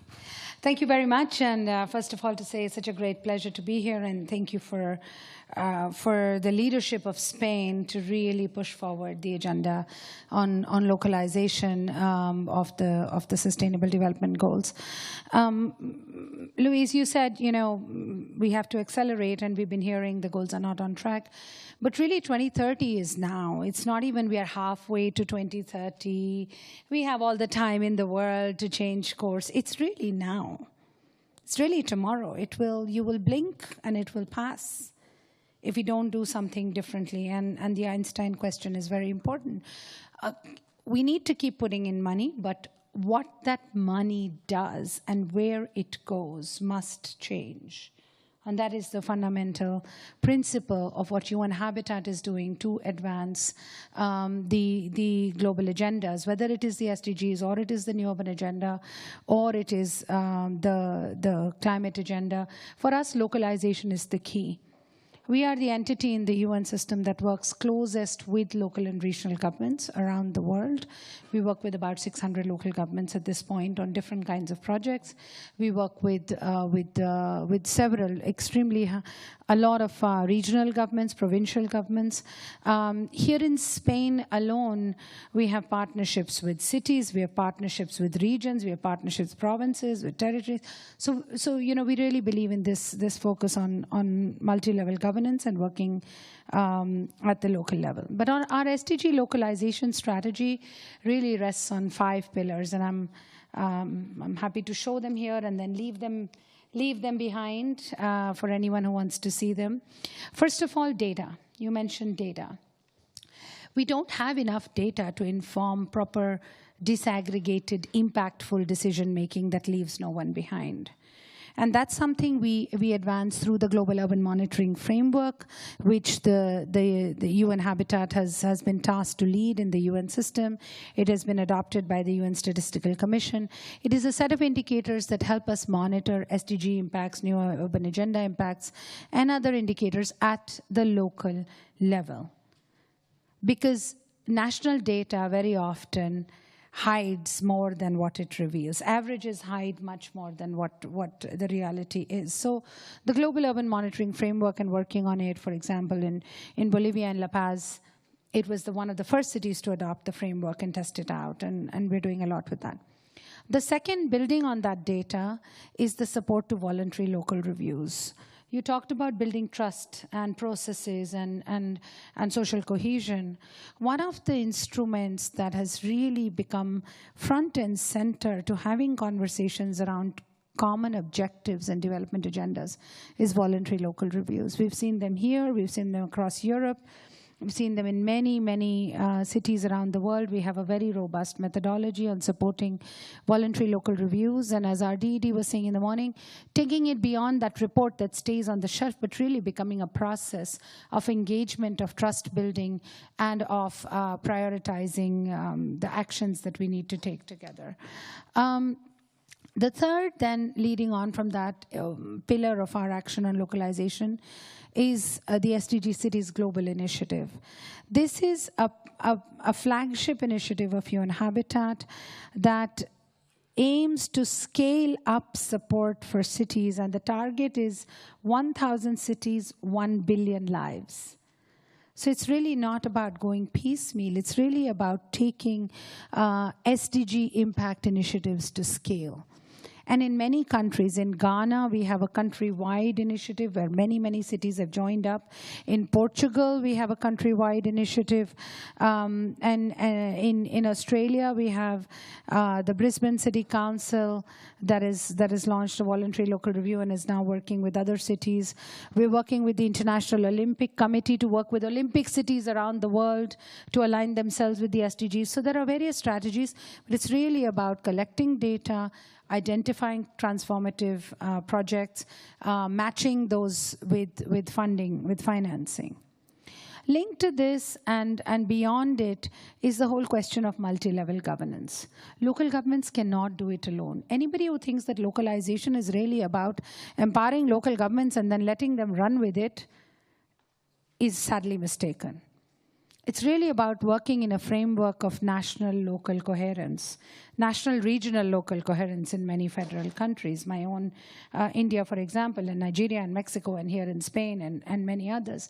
So it's really about multi-level governance, about policy coherence between different levels. And the fifth, and one of the most important and prominent pillars of our work is to drive this whole change across the UN system, and to push the entire UN system to work much more closely with local actors at the local level, which is what we do through the Local 2030 Coalition, which is based here and which you've heard a lot about it today, thanks to of course, the government of Spain, the two ministries that are organizing this today, the Basque country, the Bilbao City Council, BBK. We also have the government of Italy, which is contributing to the coalition. So really, that is the way of then taking this whole thing to scale through the coalition. So there's a lot that we do, from hyper-local to hyper-global, and everything in between. Wow, thank you. No, I asked for something practical and something clear, so there we have it, 5 steps, and I think they hit on the themes of participation, scaling up, doing things a bit differently, and partnerships, which are a lot of the themes that this workshop is about, this conference is about. You mentioned the Basque government, so let's hear from Johan about what the Basque government is doing with the Agenda 2030. Over to you. Johan, unfortunately, has to leave early, so he gets all 3 questions, one right after another. So everybody's going to get to hear a lot about what the Basque government thinks, which is good. So over to you. Thank you. Muchas gracias, autoridades, amigos, amigas. Arrachaldeón, buenas tardes. Sí, lamento. You need the microphone here for the interpretation. Sí. Arrachaldeón, buenas tardes. Lamento tener que salir antes, pero por obligaciones de transporte y por cambio en la programación de mi participación aquí, me obligan a marchar antes de terminar, así que lo siento mucho. Bueno, sin más preámbulos, digamos que algo que ya se ha dicho, en 2023 nos encontramos a mitad de periodo y tenemos que reconocer que las dificultades han crecido y el pronóstico de cumplimiento de los ODS ha empeorado. En todo caso, todos y todas estamos de acuerdo en que el insuficiente desarrollo de los objetivos o el contexto adverso no le quitan importancia, sino que intensifican la necesidad de una respuesta. Podríamos decir que la década de la acción necesita ahora 7 años de reacción. Esta es la reflexión que el Gobierno vasco llevó modestamente a la cumbre de los ODS en Naciones Unidas en septiembre. El llamamiento de la década de la acción nació de una doble constatación. Por una parte, el desarrollo de la Agenda 2030 por parte de los gobiernos estatales no estaba siendo suficiente y, por otra parte, la constatación de que, como ya se ha dicho aquí en varias ocasiones, la mayor parte de las competencias en relación con los ODS se encuentran en las instituciones y gobiernos subestatales. En este contexto, el concepto de localización enraiza en el sistema y en el léxico de los ODS y de Naciones Unidas, y como prueba de ello es que en 2021 nace, por ejemplo, la Coalición Local 2030 de Naciones Unidas con este fin. Su misión es precisamente contribuir a la localización de los ODS desde el compromiso de las instituciones locales y regionales de todo el mundo, aunque no solo de ellas, sino de todo tipo de agentes. El pasado año se decide que la sede global del Secretariado de Local 2030 se ubique en Euskadi, en el País Vasco, en la ciudad de Bilbao. Esta semana estamos culminando los trámites para firmar a la mayor brevedad ya el convenio entre el Gobierno español, el Gobierno vasco, el Ayuntamiento de Bilbao y la Fundación BBK. Desde Euskadi tenemos la voluntad y la intención de contribuir desde Local 2030 y desde nuestro papel institucional con un modelo de localización. El concepto de localización es sin duda apropiado y certero, pero quizá tiene un punto débil y es que no interpela a nadie en concreto. Invita a aterrizar los ODS, a llevarlos a la práctica, a lo local, pero no dice exactamente quién lo ha de hacer. Por este motivo, nuestra propuesta sugiere descomponer, alguien ha utilizado a la mañana la palabra descomponer o desdoblar, el concepto de localización en 3 compromisos específicos. Mayor institucionalización de los ODS, mayor socialización de los ODS y mayor personalización de los ODS. En siguientes preguntas, si tengo ocasión, trataré de desarrollar cada uno de esos 3 conceptos. Este modelo se basa en un principio y una metodología. El principio de la proactividad. El compromiso con la Agenda 2030 ha de ser más que adhesión y alineamiento formal de los programas propios con los ODS y con las 169 metas. Implica preguntarse en qué cambian los ODS en nuestras políticas públicas y en esto creo que reside su capacidad transformadora. Y se basa en la metodología de lo concreto, en la metodología de lo concreto. Los ODS necesitan más concreción y menos abstracción. Decimos que es necesario pasar de las palabras a los hechos. Plasmación en proyectos concretos que nos acerquen a su cumplimiento.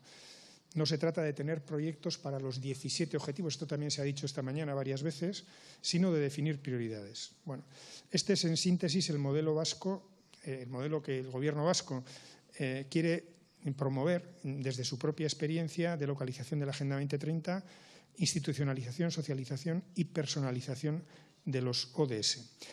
En cuanto a qué significa para un país como Euskadi y para un gobierno como el vasco que la sede de Local 2030 se ubique en Bilbao, en Euskadi, en el País Vasco, pues decimos que por una parte representa reconocimiento a la trayectoria seguida en Euskadi en materia de ODS, pero por otra añade sobre todo responsabilidad y compromiso de presente y de futuro de las instituciones vascas con la Agenda 2030. La misión de la nueva sede de Local 2030 es contribuir a la localización de los ODS en todo el mundo desde el compromiso de instituciones locales y regionales y fomentando el trabajo en red. Esta es la voluntad por nuestra parte. Thank you. Perhaps you could explain now a bit more what you mean by those 3 objectives of socialization, personalization, institutionalization, and how you see that fits with the Agenda 2030 that you're hosting. Sí. Bueno, hablaba de estos 3 conceptos y lo detallaré muy brevemente. Primero, decía un compromiso de mayor institucionalización. Y esto se traduciría en articular al menos 4 infraestructuras que nos comprometan y comprometan el desarrollo ejecutivo de los ODS, para que no estén siempre en la esfera de lo voluntario, de lo que tal vez se puede hacer o no se puede hacer.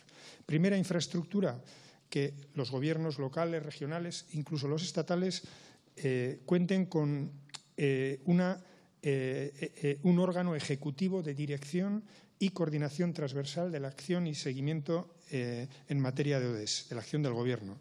En el caso vasco tenemos creada una Secretaría General de Transición Social y Agenda 2030 ubicada en Presidencia. Segunda infraestructura, contar con un documento de planificación de legislatura, normativo, con criterios, objetivos, plan de actuación, vinculación presupuestaria y calendario. El Gobierno vasco cuenta con el Programa Vasco de Prioridades de la Agenda 2030. Tercera infraestructura, preparar y usar herramientas eficientes de evaluación, indicadores e informes voluntarios de seguimiento. En nuestro caso, hemos elaborado ya 6 informes anuales consecutivos y ahora estamos construyendo un panel de indicadores compartidos con los ayuntamientos, los gobiernos territoriales y el Gobierno vasco, que están desagregados hasta el ámbito municipal. Desde luego, medir y evaluar es la mejor forma de tomarse en serio la Agenda 2030. Y la cuarta infraestructura consistiría en generar y participar de un modelo de gobernanza y amplia colaboración interinstitucional y social. En Euskadi hemos constituido, mediante decreto del presidente del Gobierno vasco, el Lehendakari, un foro Agenda 2030 que se obliga a desarrollar una metodología de planes de gestión anual, memorias de seguimiento anual y definición de objetivos. Participan todos los departamentos del Gobierno, los 3 gobiernos territoriales, diputaciones forales, la Asociación de Municipios, los ayuntamientos de las capitales, las universidades vascas, las entidades del tercer sector, representantes de la colaboración público-privada, clúster y centros tecnológicos. Este pasado miércoles celebramos el 5º plenario de este foro y tuvimos el honor de contar con la presencia de SIPRA como invitada de honor del encuentro. Por lo tanto, 4 infraestructuras para desarrollar de manera concreta un compromiso de mayor institucionalización. En segundo lugar, un compromiso de mayor socialización. Partimos de un alto desconocimiento social de los ODS, esto también se ha dicho, y los gobiernos, ya sean locales, regionales, estatales, tienen que invertir en divulgación y en información. Nosotros planteamos, esto también se ha dicho, lo que voy a decir a continuación, de hecho, presentamos la Agenda 2030 como un nuevo contrato social para la ciudadanía vasca. Estamos impulsando programas de divulgación sobre los ODS con campañas informativas, cursos gratuitos de divulgación sobre los ODS, guías, herramientas didácticas. Acabamos de presentar una guía para desarrollar los ODS en la gestión de empresas y organizaciones, de la mano de una nueva alianza vasca por los ODS. En fin, darle muchísima más importancia a la socialización y divulgación. Y, en tercer lugar, un mayor compromiso de personalización. La Agenda 2030 es también una interpelación personal. La institucionalización y la socialización de los ODS debe tener en cuenta su dimensión personalizada.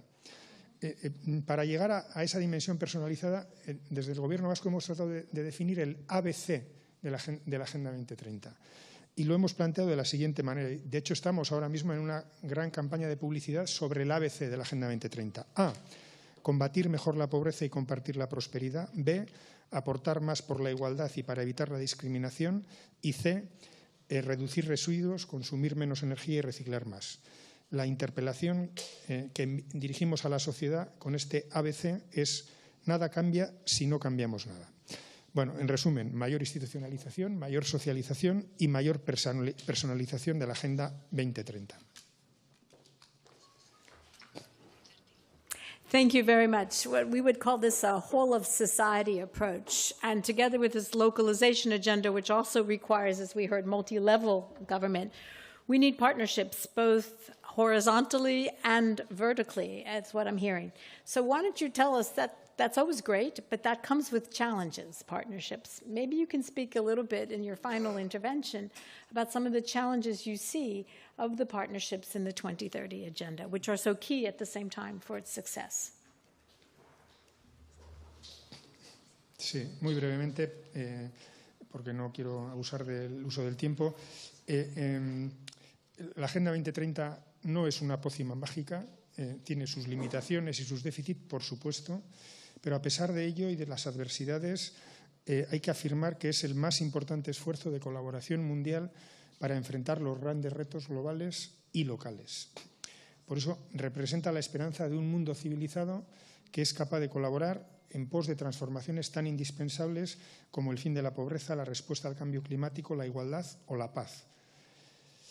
Esta pregunta de cierre que me plantea la moderadora es realmente muy ambicioso como para pretender en 2 minutos abarcar todos los puntos, pero voy a incidir solo en uno de ellos. El objetivo de aquí a 2030 debe ser mejorar notoriamente el pronóstico de cumplimiento de los ODS. Entre el 65 y el 70% de las competencias para lograr ese objetivo se encuentran en los gobiernos subestatales, ya sean regionales o locales. Las alianzas internacionales y una mejor gobernanza de la Agenda 2030 requieren una mayor y más clara participación de los gobiernos locales y regionales no estatales en la localización de los ODS. ¿Qué es lo que quiero subrayar? Que involucrar más y mejor a las instituciones locales y regionales es, desde luego, un buen medio para que se refuerce el objetivo de no dejar a nadie atrás. Euskadi ostenta, por ejemplo, la presidencia de Region 4, la red internacional que agrupa 60 gobiernos regionales que trabajan en favor del desarrollo sostenible. Creo poder representar a esta red si digo que ofrecemos y reivindicamos el papel y compromiso de los gobiernos locales, regionales y no estatales en la localización de los ODS. Al menos el Gobierno vasco ofrece y reivindica el papel de los gobiernos regionales y locales. Creemos que tenemos un papel importante que jugar y creemos que la gobernanza global de los ODS tiene que hacer un espacio a este tipo de instituciones. Estoy seguro que el secretariado de la Coalición Local 2030, desde su sede en Bilbao, contribuirá a este objetivo para lograr una mejor gobernanza global de la Agenda 2030. Muchas gracias. Eskerrik asko. Thank you very much. I think it was a good idea to take that broad question and unpack it and focus on the role that regional organizations can play in this agenda. So thank you so much. And no, you didn't take up too much time. You were just concentrated in your time. So no problem there. We were glad to hear from the experience of the Basque government. Let me turn now to New York and to our colleagues from UNDP. Let me start with a question that's quite interesting to me, which is to Laurel Patterson. I'd like to ask you a little bit about UNDP has a long history of working on governance and inclusive institutions. How do you bring that experience to the 2030 agenda? It really picks up on where we left off from Johan's discussion on the role of institutions in localization. But with the link to governance, how do you see the role of the governance, institutions, inclusion in the 2030 agenda? Laurel, over to you. Thank you so much, and it's a pleasure to be here with you. I hope you can hear all right. I think so. First, I really want to thank and appreciate the organizers and the government of Spain for having us. It is very good to see Shipra, and of course UNDP is a co-chair with UN Habitat of the Local 20 Coalition. And exactly as you say, UNDP is the only UN entity with a governance mandate. And this is something that we built and developed over the past 5 decades, focused not only nationally, but particularly at subnational and at local levels, focusing in terms of local governance on building voice, agency, and accountability. And I'll say a little bit more about that as I continue with some examples.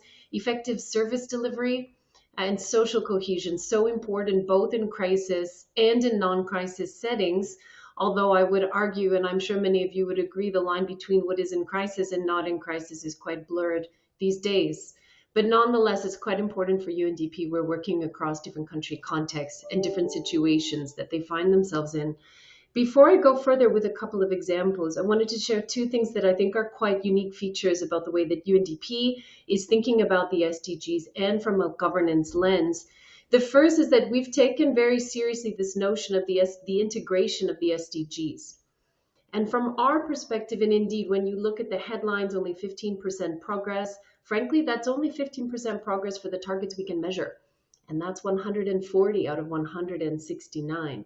But all the same, what we've tried to build with 95 countries over the course, particularly this year, and towards the SDG Summit, is an ability to look at the interactions, the intersections between the SDGs and identify the acupuncture points those areas that can have multiplier effects. And from our perspective, cities are already a lead in taking these systems approaches to the SDG, bringing the best of the data that we have and making it better. That's absolutely critical. But I think what's so important about our work at the local level, and you had started with this in your introduction, is people, is our social fabric. And I think one of the strongest things that we need to ensure we're building into our programs and our work going forward is that we are actively combating a myth of separateness. And I think we see this play out in so many different ways around the world. Separateness from myself, separateness from the people in my community, separateness from government, separateness from the other, right? And this creates a breakdown in fabric that to me affects everything else that we're trying to do. And I think it's in cities, it's at local levels that we have the best potential to start to stitch this together. From our perspective in UNDP, starting in COVID, so starting really in the midst of a lot of dislocation and turmoil for all of us, we developed work and a curricula and a leadership journey. Leaders meaning all of us, every one of us in this room, every one of our counterparts in different places, on awareness-based collective action, trying to restitch a relationship with ourselves, trying to build a set of capabilities that allow us to think more critically, to use co-creative mechanisms, and to build intentionally spaces for common ground. And I think this is so key in a world where we're seeing so much polarization, where we're seeing so much misinformation. It's not only that we need to share better, it's not only that we need to learn faster, we also need to combat misinformation at a scale which is unprecedented. And yet it's tearing away that social fabric exactly that we're trying to build, and precisely where local action has such a strong opportunity to move us forward. So for UNDP, a couple of examples that I'll share in this respect. When we did our work with 95 countries, effective institutions at all levels, target 16.6, came up as one of the strongest drivers of progress across the rest of the agenda. And what was very important for countries, they said, I'll know that I have effective institutions when I'm seeing that manifest in more fair economic foundations and job creation. So at UNDP, we work with the Mayors for Economic Growth Facility to support inclusive economic growth in the Eastern Partnership countries. And what's been really important here is that we're trying to build a next generation of local economic development plans that are bringing people together with precisely this focus on relationships, on different ways of thinking, different capabilities in co-creation, so that we can build a different kind of urban resilience. This includes capacity development for local officials and also designing investable projects. What is bankable? What is possible? And again, how do we build coalitions around some of these opportunity areas? Of course, we work very closely with the government of Spain in Latin America and the Caribbean in our work. And two examples that I wanted to share with you there is one in Paraguay and with the municipality of Asunción and the Green City of these pathways to sustainability. This is a tremendous initiative bringing together so many different types of create green corridors. And that includes through efforts including the conservation of urban biodiversity and green areas, enhancing solid waste management, developing and implementing different indicators to monitor sustainable urban development, working to reduce emissions through all kinds of different mechanisms. And that's complemented again by other work in the LAC region, focusing again with this notion of fair economic foundations, growth that's meaningful, not growth at all costs, and supporting local enterprises. We have an SDG value chains program, which works in 8 countries in Latin America, building the capabilities of micro, small, and medium-sized enterprise, improving their productivity, improving their competitiveness, expanding their ecosystems. And all of that is very closely collaborated and working through capital municipalities and other local governments in the areas. The last example I wanted to put on the table, quite far from Latin America, is our work in Yemen. And here I want to put the emphasis again on how critical local action is for countries that are experiencing crisis, fragility, and different kinds of upheaval also related to natural disasters. And here is where local level action to deliver basic services, to build social cohesion as an engine of peace building, as a driver, bottom up of state building, is so important, alongside helping communities to anticipate, prevent, adapt, and recover from crisis. And here I go back to the points that several have mentioned, how important that local foundation of data, innovation in data itself, citizen data, is so important. So for us in Yemen, this has been delivered through a program called Strengthening Institutional and Economic Resilience. It's focused not only on institutional resilience, it's working through 9 governorates in 45 local districts, but also economic resilience and really understanding we need these foundations. We need these foundations of quality growth so that countries are able to invest in those precisely those same social floor investment, social protection, and different ways that we build cohesion so that we can achieve the SDGs themselves. I'll leave it here for right now, and I hope that's useful as we get the discussion going. Thank you. Laura, thank you. I will definitely have to agree, because you touched on all 4 dimensions of the framework that I'm trying to push forward, which was inclusion and access to jobs and services and markets. And you clearly mentioned that. Resilience through social protection, but also resilience more broadly. And you mentioned, which is something I hold truly dear, thank you, effective institutions and perceiving them to be fair and just. And in our work, that has come out to be the most important empirically in driving poverty reduction and growth, is access to fair and just institutions. And then finally, cohesion and trust, which you highlighted a lot. So very, very critical points. Thank you. Let me turn now to the experience. We've been talking about networks and about bringing people together at the country and at the local level. Let's hear now a bit about bringing countries together more at the national level and international level with the G20. I'll turn to Loredana to talk to us a little bit about what the context of 2030 means for G20 and why Italy selected localization as a key theme while it was hosting the G20. Loredana, over to you.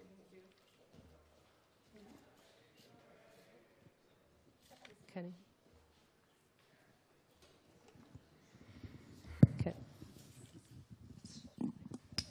Thank you, and thank you, Madam Moderator Court. And it's very exciting to be here. And first of all, on behalf of the Directorate General for Development Cooperation of the Italian Ministry of Foreign Affairs and International Cooperation, we want to express our appreciation to the Spanish presidency of the European Union for this invitation and to be part and join this, panel with a distinguished panelists. So let me start to say that how to frame this experience that we had, we continue to have engaged. Italy is a very highly decentralized country where most of the population lives in small and medium-sized cities. And we have a strong tradition on city-to-city partnership for development cooperation. So that is where we start from. And building on this experience, and during, let's say, the Italian Presidency G20 in 2021, we identify SDG localization as one of our priorities for the development working group of the G20, and with a special focus on intermediary cities. We strongly believe that to be effective with a global action on issues that are related, we have to think about that when we start the presidency, we just came out from, the sort of post-pandemic, so that is where we start.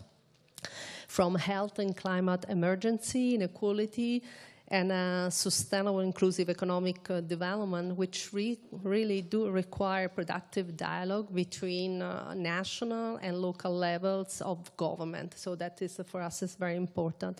So we decide to look at these local authorities and as a crucial actors to mitigate the complex and multifaceted impacts of the pandemic and try to build a better future for the societies and also for the more sustainable economic systems all over the world. Evidence say that intermediary cities often are overlooked in national strategy and international cooperation programs and face enormous constraints and gaps to realize their development potential in terms of data, financing, policy, and capacity. So to support this development potential of the intermediate city, promoting a sort of peer-to-peer dialogue and knowledge-sharing capacity building, we developed within the G20 the high-level principle on city-to-city partnership and launched in collaboration with UN Habitat and OECD, a G20 platform on SDG localization and intermediate cities. And the G20 ministers, the development ministers met in Matera in 2021, really expressed the need for having this platform. And subsequently, this was approved, endorsed by the G20 leaders at the meeting and at the G20 leaders meeting in Rome at the summit in October 2021. So why engaging, we question, why engaging G20 in this? Why we should, in the group of the G20, talking about local authority, localization, SDGs? Okay, we think that because G20 raised really the political debate at the international level. It's a forum, it's one of the forum, very important and powerful from this point of view. And so it's an opportunity to build an articulate development agenda for intermediate city. But then why is the G20 platform in this discourse important? Because this is an inclusive mechanism open to all relevant stakeholders as well as national, regional, local government representatives and networks. And there are some of here present in this room. And this platform is supported financially by Italy, but also Spain and South Korea, and we want to acknowledge that. And the platform, the G20 platform, is looking at the way how to expand the donor base, so they're engaged in a mobilized funding strategy on that. And this is sort of governed by the Troika and the steering committee, and this to give a sense how it's work and govern. And we have an appointment, which is the high-level annual meeting, and we just had yesterday, and Shipra and others, colleagues, that were attending this. And this is these annual meetings is really a moment where we look as Italy is participating as a member, but the platform as an opportunity to look at the work, and it's done in strong linkages with the sitting presidency priority of the G20. So in this case, yesterday we had the opportunity to focus on some aspects of which are very relevant for the sustainable urban future, which are related to the lifestyle and behavioral changes and climate mitigation, financing the local development and agenda, and food tech to support the local development. So this type of discussion we had yesterday with the multiple diversified stakeholders attending really validated the relevance of the platform as an important tool for an important multilateral tool to forge partnership, alliance, and innovative solution on territorial development, localization, SDGs. Another example of activities that we are having through the platform is the work stream on learning from cities. So this also is a sort of platform, type of activity that we do there is to bring voices of the intermediate cities to the global development agenda and provide a deep dive into their experiences, action, and partnership with the view of identifying cities' good practices and solution, which is also can be supported at the multilateral level and also engage in sort of South-South cooperation. Let me say that in particular with Italy and together with Spain, financial support, In this working stream, the platform is studying the role of food tech in achieving net zero and hunger zero in 5 countries: Egypt, Jordan, Kenya, Brazil, and Colombia. So we had a kickoff meeting last June, and now this week a mission is fielded in Kenya to advance the work. So yesterday we presented some preliminary results at the annual meeting, and what is emerged is that the transforming food systems to ensure local innovations drives change in production, processing, consumption, distribution is paramount and important, and is paramount to the sustainable urban agenda. And the intermediary cities are really key in driving this process ahead. So that is an important element for us that emerged yesterday.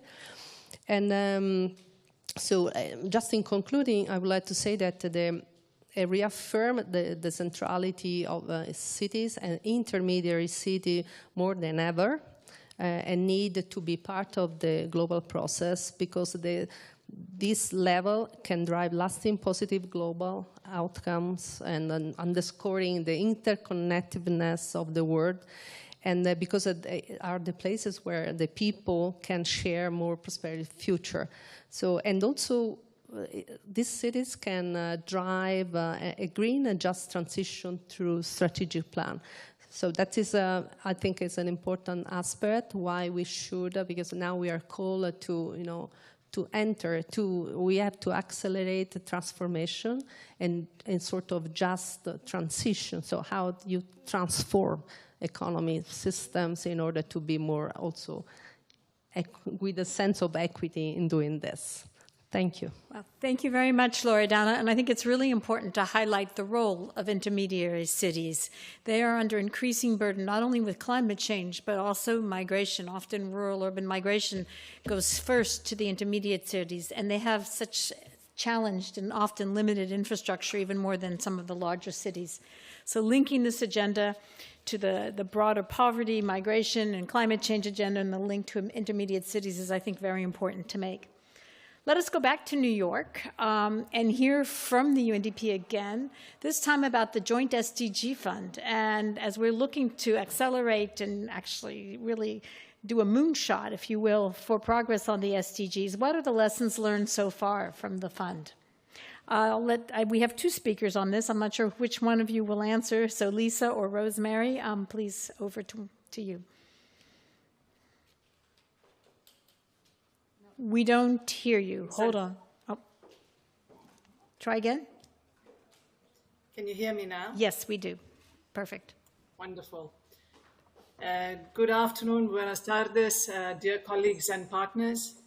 A special thanks to the government of Spain for the opportunity to participate in this important event in the framework of its presidency of the Council of the European Union, shining a spotlight on localization at the heart of the 2030 agenda. Madam Moderator, it is my pleasure to be part of this panel on multi-level partnerships for the SDGs. As you've indicated, none of us can do this work alone, and our partnership with the government of Spain is a key element as we strive to achieve the SDGs together. I'm not from UNDP, although I spent a good part of my career there. I work with the UN Development Coordination Office, but my esteemed colleagues from UN Habitat and UNDP who have spoken, the Basque government, the G20 Insights, they've all outlined the critical importance of the SDGs to reset the social contract. With the entire world seemingly facing a confluence of crises and conflicts, and the SDG summit last month acknowledging the abysmal lack of progress on the Sustainable Development Goals, it is indeed timely that the political declaration from member states called for a fundamental pivot towards a path that puts the world back on track to a better, more sustainable future. Simply put, sustainable development, anchored in human rights and good governance, is our best prevention strategy. My role, then, is to help share perspectives articulated by the leadership of the UN on what the opportunities and directions are for future collective UN support. I represent the UN Development Coordination Office, which manages the UN resident coordinator system, i.e. the system that has the overall responsibility for and coordination of operational activities of the UN development system at the country level. My office supports the UN Deputy Secretary General in her role as a chair of the entire UN Sustainable Development Group, which you may know is a family of some 37 different UN entities with different mandates, expertise, and resources to support countries. Building on Shipra's and Laurel's analyses, we know that policy solutions for sustainable development is not about chipping away at specific issues. It requires a recognition of complex, interconnected, and compounding problems that span economic, social, and environmental dimensions, the integration that Laurel spoke to. The UN Secretary General and Deputy Secretary General have called on member states and have asked the UN family to consolidate and concentrate actions and investments to drive SDG progress in key areas that everyone acknowledges needs to be transformed if development is to be sustainable. Our food systems, digital connectivity, energy, jobs and social protection, education, and climate, biodiversity, and pollution.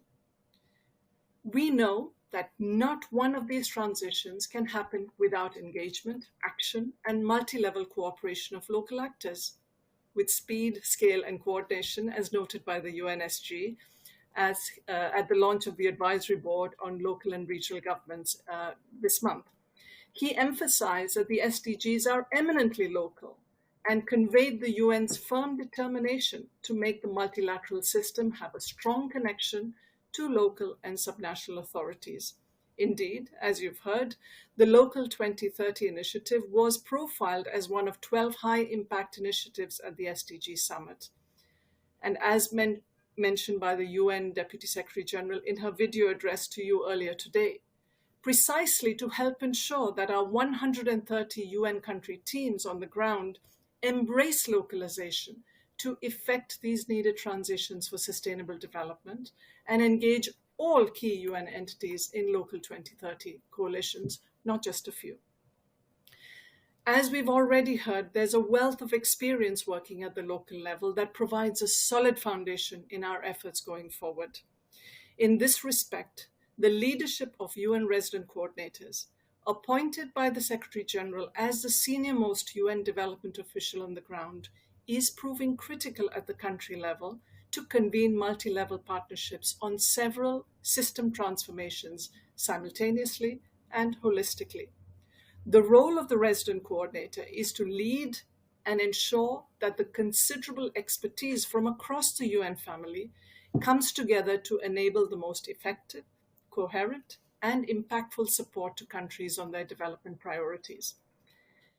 To support such initiatives while ensuring that they are as transformative as possible, then, the Joint SDG Fund, and my colleague Lisa will speak after me, will play a critical role as a flagship fund of the UN development system to support the drive towards the SDGs. The government of Spain has been a staunch supporter of the Joint SDG Fund from day one, and today is its largest donor. Spain has been a firm believer in SDG localization, an ardent advocate, and has provided critical support to this issue, including through contributions to the Joint SDG Fund, enabling dedicated support for joint programs on localization. Even prior to the dedicated focus on SDG localization through the collaboration with the Local 2030 Coalition that began last year, you may know that the fund invested over $79 million into localization through its portfolios on social protection and SDG financing. This is precisely why SDG localization has been given more prominence in the Joint SDG Fund going forward. Madam Moderator, you have emphasized the importance of not doing the same thing over and over and expecting different results. If in fact SDGs are the new social contract, then rather than seeing it as an isolated stream for those UN country teams and for those UN initiatives that are just happen to be interested in this kind of work, localization must be recognized as a fundamental axis to accelerate all of the SDG transformations and ensure their impact by landing SDG outcomes at the local level. We know that the current incremental improvements must give way to articulating a bold vision of what system transformations look like locally by reimagining food, energy, or economic systems in a way that ensures local relevance and leadership. Every initiative supported by the fund should incorporate a catalytic strategy that demonstrates how interim outputs will drive long-term systems change for scale and sustainability, and how our initial investments lead to exponentially larger resources being crowded in. The strategy of the joint fund to enable this recognizes localization as a pivotal driver in 4 ways, revealing interdependencies across different transitions that are most readily visible at the local level, creating coherence across multiple interventions working in concert in the same place, bringing together all the necessary ingredients for system transformation at scale, responding to demand where subnational governments are among the most sensitive to the need for integrated solutions, being on the front line where citizens experience the incoherence and fragmentation of siloed policy solutions, and enabling inclusive participation from historically marginalized groups, including women's grassroots organizations or indigenous organizations. Let there be no confusion. Whatever I have said is consistent with what we heard from the State Secretary earlier today for the Joint SDG Fund. We must first establish SDG localization objectives. Having this cross-cutting, concentrated approach on localization as fundamental for each of the transitions is consistent also with what we have heard from all of our UN colleagues, that we will mobilize the maximum resources for localization. To implement this strategy, which has been articulated by the chair of the chair of the SDG Fund's Strategic Advisory Group, the Deputy Secretary General, I can commit that the Development Coordination Office's new role in chairing the Operational Steering Committee of the Joint SDG Fund will also ensure a much stronger connection between agreed country and local level SDG priorities for the transitions and the investments of the fund, with the UN resident coordinators being accountable to help identify the most transformative and impactful UN country team initiatives. As you have heard from the DSG this morning, the call to action from the SDG Summit will frame the work of the UN Sustainable Development work going forward. For the fund, we can commit that funding calls for proposals on SDG localization will be critical for the integrated and joined up actions that are transformative and that can leverage additional financing at scale to deliver true impact. Too much is at stake for anything else. I thank you. Thank you so much for highlighting the transversal nature of localization across all the sectors that it can play and the implication that it has for how we structure our development, coordination, and assistance, and the need to have decentralized offices that can support this agenda of localization. So let's go back now to UN Habitat and to Sherpa. And let's hear, you gave us initially what are the objectives for localization of the UN Habitat. But let's hear from you now how you see the Agenda 2030 as an accelerator, as a catalyst to achieve progress on this agenda, and what you saw coming out of the 2023 SDG Summit. Thanks very much, and really it's perfect to build on what Rosemary just said. She already started talking about what came out of the summit a little bit, and maybe I just add to that. I think for all of us, the 2023 SDG Summit marks almost like a pivot, a turning point, a new phase of accelerating progress towards the SDGs in the spirit of it's now or never, really, that we can make this difference. And I think the guidance we got really was about focusing on integrative, transformative initiatives that will make that leap, because there is no time for incremental change. three or four things that struck me as the most critical outcomes. One, localization, as Rosemary was also just saying, has been recognized as a key enabler to achieve the SDGs everywhere. And it wasn't just us as the UN, entities pushing this. We saw at the high-level political forum how many countries had events on localization, which were not put in place by us, by the UN agencies involved in localization, but countries really coming together.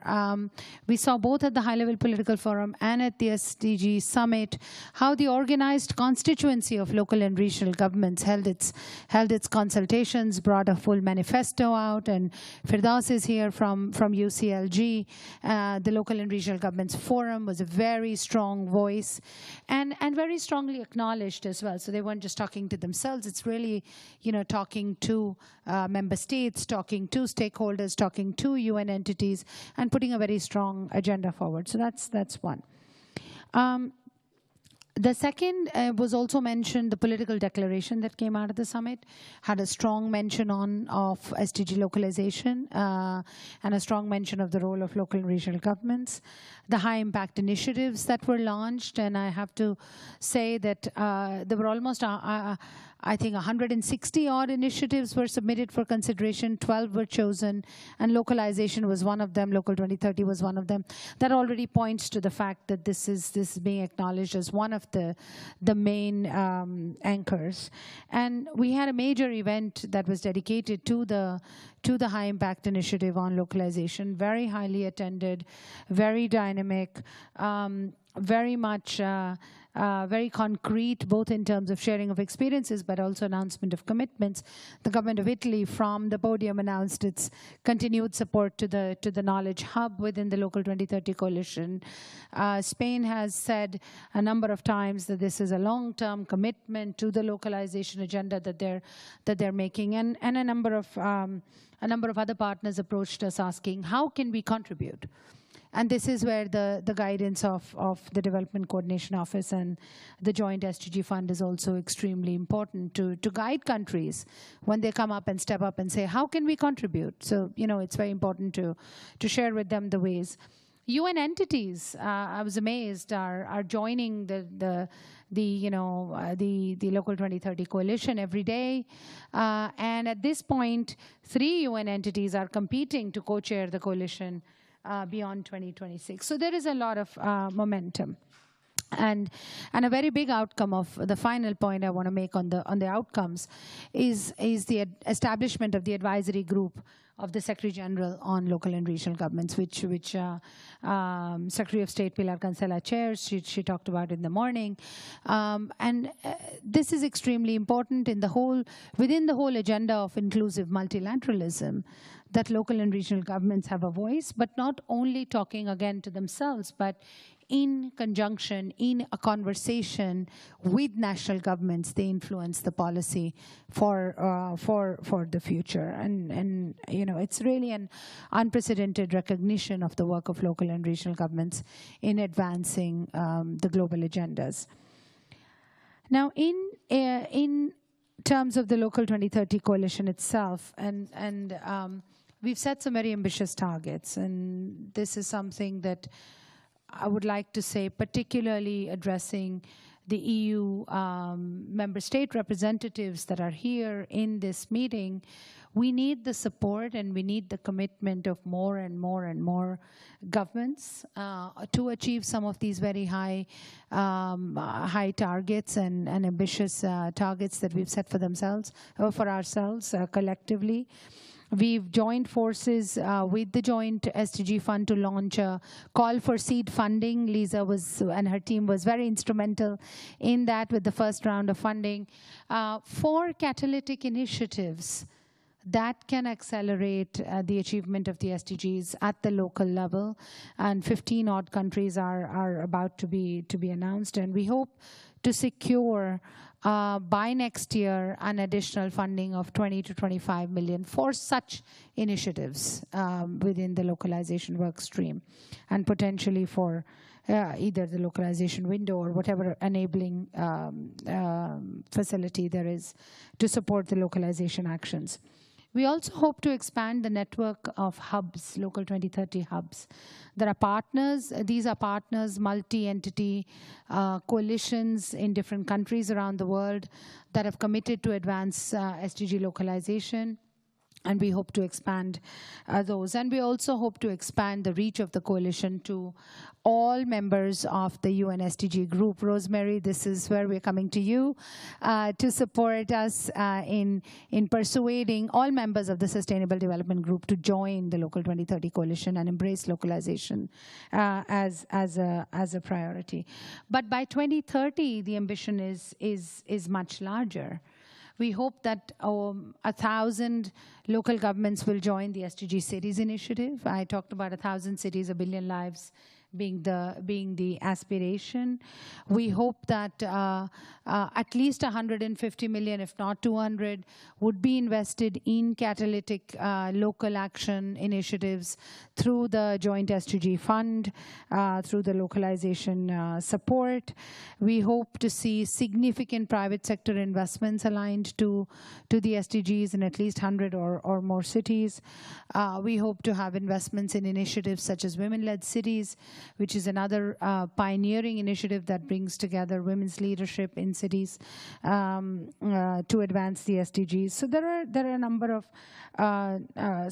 short-term, medium-term, and long-term targets that the Local 2030 Coalition has, but which the Local 2030 Coalition aspires to achieve with everybody in this room, with the entire UN system, and with a number of other international partners, banks, and others. And in this context, just to conclude, we really need support for both the Local 2030 Coalition Secretariat, as well as funding for localization initiatives through the joint SDG fund. The two things go hand in hand.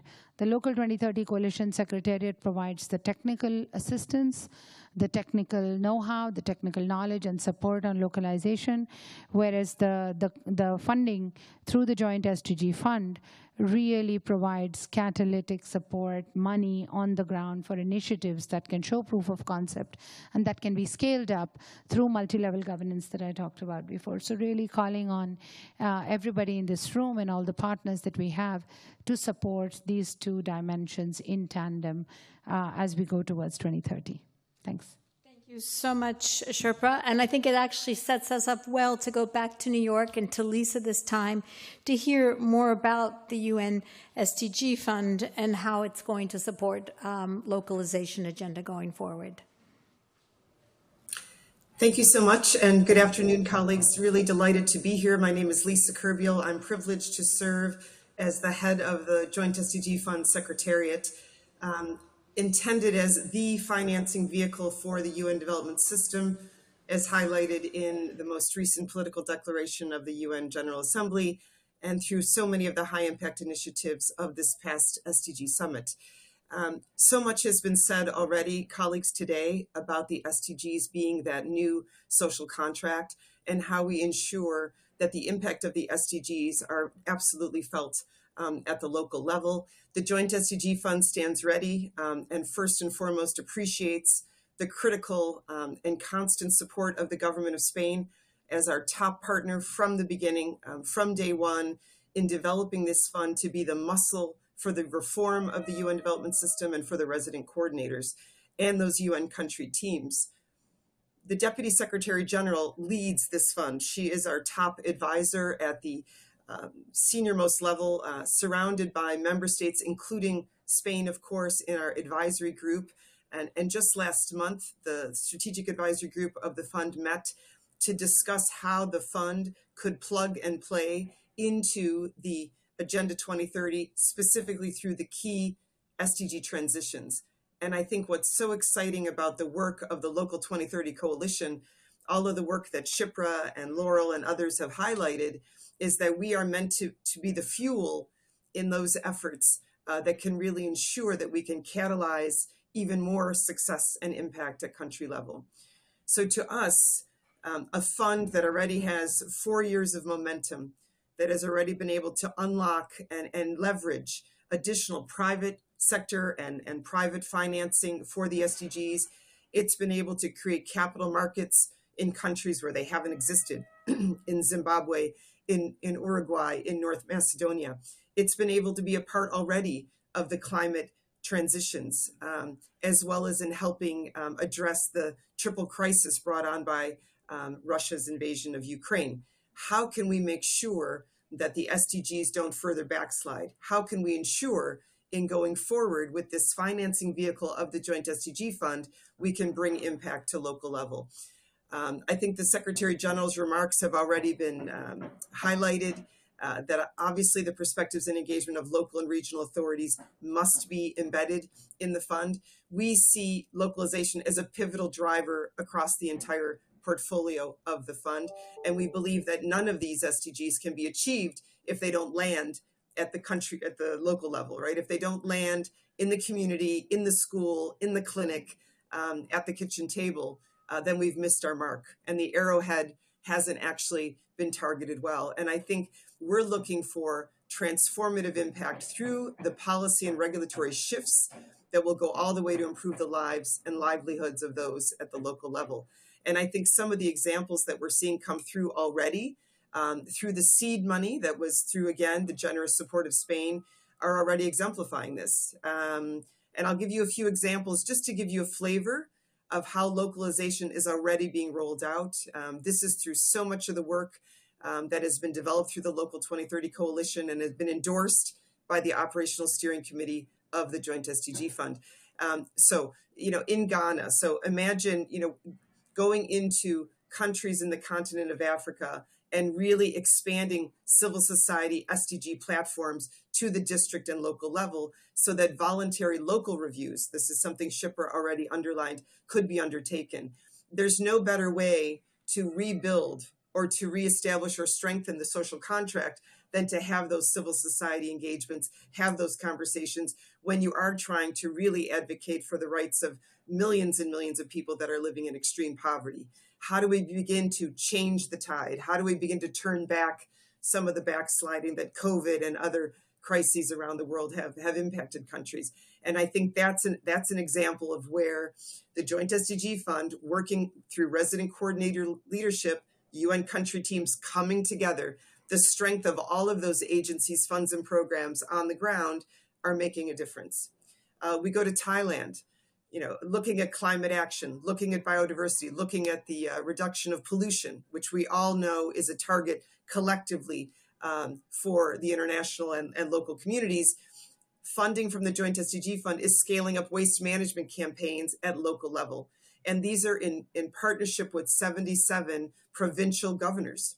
So we're incubating green projects, which are leading to green jobs. These are all the cross-cutting arenas that have to be intersectoral. Climate action must include more green jobs, and they must be supported by innovative financing like green bonds. And that's an example of how the fund is also trying to be innovative to unlock new resources while always making sure that this rests at local level. I'll give you one more example coming from Egypt. Obviously digital transformation is something that we're all acknowledging is a critical takeaway from the SDG Summit and looking to 2030. This new inequality really does point to who on or off the grid. If you don't have access to that technology, that information flow, even those educational resources, you're very likely to be left behind going forward. So in Egypt, in order to help address those inequalities, spatial and geographic disparities are being put into a online digitized dashboard for local leaders. So now you have digital upgrades of SDG monitoring, not at national level only, but very much at the local level. And that means fast tracking of SDG progress, but also of limitations, those very siloed or disconnected approaches that have a struggling mom of 5, a family that's just below the poverty level, unable to pull down and access those services. when you can fast track and respond to those gaps in the system, you immediately have that social contract reinforced. So colleagues, we look forward to working with the government of Spain. We have a full-time colleague now based in Barcelona to be helping us with so much of this work and making sure that it's integrated across our portfolios. And I think helping continue to strengthen this link with the local 2030 coalition is what the Joint SDG Fund aspires to do. I'll be here for any questions and clarifications. Thank you so much. Thank you so much, Laurel, for laying out an exciting agenda and what's being done and the link again to climate. Let me ask you, Loredana, you've heard a lot about what the SDG Fund and what the UN is doing. How does it relate to what we're doing in the G20, and how is the G20 looking forward? What are some of the challenges it's facing, some of the initiatives that it's carrying forth, and how do they link or compare to other ongoing international initiatives that we've just been hearing about? Can you hear me? Yes. Okay, fantastic. And we do need to be careful with time. We have one more intervention from DC, Okay. That's So New just- York, sorry, and my own bias, and then we'll need to wrap up. So just before entering that specific question, I want to mention that my country, Italy, is really working on contributing to facilitate identification of innovative solutions that are around these challenges that are coming from the political outcome SDG summit. We actively engaged, as Shipra was mentioned, during the SDG Action Weekend with the server participating in a different events organized there. In addition, on this challenge, we're working with UNDESA in order to improve the local and national government capacities and for the localization SDGs. So this is in Mozambique, in South Africa, and as well in Zimbabwe. So for us, these are very important. And I want to take a little bit of this time to acknowledge the work that UNABET is currently doing on calculating the financing gap for localizations and strengthening local revenue systems for the efficient use of indigenous resources for SDGs. I think that is going to be very important work on measurement, because to get a sense of the financial gap, which is important to reflect, but we didn't have much data on that.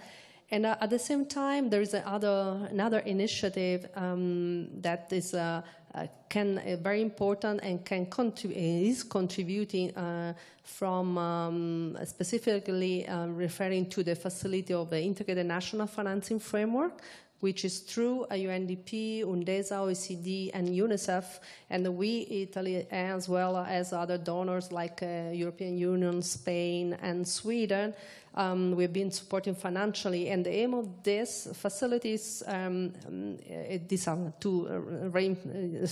to widespread the approach of INFF and with to address partner countries' gaps between development planning and financial capacity to achieve SDGs. So it's a sort of a matching the need with existing resources, what are the financial gaps, how to mobilize, how to defend. So in doing this, there is also the achieving SDGs, but as well as the localization SDGs, so local authorities, that is important. Coming back to what has been the experience of the G20 PLIC, what we gain as important knowledge on the challenges, I would say just share with you a few examples.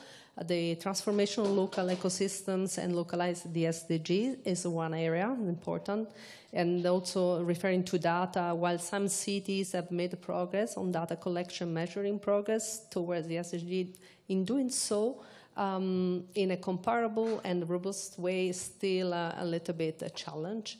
So is an area that is has to be further worked. And for intermediate cities in emerging G20 economies like, let's say, India, that is something that we saw during the work that we had this year. During the Indian presidency, one of the main challenges of how to promote economic development while also advancing climate goals. This is important. And one challenge referring to the platform, because it's so linked in connection with the presidency of the G20 is the platform will work how to ensure continuity of certain, priority around the localization SDGs, local authorities, and intermediary cities, see the urban agenda on there. So the platform is committed to work with the incumbent presidency, and next year will be Brazil. And in order that the presidency of the G20 remains high, and the SDGs on localization remain high in the agenda, on their agenda, and this is important, and sometimes it's not.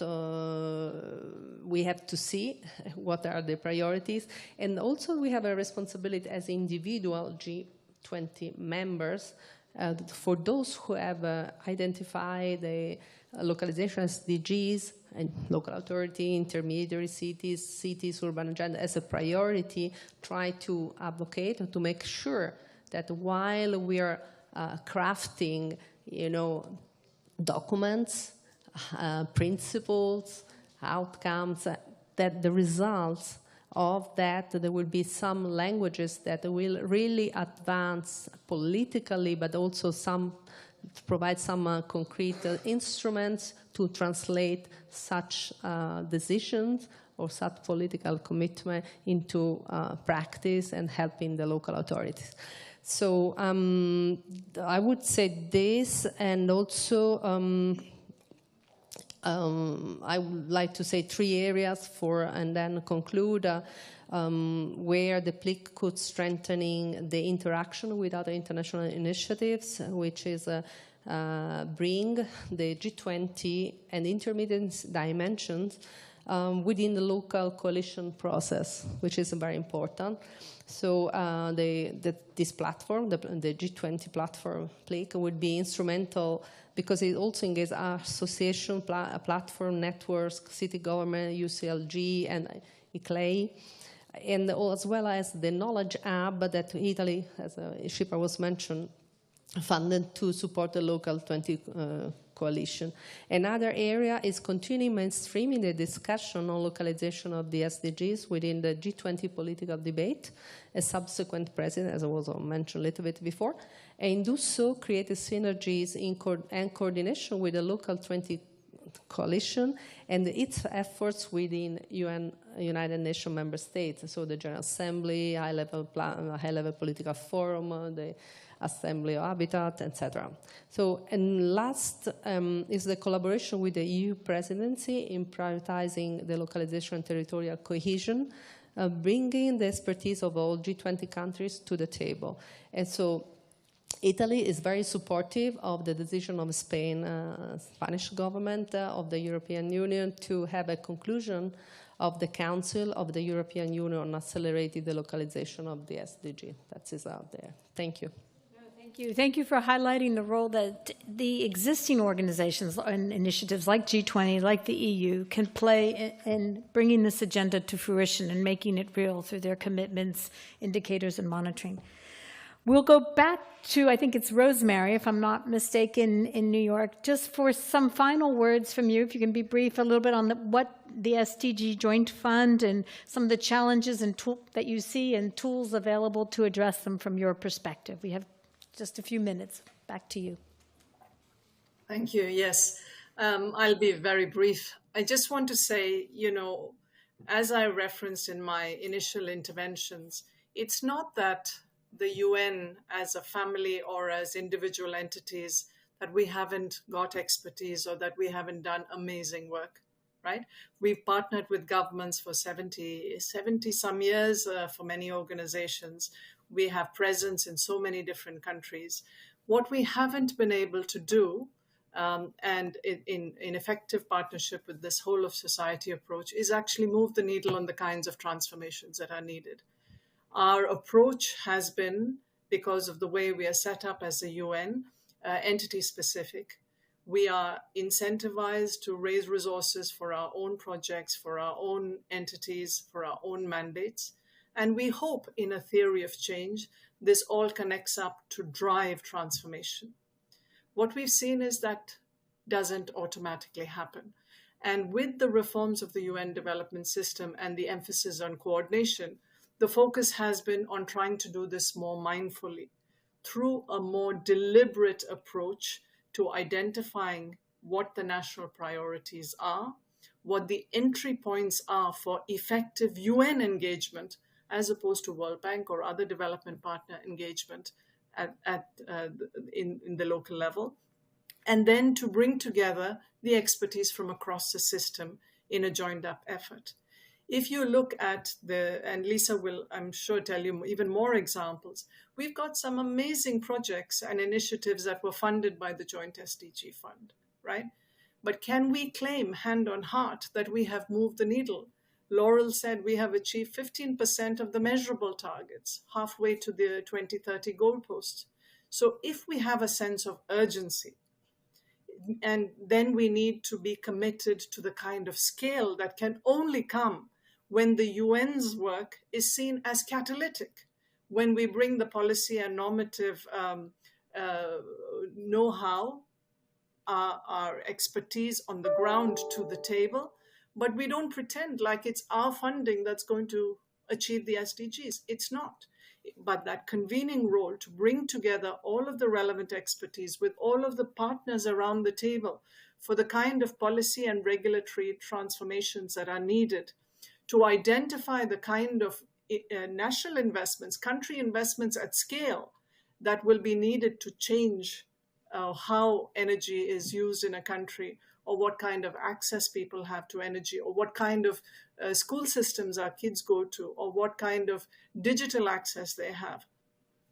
And to make sure that we put together, we work with the World Bank, other IFIs, with other private sector to put together the deal room to make the financing that's needed possible. And finally, to help build the capacities of government and all stakeholders to deliver this. That's where we need to go. And that's why there has been this rethink in terms of the strategy of the Joint SDG Fund. It is not to throw the baby out with the bathwater and say nothing worked. Of course it worked. It is to say, okay, what is the opportunity now, given the urgency that we have all seen? How do we take this to scale? How do we bring all of our strengths together and use the synergies to really catalyze the kind of momentum that is going to be needed? As I concluded last time, too much is at stake to do anything else. Thank you so much. Wow. Thank you, Rosemary. And I think in the interest that we have a closing, let me just say a few quick words about the World Bank and then just a few quick words to wrap up on this really fascinating panel. Many of you probably know the World Bank has a new mission, which is to eliminate poverty on a livable planet. And for us, we've taken that to be a livable planet starts with livable communities. And so that's the basis for what we're trying to do. And at the World Bank, there are two what we call global practices that work on livable communities. There's social sustainability and inclusion global practice that I head that works on 350 staff roughly that work on this issue throughout the regions, in addition to working on social risk management. And then there is an urban and disaster risk management global practice, which is also around 250 staff working on these issues.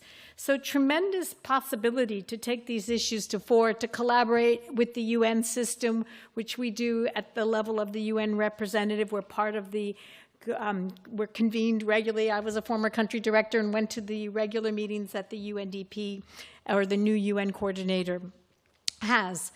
I want to say for us in SSI, as we call it, our priority is getting funding directly down to communities. And we're doing this through much more than in the past where we'd give grants directly to communities. We're doing this through projects in ways that are about programs, where the funding actually flows through the local government, where we can do that, through decentralized fiscal systems, down to local government, who then works with communities on municipalities, depending on urban or rural areas, to develop participatory plans that can then be funded by the local government. This helps build accountability, helps build participation, makes it more inclusive, but also links the communities to local government and creates a sense of, deepens the social contract and creates more, what we hope, more trust. And this is also not a project. More and more we're using programs for results where we're actually following and strengthening government programs that do just this. Key is also building up accountability through better sharing of information, using digital tools to track where resources are, where sub-projects are, both, and where to target interventions in large municipalities. We're also doing much more, and I just want to briefly mention this because many people rightfully mentioned the private sector and the need to get the private sector involved at the localization agenda. And of course, private sector, when they invest in a community, can make a community change overnight. And for us, we're doing this with more emphasis on defining the S in ESG. I know ESG right now maybe is a bad word. We can call it sustainable finance. But what's clear is that we have done a lot on the environmental side to have better environmental indicators, and we need to do the same on the social side around labor standards, land acquisition standards, working with indigenous groups, stakeholder engagement, to attract the private sector, to de-risk investments, and to bring private sectors down to some of the most fragile communities, but where there's important work that can be done with the private sector, but only in partnership with local communities. So those are just, I wanted just to highlight a few things. Coming away from this, I did sort of throw out a question of, or throw out a challenge of what can we do differently now that we haven't done before. And I'm not sure it's something that came out that's totally different, but what I come away with from this conference is it's about localization, and that we're not doing enough of it. If you take my example of the climate funds, only 10% going down to the local level. If you hear everything that's being done, there's so much being done, there's so many good vehicles, there's so many good initiatives, but we need to scale that up, we need to replicate it to really have the impact. So the change, the different, is not just stopping at the national level for me, but taking that SDG social contract down to the local municipality, local government, communities. The other thing that I heard from today is, and not surprising, the need for better data, the need, if you're going to do localization, you need decentralized data, you need data down that people can access in communities, you need to use that data and make it accessible for decision-making by communities, but also by aid agencies and actors, and you need to make it available so people know what's happening and believe and have trust in the process. And this involves a lot of capacity building, a lot of investment in making data more available, and also bringing in civil society.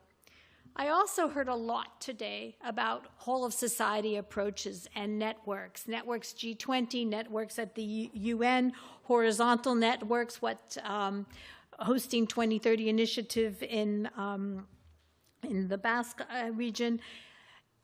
It's about connecting. And if we're going to go to scale, it's deepening these networks, it's using these networks, it's using multiple networks and multiple actors within those networks. So we heard CSOs, private sector, public sector, obviously different levels of government, and unions. We did hear from a union member this morning, so I want to underscore that. The need to bring all the groups around the table on this agenda. So those were some of the big points that I took away personally, and I just want to close on the climate agenda, because it is, well, like the fragility in Middle East agenda, very much on our minds today. And on the climate agenda, we're right now have a huge opportunity on the agenda of the SDGs. We are spending now about $100 billion a year on climate.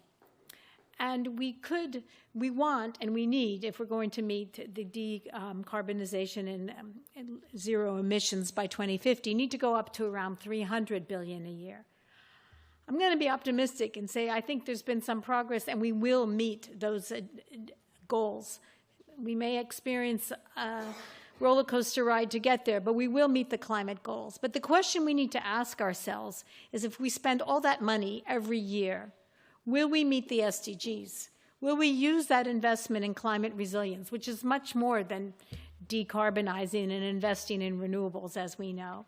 It represents a huge potential to reverse persistent exclusion, inequality, vulnerability, the underlying problems that the SDGs try to address. So it's a challenge that we all face. It's not lack of resources. We will mobilize these resources, but can we come together to work on both climate and inclusion and the SDGs and leaving no one behind at the same time. So let me stop there and thank our panelists, thank the government of Spain for inviting me to be part of this really interesting event and having me reflect more on these topics. It's been an honor, and it's been great to have the panelists from New York sitting here and from the Basque region. Thank you all.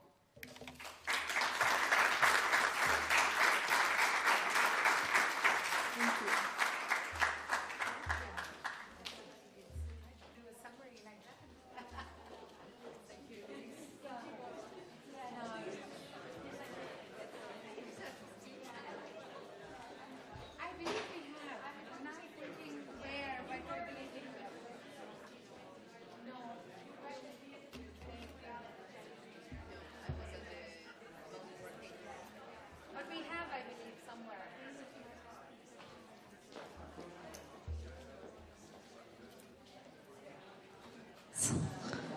Gracias a la moderadora y a las panelistas por sus intervenciones. Vamos a dar paso ahora al panel de clausura. Para ello, invito en primer lugar a que, por favor, suba al escenario la señora Directora General de Políticas para el Desarrollo Sostenible, doña Eva del Hoyo, que dará unas breves palabras en representación del Ministerio de Asuntos Exteriores, Unión Europea y Cooperación. Hola, buenas tardes. Bueno, es un honor para mí poder estar aquí, querida Secretaria de Estado, Lilith, queridos amigos, queridos todos. Me resulta muy impresionante, ¿no?, estar aquí después de este panel tan rico que hemos tenido de las instituciones multilaterales, de otros países, de otras experiencias, esta mañana de la Unión Europea. Bueno, quería hacer referencia, ¿no?, al panel del que justo ahora salimos, seis mujeres, muy relacionadas todas con la localización.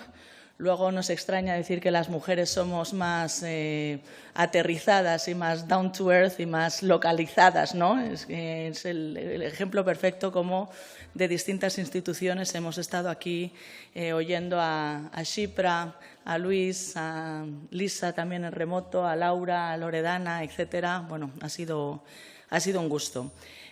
Como bien se ha expuesto hoy, la localización de los ODS ha sido designada por el Secretario General de Naciones Unidas como una de las iniciativas de alto impacto y un medio de implementación fundamental para la consecución de los ODS.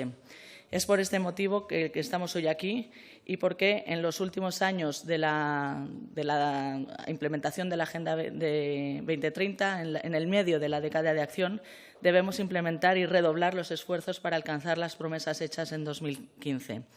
Estos esfuerzos permitirán contrarrestar la involución generalizada que muchas metas de los ODS están experimentando, por lo que tenemos que seguir trabajando e impulsando esta estrategia de localización y que haya una coordinación y complementariedad en todos los actores para implementar la localización en sus estrategias de desarrollo.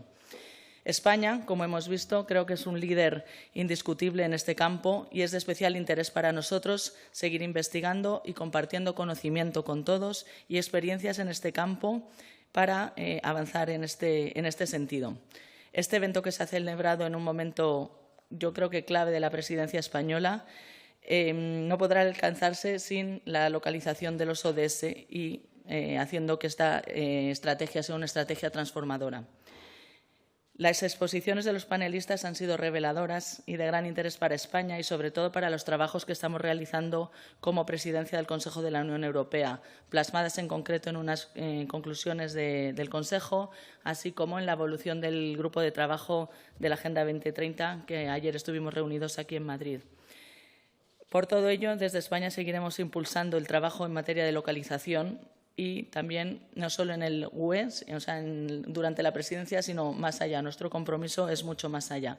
Les animo a contribuir a las iniciativas existentes ligadas a la localización por los efectos positivos que esta tiene en la implementación de la Agenda 2030 y para seguir debatiendo y compartiendo experiencias en este campo como hemos hecho en estos 2 días. Muchas gracias a todos los delegados de capitales por venir aquí a Madrid. Gracias por su participación de nuevo y asistencia a este evento de alto nivel y esperemos que todo este conocimiento que hemos adquirido hoy, estas experiencias, puedan nutrir futuros diálogos en el marco de la localización de los ODS. Muchas gracias.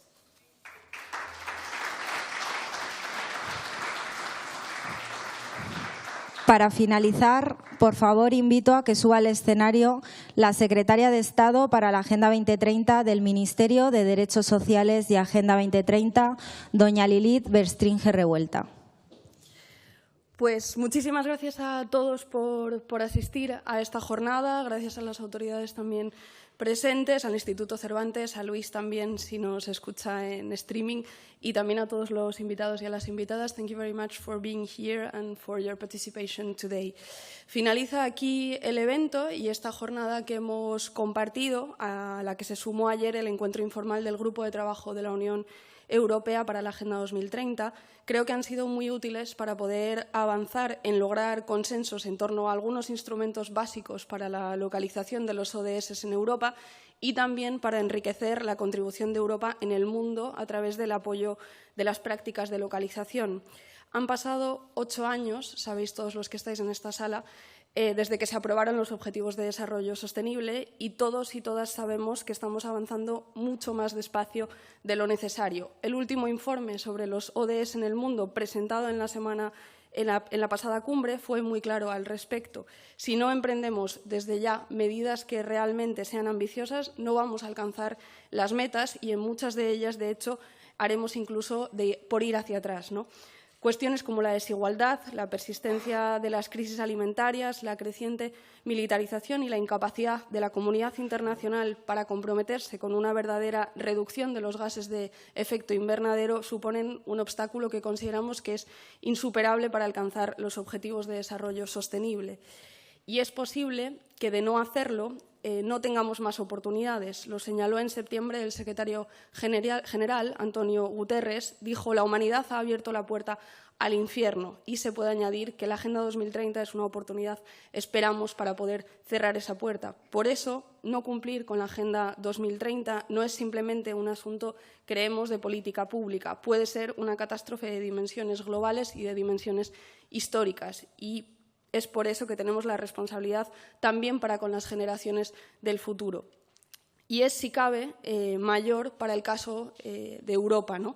La Unión Europea se ha visto a sí misma históricamente como una potencia normativa y nuestra contribución al mundo ha sido establecer normas y también promover cooperación y multilateralismo en los temas que considerábamos más importantes y más urgentes. Y por eso la Agenda 2030 debe ser también un tema en el que contribuyamos positivamente entre todos y entre todas. Hay que favorecer y promover el desarrollo sostenible mediante, evidentemente, el apoyo financiero y también mediante la reforma de un orden económico internacional que en demasiadas ocasiones trabaja en contra de este desarrollo. Y con esto en mente estamos promoviendo unas conclusiones del Consejo que tienen como objetivo continuar impulsando la Agenda 2030 en nuestra región, tanto a nivel interno como a nivel externo. Este impulso creemos que ha de venir de colocar los esfuerzos en varios procesos que cambien la forma en la que pensamos las políticas europeas, también las nacionales y las subnacionales. El primero de ellos es el proceso de localización de los ODS, ¿no? Entendemos la localización no como una aproximación formal a la aplicación de los ODS por parte de los gobiernos subnacionales, sino como verdaderas dinámicas de participación y de diálogo también para construir programas comunes de transformación local.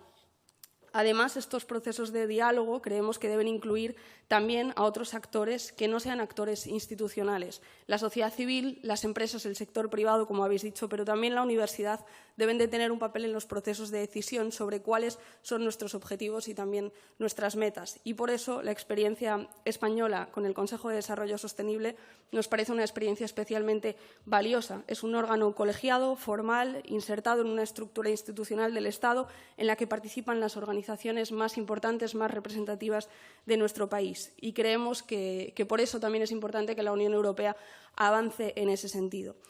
Y, por último, existen otros procesos como la coherencia de políticas para el desarrollo sostenible o la alienación normativa y presupuestaria con los ODS que también tienen que seguir siendo impulsados dentro de la Unión Europea, ¿no? Creemos que debemos aprovechar todo el potencial de la Unión Europea, para impulsar los procesos de localización a nivel global. Comprometerse con la Agenda 2030 es una forma, en el fondo, también de reforzar la identidad de la Unión y que el conjunto de la comunidad internacional nos vea como un actor relevante y como un actor constructivo. Un actor que, además de esforzarse por cambiar hacia adentro, se esfuerza también para contribuir en el cambio hacia fuera de sus fronteras. En el campo de la localización, creo que contamos ya con numerosas iniciativas multilaterales en este ámbito, como la Coalición Local 2030 de Naciones Unidas o la plataforma del G20 sobre localización de ODS y ciudades intermedias. La Unión Europea puede y debe apoyar estas iniciativas. Tiene mecanismos para contribuir en este campo, ¿no? Por ejemplo, los fondos de cohesión. A lo largo de su existencia han tenido la capacidad de transferir recursos comunitarios hacia apuestas regionales muy localizadas y muy importantes, ¿no? Y en un momento en el que el mandato de la sostenibilidad nos obliga a vincular transición ecológica, cambio en el modelo económico y refuerzo de la protección social, la Unión Europea debe tener la capacidad de traducir sus mecanismos internos en propuestas de política internacional. Y, por último, en un sentido más general, la Unión Europea tiene que ser el actor que contribuya positivamente al multilateralismo democrático en nuestro planeta, ¿no? Naciones Unidas cuenta con múltiples iniciativas sobre las que creemos que debemos trabajar, como el Fondo Conjunto, con el que nuestro país sabéis que se ha comprometido y se ha dicho hoy aquí en reiteradas ocasiones enormemente. En nuestro país también debemos, evidentemente, potenciar los procesos de localización y creo que venimos toda esta legislatura trabajando en ello, ¿no? Los ayuntamientos y las regiones son los lugares donde la apropiación democrática se puede producir y traducir en mayor medida, ¿no? Son las prácticas locales en las que la ciudadanía puede ver directamente sus demandas concretas hechas realidad, materializadas. Y creo que el principal riesgo que tenemos a día de hoy, ¿no? El principal riesgo que corremos es que la Agenda 2030 se convierta en un mero lenguaje técnico que no salga de las reuniones entre las personas que elaboran todas sus políticas o las personas que mejor conocen y practican en el día a día su traducción en políticas públicas, ¿no? Y que en paralelo la sociedad y sus valores circulen en un sentido totalmente contrario. Creo que esto puede ocurrir porque vivimos una coyuntura de cambio en la que podemos no llevarle el ritmo a la sociedad y precisamente por eso estoy convencida de que debemos hacer que la Agenda 2030 salga de los despachos y que se convierta en un proyecto compartido por el conjunto de la sociedad. La Agenda 2030 es un programa político de los movimientos por el derecho a la vivienda, de las organizaciones que promueven el cambio, por ejemplo, también en el transporte y en el derecho a la ciudad. Es la agenda de los movimientos sociales que defienden los servicios públicos como la sanidad, la educación o la garantía de unas pensiones dignas. Cuando los sindicatos y las organizaciones de trabajadores nos recuerdan que la transición tiene que ser justa y que no hay mejor manera de lograr la sostenibilidad social que a través de un trabajo digno y decente, están defendiendo también los objetivos de desarrollo sostenible. Y la Agenda 2030 es un instrumento, por ejemplo, también del movimiento feminista cuando apela a la igualdad real entre hombres y mujeres y a un mundo sin violencias. Creo que si nos comprometemos con la Agenda 2030, una Agenda 2030 que involucre toda la política y a toda la sociedad, será la única manera de lograr un cambio en el mundo. Muchas gracias y vamos a por ello.